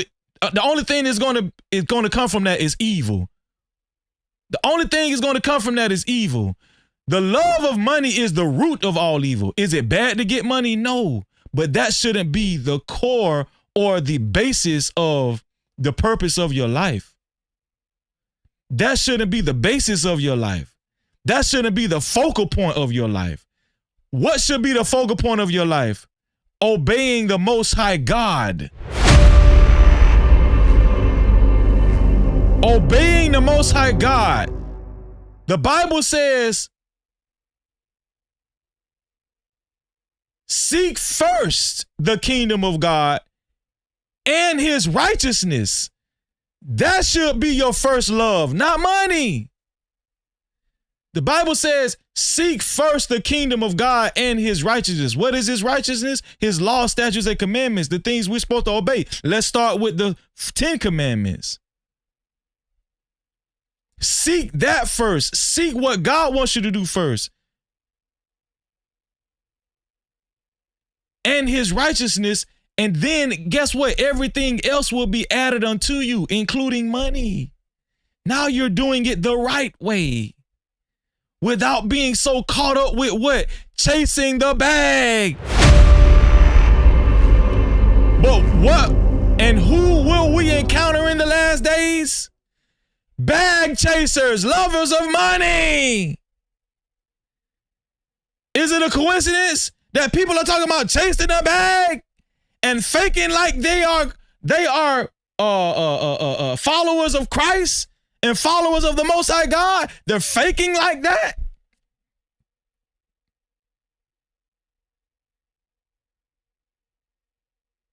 Because these people talk a good game and they will have the appearance of godliness, but they're truly lovers of money. They're true. What is money? My wife brought this up too. What is money? Is money those paper bills that we fold up and put in our pocket or in our wallets or or in women's case in your purses or that you put in the bank? Is that money? No, money is anything that you can make valuable that you can actually trade and barter. Anything can be money. Gold can be money. Silver can be money. A smart TV can be money. Why? Because you can trade and borrow and trade and barter it for something else of equal value or more value. Or for money, or for bills, or for bills, paper bills, which is what y'all think is the only thing is money. No, money can be anything material that you place value on. If that is at the focal point of your life, ascertaining those type of things, people can be money. A person can be money.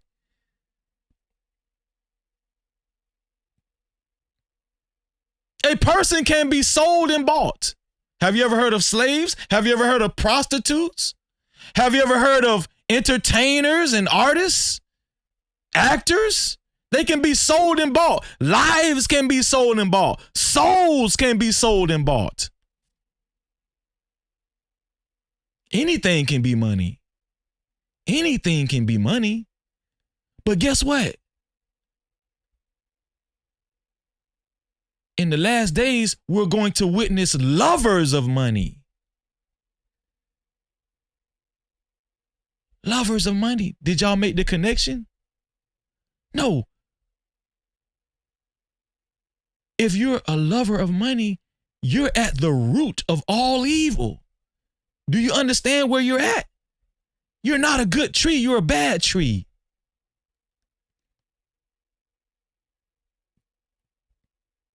Proud. If you're proud, arrogant, sounds like a lot of bag chasing qualities to me, you know. No Cap-tivity. Sounds like a lot of traits of the bag chasers.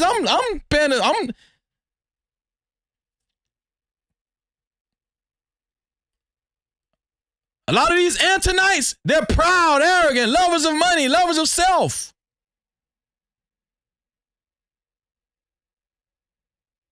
Abusive, abusing your power, abusing your leverage. Abusive, always quick to lie on somebody just to tear them down.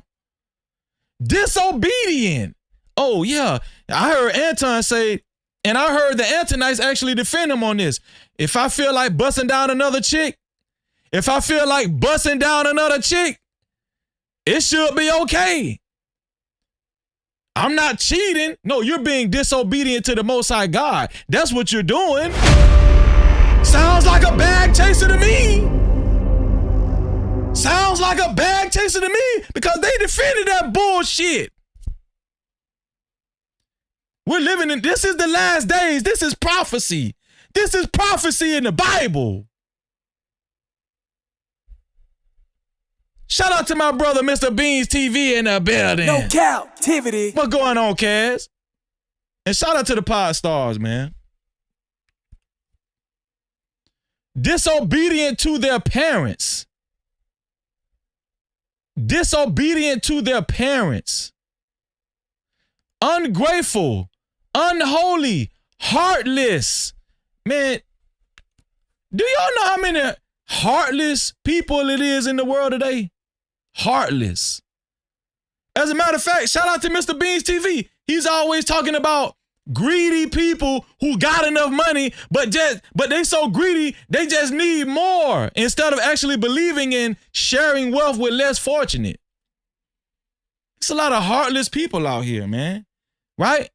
The reason why you ain't got money because you're not a lover of money. That's what they're going to tell you. The reason why you don't have as much money as I do is because you're not a bag chaser.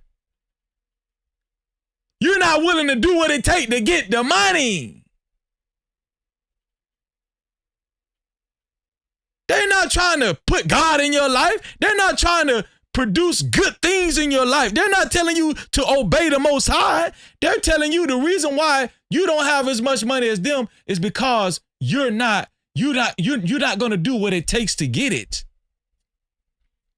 You're not, what does it take to get it, Freezy? Being heartless, being arrogant, being proud, being lovers of money, lovers of self, ungrateful, heartless. That's what it takes to get that money. That's what it takes. That's what it takes. Oh, Anton Daniels fits the bill. Vlad TV fits the bill. Adam 22 fits the bill.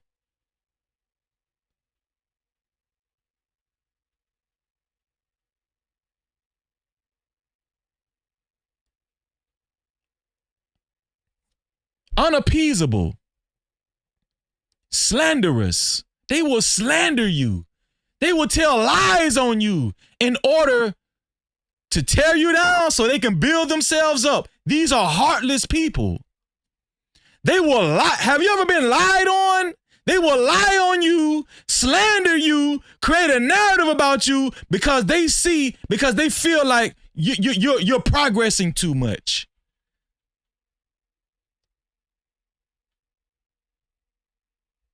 You're not even worried about the money like that, but all they see is money and they feel like you're making more of it than they are. So guess what they're willing to do? in order to stop you from getting the money in their mind, and in order to enable them to get more of the money, to transfer the money that they think you're making to them, they will what? Slander you. They're heartless. They're bag chasers. The love of money is the root of all evil. A bad tree produces bad fruit. A good tree produces good fruit. What's a good tree? A tree that listens to the Most High God. Why? Because God created it. Without self-control. How many people y'all met without self-control? Without self-control. Listen, I'm telling y'all, if y'all want to be a bag chaser, I'm showing y'all how to do it. Without self-control.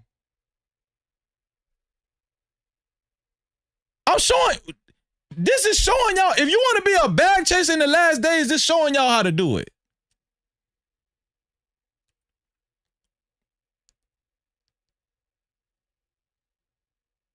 Man, listen, man, do you want this money? All you got to do is do this. Man, this the most money you're going to ever see in your life. Are you willing to do what it takes? Damn.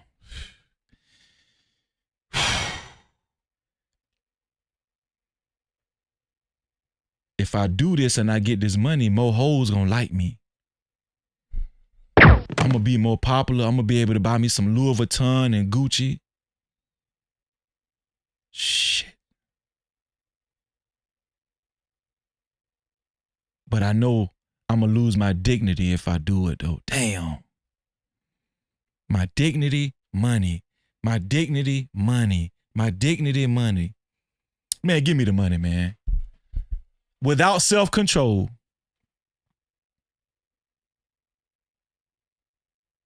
People do some strange things for a little change. Brutal. It sounds like Antoine Daniels to me. It sounds like Vlad. Sounds like Adam 22. Sounds like Donald Trump. Brutal. Not loving good. If you love good, you love God. If you love good, you respect God and you fear God. Loving good, not loving money. A real man loves good, not money. A person who you can trust loves good, not money. You want to run into somebody you can't trust as quick as possible? Find somebody who's caught up in getting money. I can tell you right now, you can't trust them. I'm telling you right now, you cannot trust them. You can't trust a bag chaser. You can't. You just can't. I'm telling you, a bag chaser and God don't go together.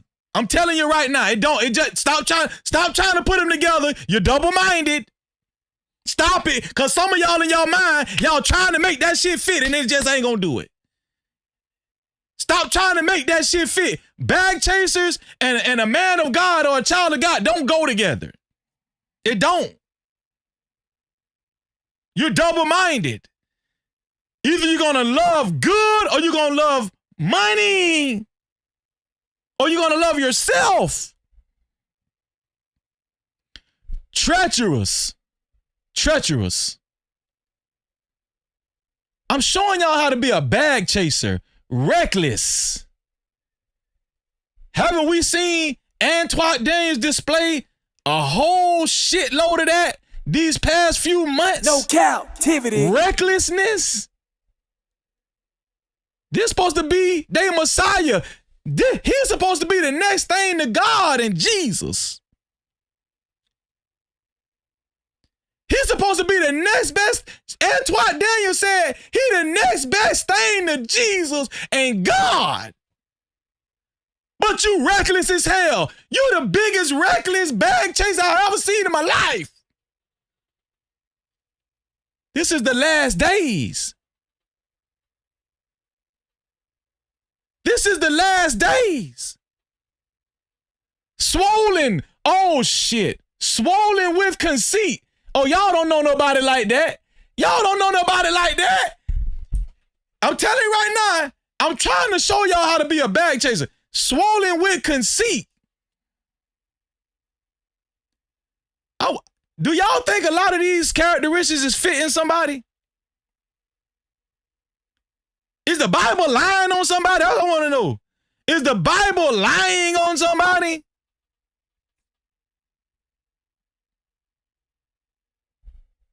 Huh?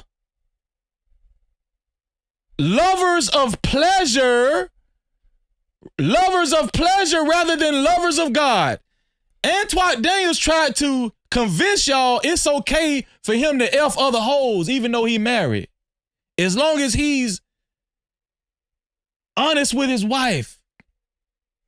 Because he makes the bag.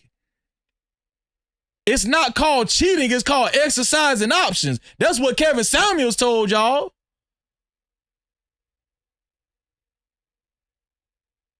But a true man of God, a true woman of God, they're going to be lovers of God rather than lovers of pleasure. The reason why you're rationalizing having sex with all these women or having sex with all those men is because you love pleasure. But God said he can't have it both ways. You got to have some self-control. But you don't got no self-control. So because you don't have any self-control, you're going to rationalize you effing all them hoes. That's why you're going to stay in dysfunctional relationships. Because you ain't listening to God. You listening to the money. What is money? It could be anything. It could be anything. Money could be anything. Money could be a nut. Don't people pay for that? Money could be an orgasm. Don't people pay for that? You're lovers of money. You're lovers of pleasure rather than lovers of God. But Antoine Daniels, he convinced y'all that the way he lived, he's upstanding. He ain't do nothing wrong. He was well within his rights to sue because the only person that violated was Corey Holcomb. He's the victim. Antoine Daniels is the victim. He can have hoes like Mika in his bedroom, even though she's married.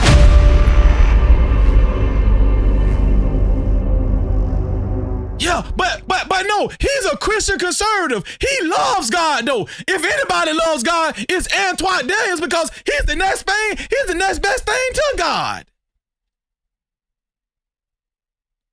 Yeah, I can F hoes and love God because I'm Antoine.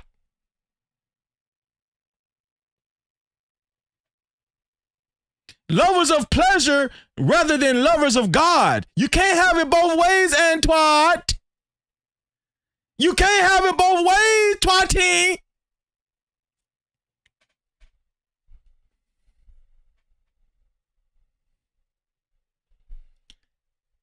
This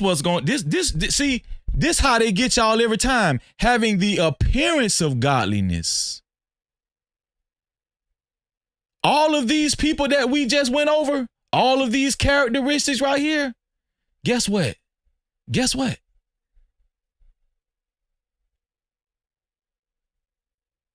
Good old church folk.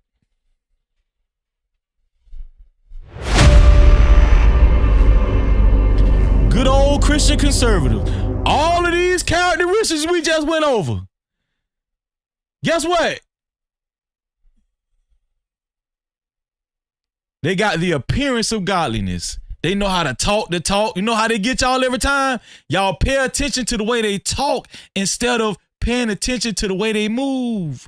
Remember, you will know them by the fruits that they bear. I'm not saying this. The Most High God giving y'all this message. most of the people that we just went over, lovers of self, lovers of money, proud, arrogant, abusive, disobedient to their parents, ungrateful, unholy, heartless, unappeasable, slanderous, without self-control, brutal, not loving good, treacherous, reckless, swollen with conceit, lovers of pleasure rather than lovers of God. Guess what? These people have the appearance of godliness.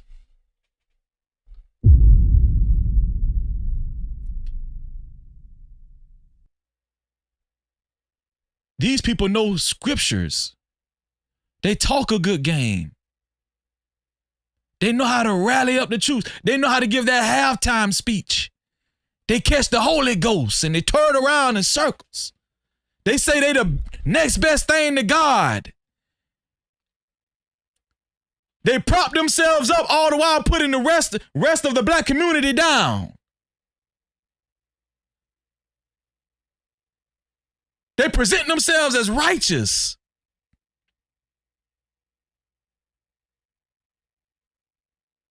They talk a good game.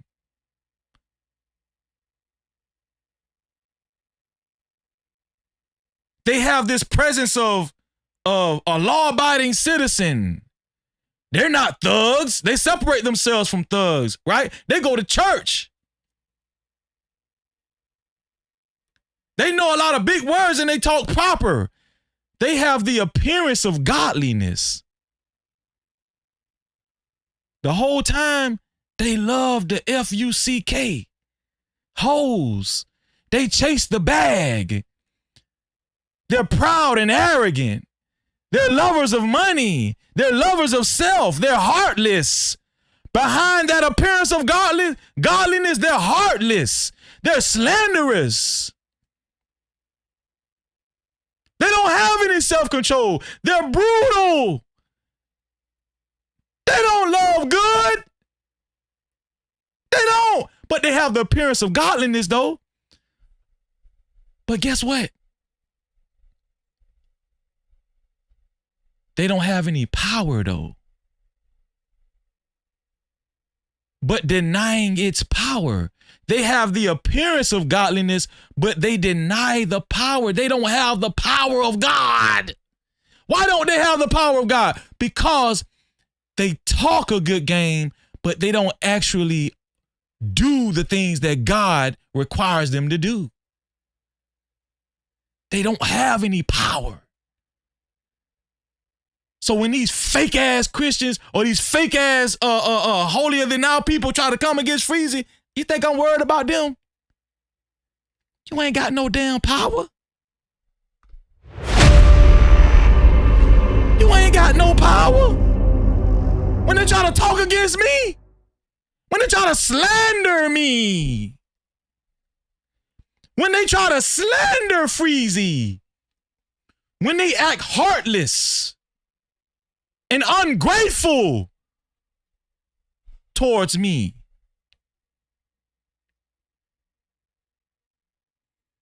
It doesn't matter what you do or what you try to do to Freezy. You ain't got no power.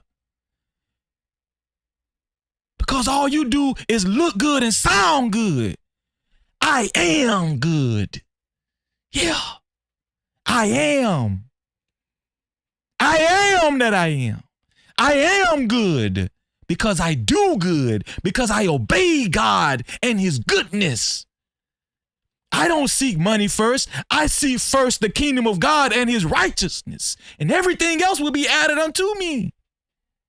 I believe in the law, statutes, and commandments. I believe in what he told me to do. I believe that his way is the right way on how I live my life as a man, as a husband, as a father. I don't just talk it. I walk it.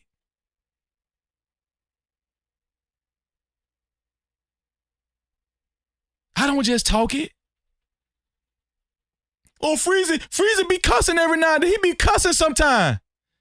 Get caught up on that bullshit if you want to. Get caught up on that if you want to. I'm not trying to fake. No, I actually live. It's not about what I say. It's about how I live my life and what I actually do. That's how y'all get caught. Oh, but he don't cuss over there. He such and such don't never cuss. We gonna go with him.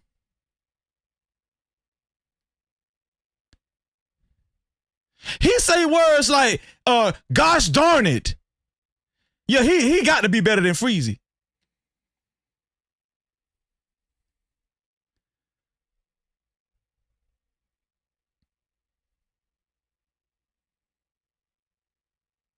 The whole time that same person will grift the drawers off your ass. They'll F your wife or your husband if they can. While they looking good and sounding good. The appearance of godliness, but denying its power. You don't got no power because you don't believe in actually obeying God and doing what he told you to do, which is his commandments.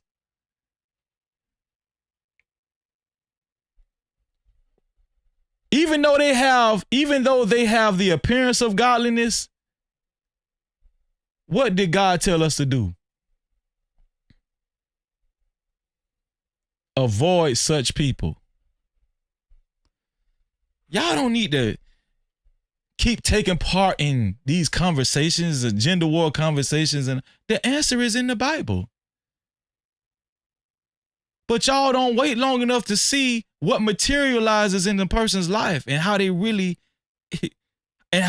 behave and, how they really carry themselves and the actions that they actually take in their life and the moves that they make and their actions. You don't really wait for a person to see a person's actions to know if you need to avoid them or not.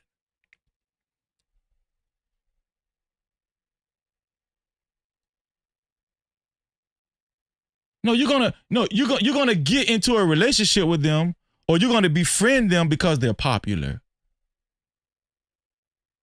Because it looked like they're popular and they, and the way they talk, a lot of people listen to them because the way they talk, they say some good shit.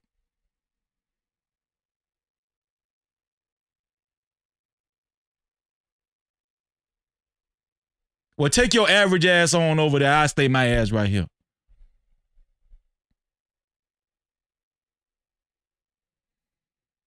What do these people do? What do these type of people do? For among them are those who creep into houses and capture weak women. Women are the first to go when it comes to being impressed. Oh, you can get a woman easy. Why? Because usually the most vain people out of both genders are women. They like nice things. They like good looking things. They like gifts, and prizes, and luxury items. They like to be impressed.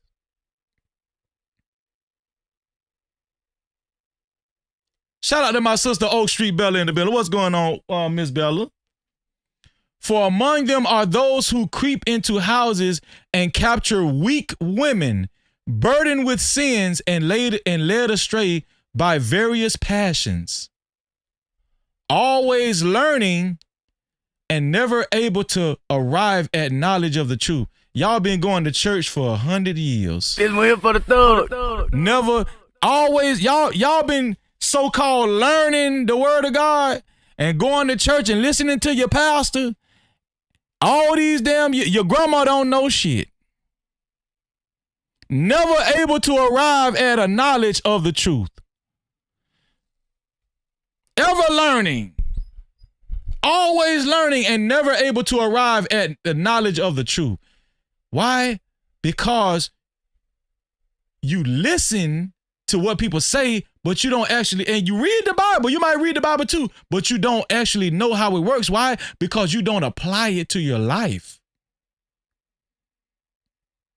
You want to be able to, praise God and go to the club and get drunk and twerk and pop that coochie. Hey, pop that coochie, baby.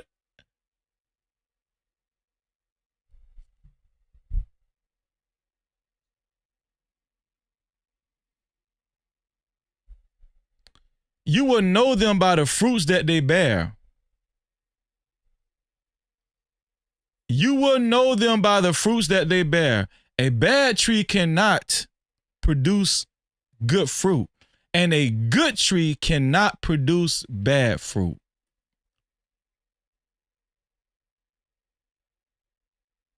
Can I just be honest with you? Whatever happens, most of the time, whatever happened to me, I deserved it. That's what I produced. What usually happens most of the time, if I'm proud and arrogant, right, and I'm wicked, I'm going to ignore what I did because I don't want to look bad instead of taking accountability.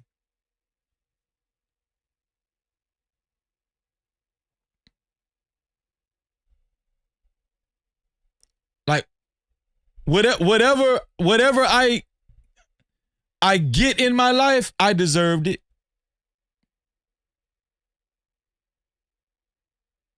If I could just tell the truth about my actions,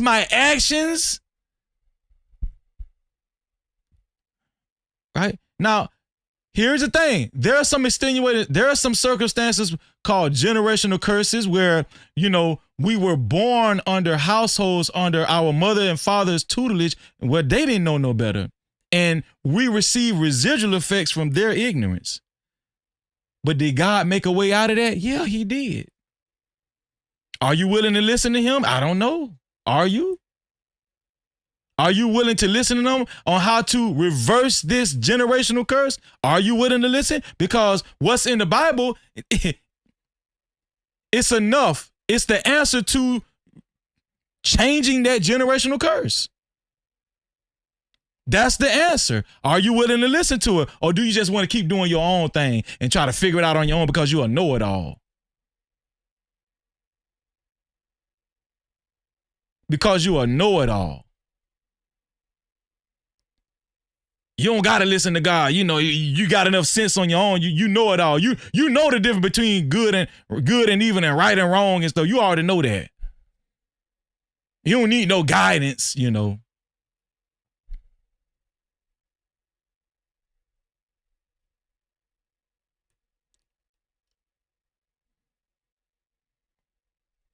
A man or a woman that does not dedicate themselves to something, your life is you're cheating your life. Your life isn't going to be substantial. You're not producing substance in your life. If you don't dedicate yourself to something,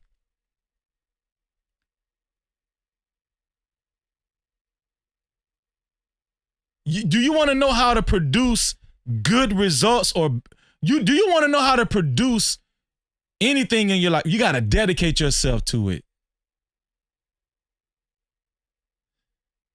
You want to know how to build something in your life? Dedicate yourself to something. Some of y'all don't want to dedicate yourself to nothing. You just want it to come to you. And I'm gonna tell you something, you're gonna be able to stand still for the rest of your life. Even Satan, even the devil, even Satan don't work like that. Even Satan expecting you to dedicate yourself to him. Even Satan ain't gonna go for that. Like, Satan ain't gonna give you no money if you don't dedicate yourself to him. He needs you to sign on the dotted line. He needs you to sell your soul. He need to know that you dedicated to this. Even Satan ain't going for that. Even Satan don't like lazy people.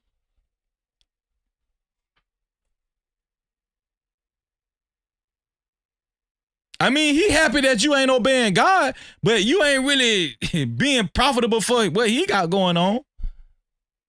You're not a threat, but you're not an asset either. You're not an asset for Satan either. If you want to be an asset and you want to be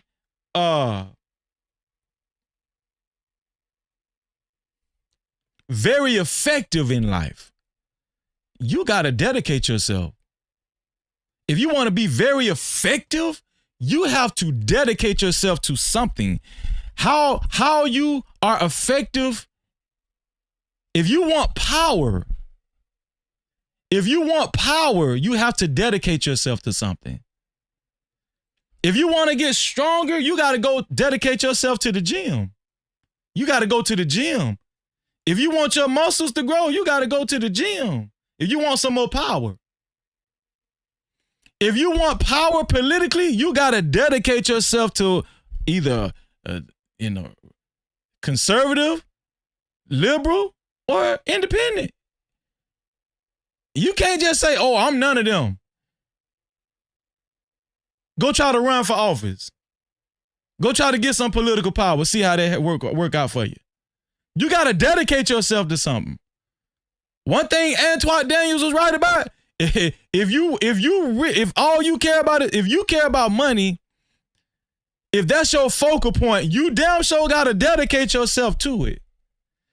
A whole lot of evil come with it, but you got to dedicate yourself to chasing the bag. He was right about that. If you want to enter into the kingdom of God, if you want the kingdom of God, you got to dedicate yourself to God. Dedicating yourself to money and dedicating yourself to God at the same, that ain't gonna work. No, you got to dedicate yourself to either or.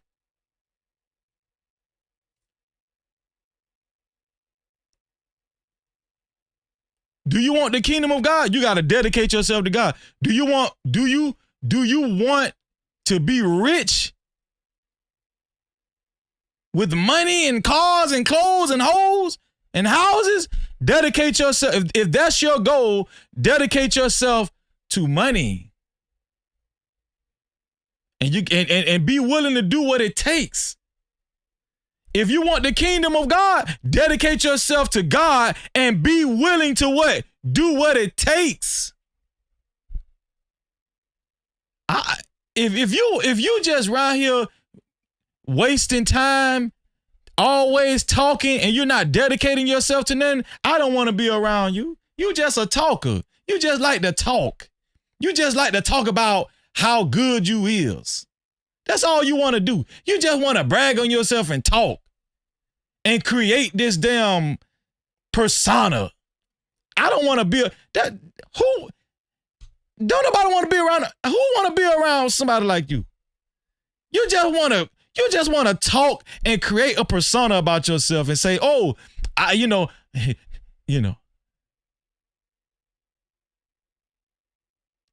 I'm this and I'm that, and I used to be this and I used to be that, and I used to have this and I'm this. And I'm good at doing that, and I'm good at doing this, and I'm talented at doing this, and I'm skilled at doing that." Well, where's the fruits? What are you doing with it? Have you dedicated yourself to it? I just know how to do it, and I'm good at it. But that don't mean nothing. That don't mean nothing. Is you doing something with it? Are you dedicated to it? No, I ain't with that right now. I'm just chilling right now. What? Why are you telling me about this bullshit then? I don't want to hear about that shit. Yeah, you ain't dedicated to it.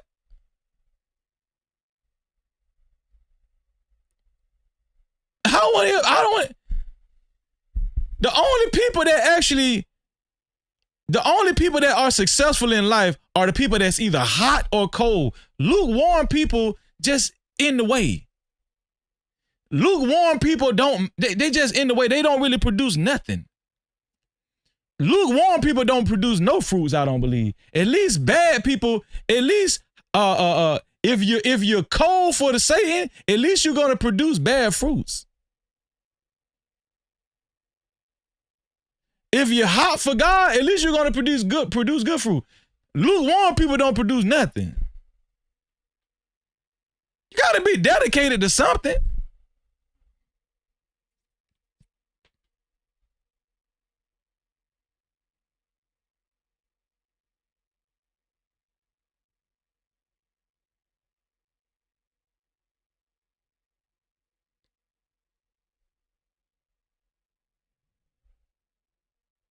Do you want a healthy marriage? Do you want a healthy marriage? Dedicate yourself to being a good husband or a good wife. Dedicate yourself. Don't just talk about it on these panels and shit. Y'all gonna, a lot of y'all gonna stay in this vortex of conversation. Gender conversations. That's all y'all gonna do. 10 years from now, y'all gonna be talking about the same shit because you're not dedicating yourself to nothing. You ain't dedicating yourself to nothing. You just want to talk. I don't just want to talk. When I get off when I get off of YouTube, I'm gonna dedicate myself to my house. I dedicate myself to my marriage and my wife.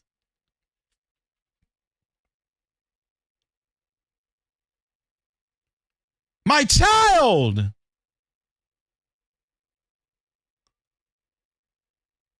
When you dedicate yourself to your wife and your marriage and your house and your children, you're not going to be in hotel rooms with hoes, with other married women, bragging that you got hoes. You want to know why I know Antoine Daniels is not dedicated to his wife? Because he brags about getting hoes. And he chases the bag. Want to know how I know Antoine Daniels is not dedicated to God? Because he chases the bag and chase hoes.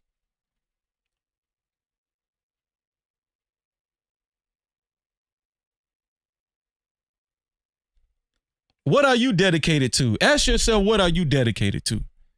What are you dedicated to? Or are you even dedicated to anything? Some people be dedicated to something for a short amount of time. Some people be dedicated to lying on your ass for about 3 weeks. A day. A week. A month.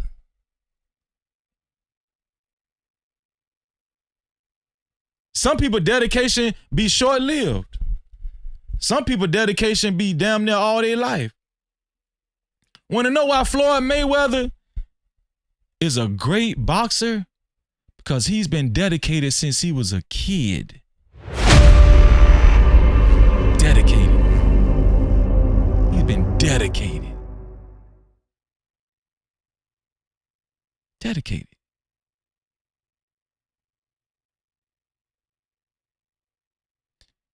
Antoine Daniels is a poor example of a man, and a black man at that. But you want to know why he has achieved a level of success? Because he's dedicated to his grift. Antoine Daniels is dedicated. That is the key. That's the key. Want to know why white people rule America? Because they're dedicated to that bullshit they've been doing for centuries. That's why. Want to know why Michael Jackson is known as the greatest entertainer of all time? It's because he was dedicated. Want to know why Jesus Christ is probably the most acknowledged man in the Bible or person in the Bible? Is because Jesus Christ was dedicated.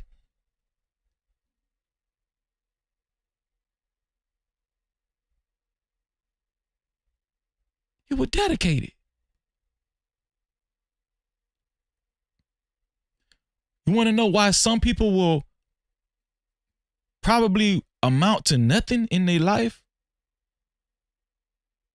Because they wasn't dedicated.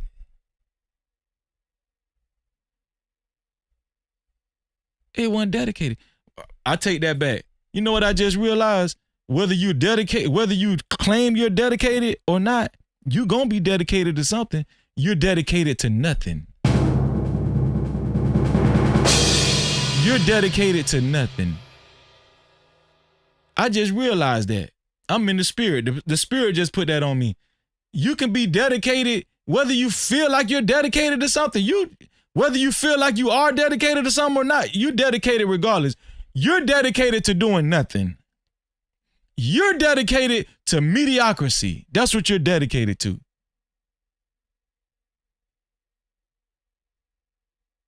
You're dedicated to being lukewarm whether you think so or not. A lot of y'all think being dedicated is working hard. No, you can be dedicated to doing nothing. So I take that back. You're going to be dedicated to something. You can be dedicated to mediocrity.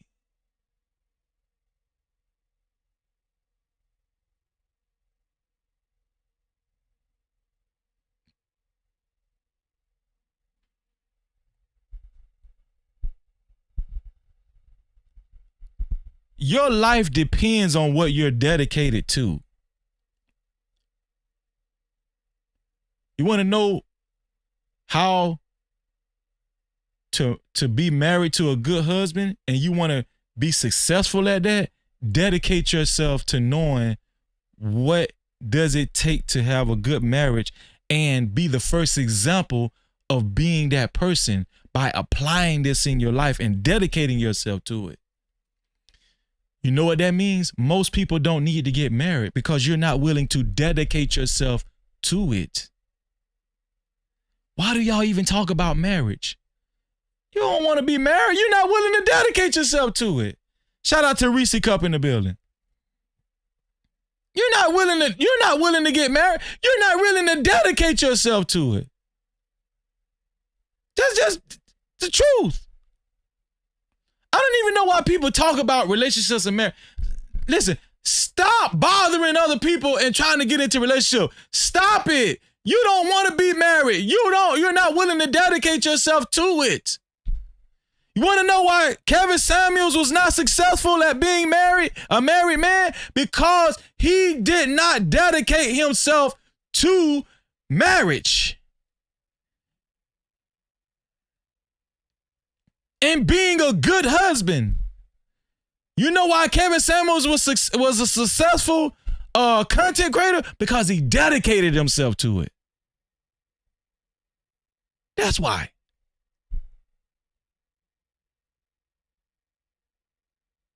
You want to know why Michael Jordan was a great basketball player? Because he dedicated himself to it. Want to know why he was a lousy husband? Because he didn't dedicate himself to it. Some people just like the appearance.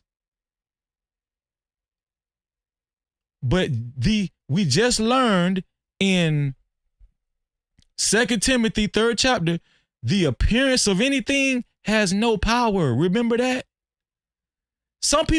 Most people try to get by with the appearance of something, but the appearance of something has no power. You're denying its true power by only wanting the appearance.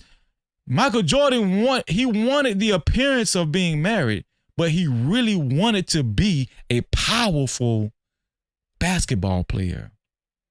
He actually applied himself in basketball. He did not apply himself in his marriage. He wasn't dedicated.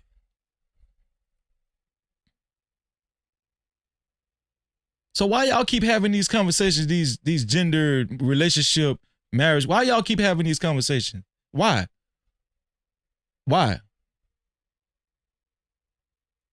I'm trying to figure out what are y'all trying to get to come? What are y'all trying to get to come from all of this shit? Are you willing to dedicate yourself? Or you just want to keep talking? You want to hear people argue and shit? That's what you want to waste your time doing.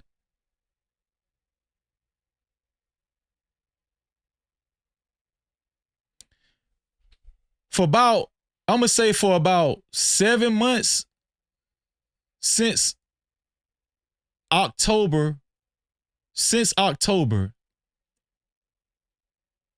What we in now?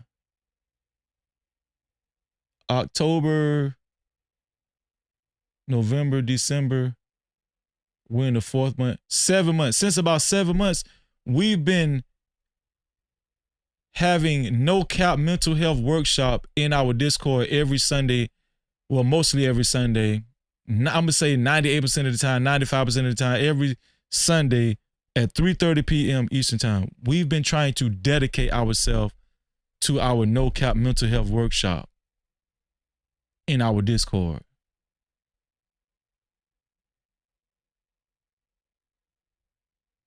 We're dedicating ourselves to that. Every Saturday, 3:30 p.m. Eastern time, we've been dedicated to having Bible study. This is outside of YouTube. It's a lot of dedicated people over here.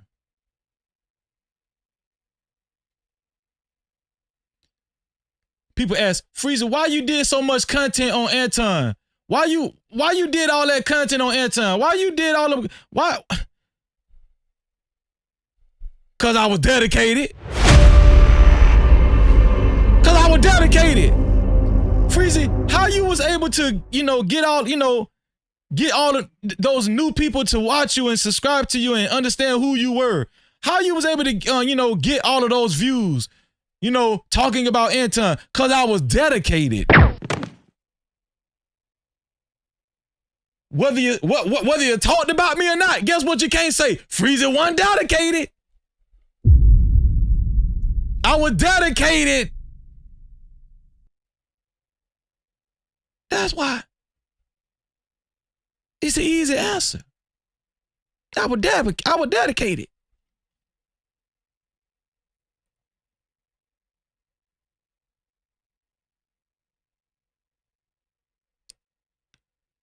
Dedicate yourself. I'm hoping that you dedicate yourself to the Most High God. Because if you want the best results in your life, that's the only way to do it. Now, you can dedicate yourself to getting money, but the love of money is the root of all evil. God told you that. So if you want to go down that route, if you want to make that your focal point of dedication, by all means, be my guest. Okay, but you should know what comes with that. Right? If you want to dedicate yourself to effing hoes and getting money out of dudes and tricking and getting, tricking dudes out of their money, right?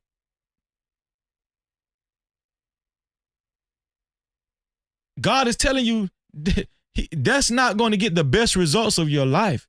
It damn sure ain't going to get you into the kingdom. That's if you believe in the kingdom of God, right?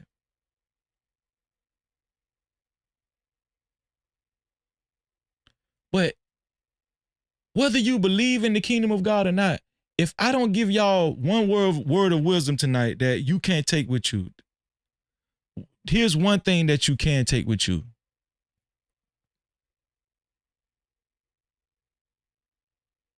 Be dedicated to something, man. Be dedicated, man.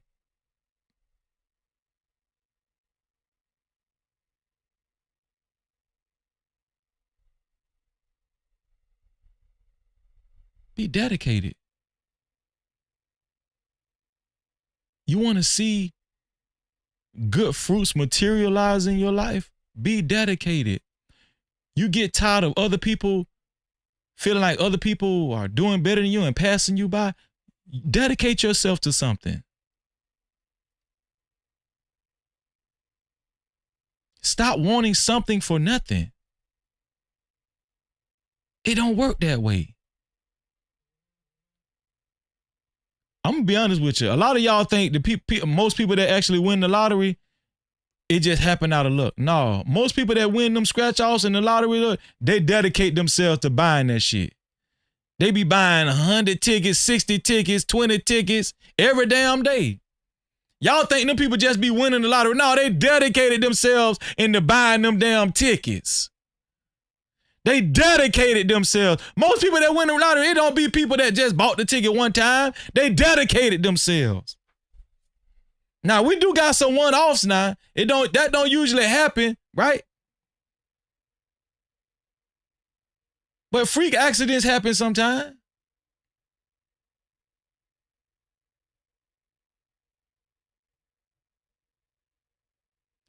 You want to know why we got... Let me tell y'all something, man. Want to know why people become Olympians? You think they became Olympians just by trying some shit? No, they dedicated themselves.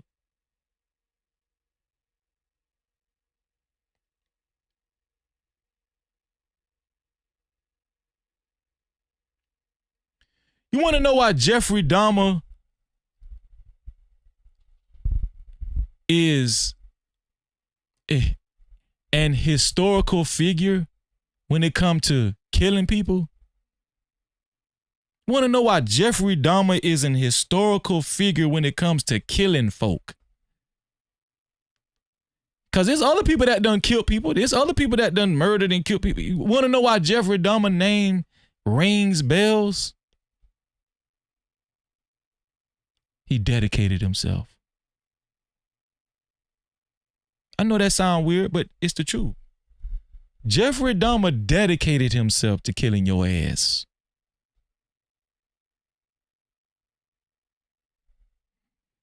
That's why he went down in history as a killer.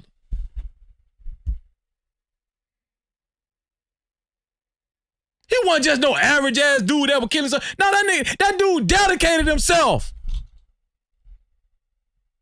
He dedicated himself. He really applied himself. He was so dedicated, he wanted to eat your ass. He wanted to eat you. That's how dedicated he was.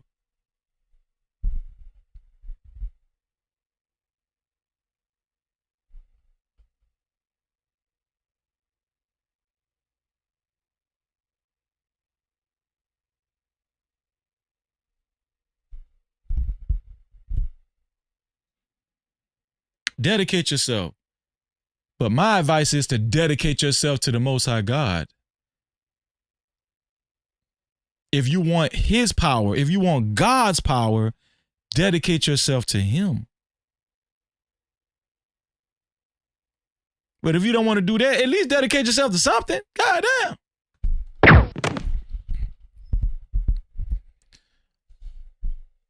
damn. Shout out to everybody that contributed to tonight's show. Shout out to my sister Venus for her $10 super cap. Shout out to my brother Robert Bryan for his $10 super cap. Shout out to my sister, the Craft Geek, for her $5 super cap. Thank you, sis. Also, let me see. Also, shout out to, let's see.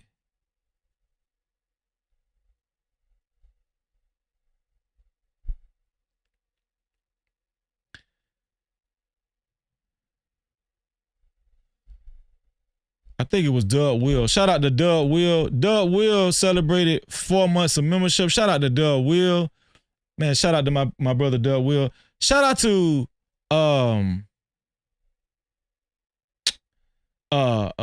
shout out to Red Bull for his $25 cash cap and being a co-sponsor of tonight's show. No Cap-tivity. And also shout out to my sister Elite Ballet Zoe for her 5 gifted memberships and being a co-sponsor of tonight's show. No Cap-tivity. Y'all, it's time to celebrate the sponsors of tonight's show. Those of you who was able to be gifted VIP passes, which are channel memberships over here, make sure you maintain your VIP pass every month so you can join us every VIP Wednesday, which is tomorrow. Tomorrow is our VIP show.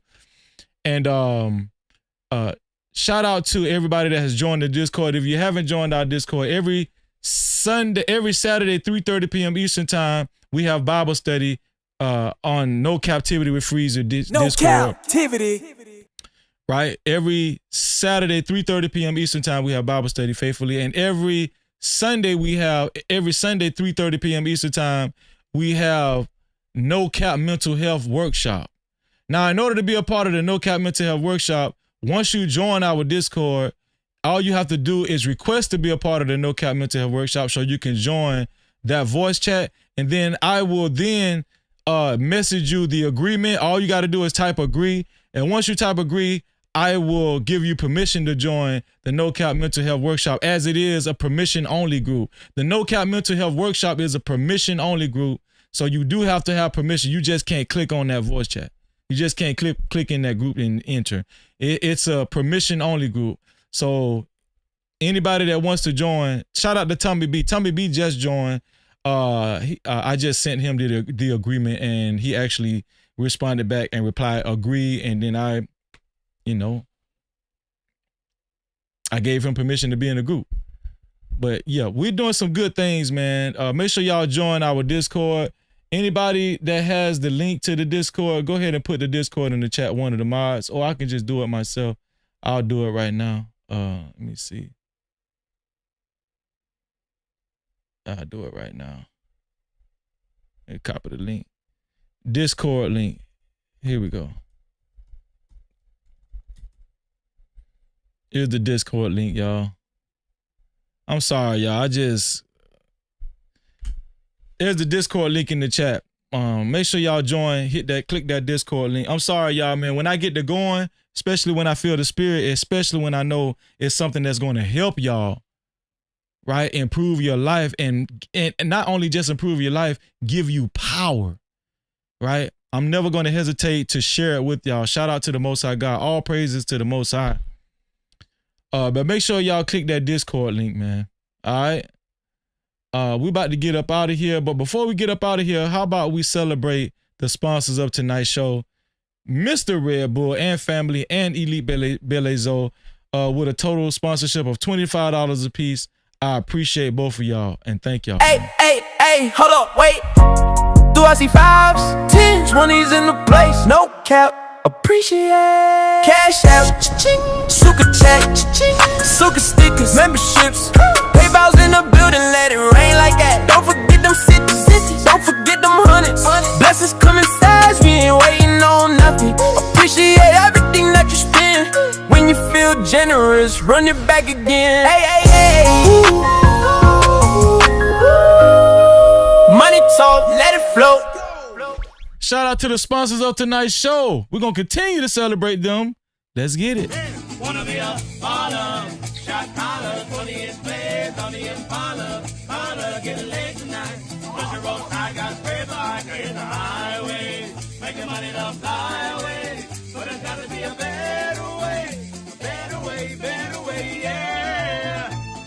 It's fun, it's love.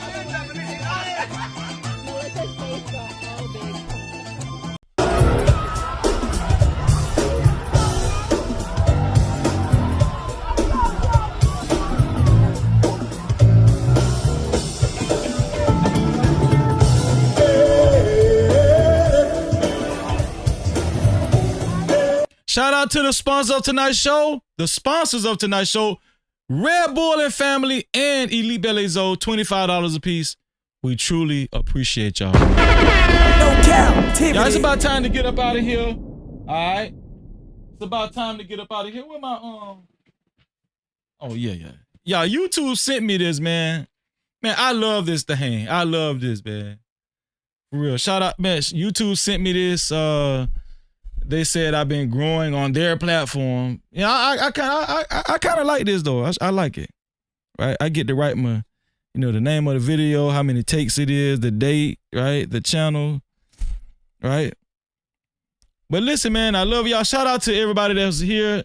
I see you, Infinite One Lil. Shout out to Tell J. Red Scholar. Thank you, Red Scholar. Shout out to my sister, Elite Belezo as well. Thank you, Kimberly. I appreciate you. Make sure y'all click the link that Kimberly put in the chat. Hey, y'all, we're going to continue to stay on course. We're going to continue to dedicate our life to the Most High, right? And we're going to continue to apply and actually try to bear good fruit instead of sounding good and looking good. We're going to be good. And with that, y'all know what I always say. To free yourself, We must heal ourselves. And until the next time, we are out of here. Love y'all, man. Let's get it. It's freezing, it's freezing. It's freezing, it's freezing, it's freezing. F-R-E-E-Z-Y. Hey! F-R-E-E-Z-Y. No captivity. No captivity. You know the name. Freezy, freezy, freezy. Let's go. I'm not a sycophant, I keep it true, I stand on it. I discuss the truth, I'm not yielding, I'm stamped on it. I make moves, steady building pressure, act tall. Check my channel, what I'm rapping, real life, wall. Don't care, a crew that's the been all stressing. No cap! All that hate, still I don't flavor my lessons. Run up the numbers, feast me a plate. Fed by purpose, not opinions I dictate. More compass running high, don't drift. I don't get stressed, I reach up, I lift. Lay on my chest, I'm on, no drama. Faith in my steps when I move through the combo. More this content like I'm moving keys. Standing on business, making notes for the YouTube streets. Keep a few real ones close, take teams. No captivity, listen close when I speak. F-R-E-E-Z-Y. No captivity. No change. F-R-E-E-Z-Y. No captivity. Graduated from the streets, now we street. Level up, clear my heavy brand, real team. No cap. F-R-E-E-Z-Z-Y. One time. No captivity. All the time. Sun out, Shasta, wall light, still heavy. Yeah, no rush in my talk, but they feel me already. I don't fuss nothing, let the way come in. No captivity, fear where I stand, where I've been. Palm trees in the mindset, calm in the storm. Pressure don't shake me, I've been built warm. Algorithm move when I speak, no chase. Every bar solid, I don't need a race. I don't chase clout, let it circle back. Real recognize, universal math. Channel stay growing, steady organic. No captivity if you feel panoramic. I play my positions to control the floor. Silent with the winds, let the numbers talk. From the pavement to the platform bridge. Florida cool, but I still bring heat. No captivity. No captivity. YouTube streets cold, still I stand tall. Say my name when the real ones call. F-R-E-E-Z-Y. No captivity. Free mind, free grind, real identity. F-R-E-E-Z-Y. They say my name, I don't chase in fame. I set the flame. Free. No captivity. We're freezy, we're freezy, we're free. No captivity. We're freezy, we're freezy, we're freezy. No captivity. Freezy, freezy,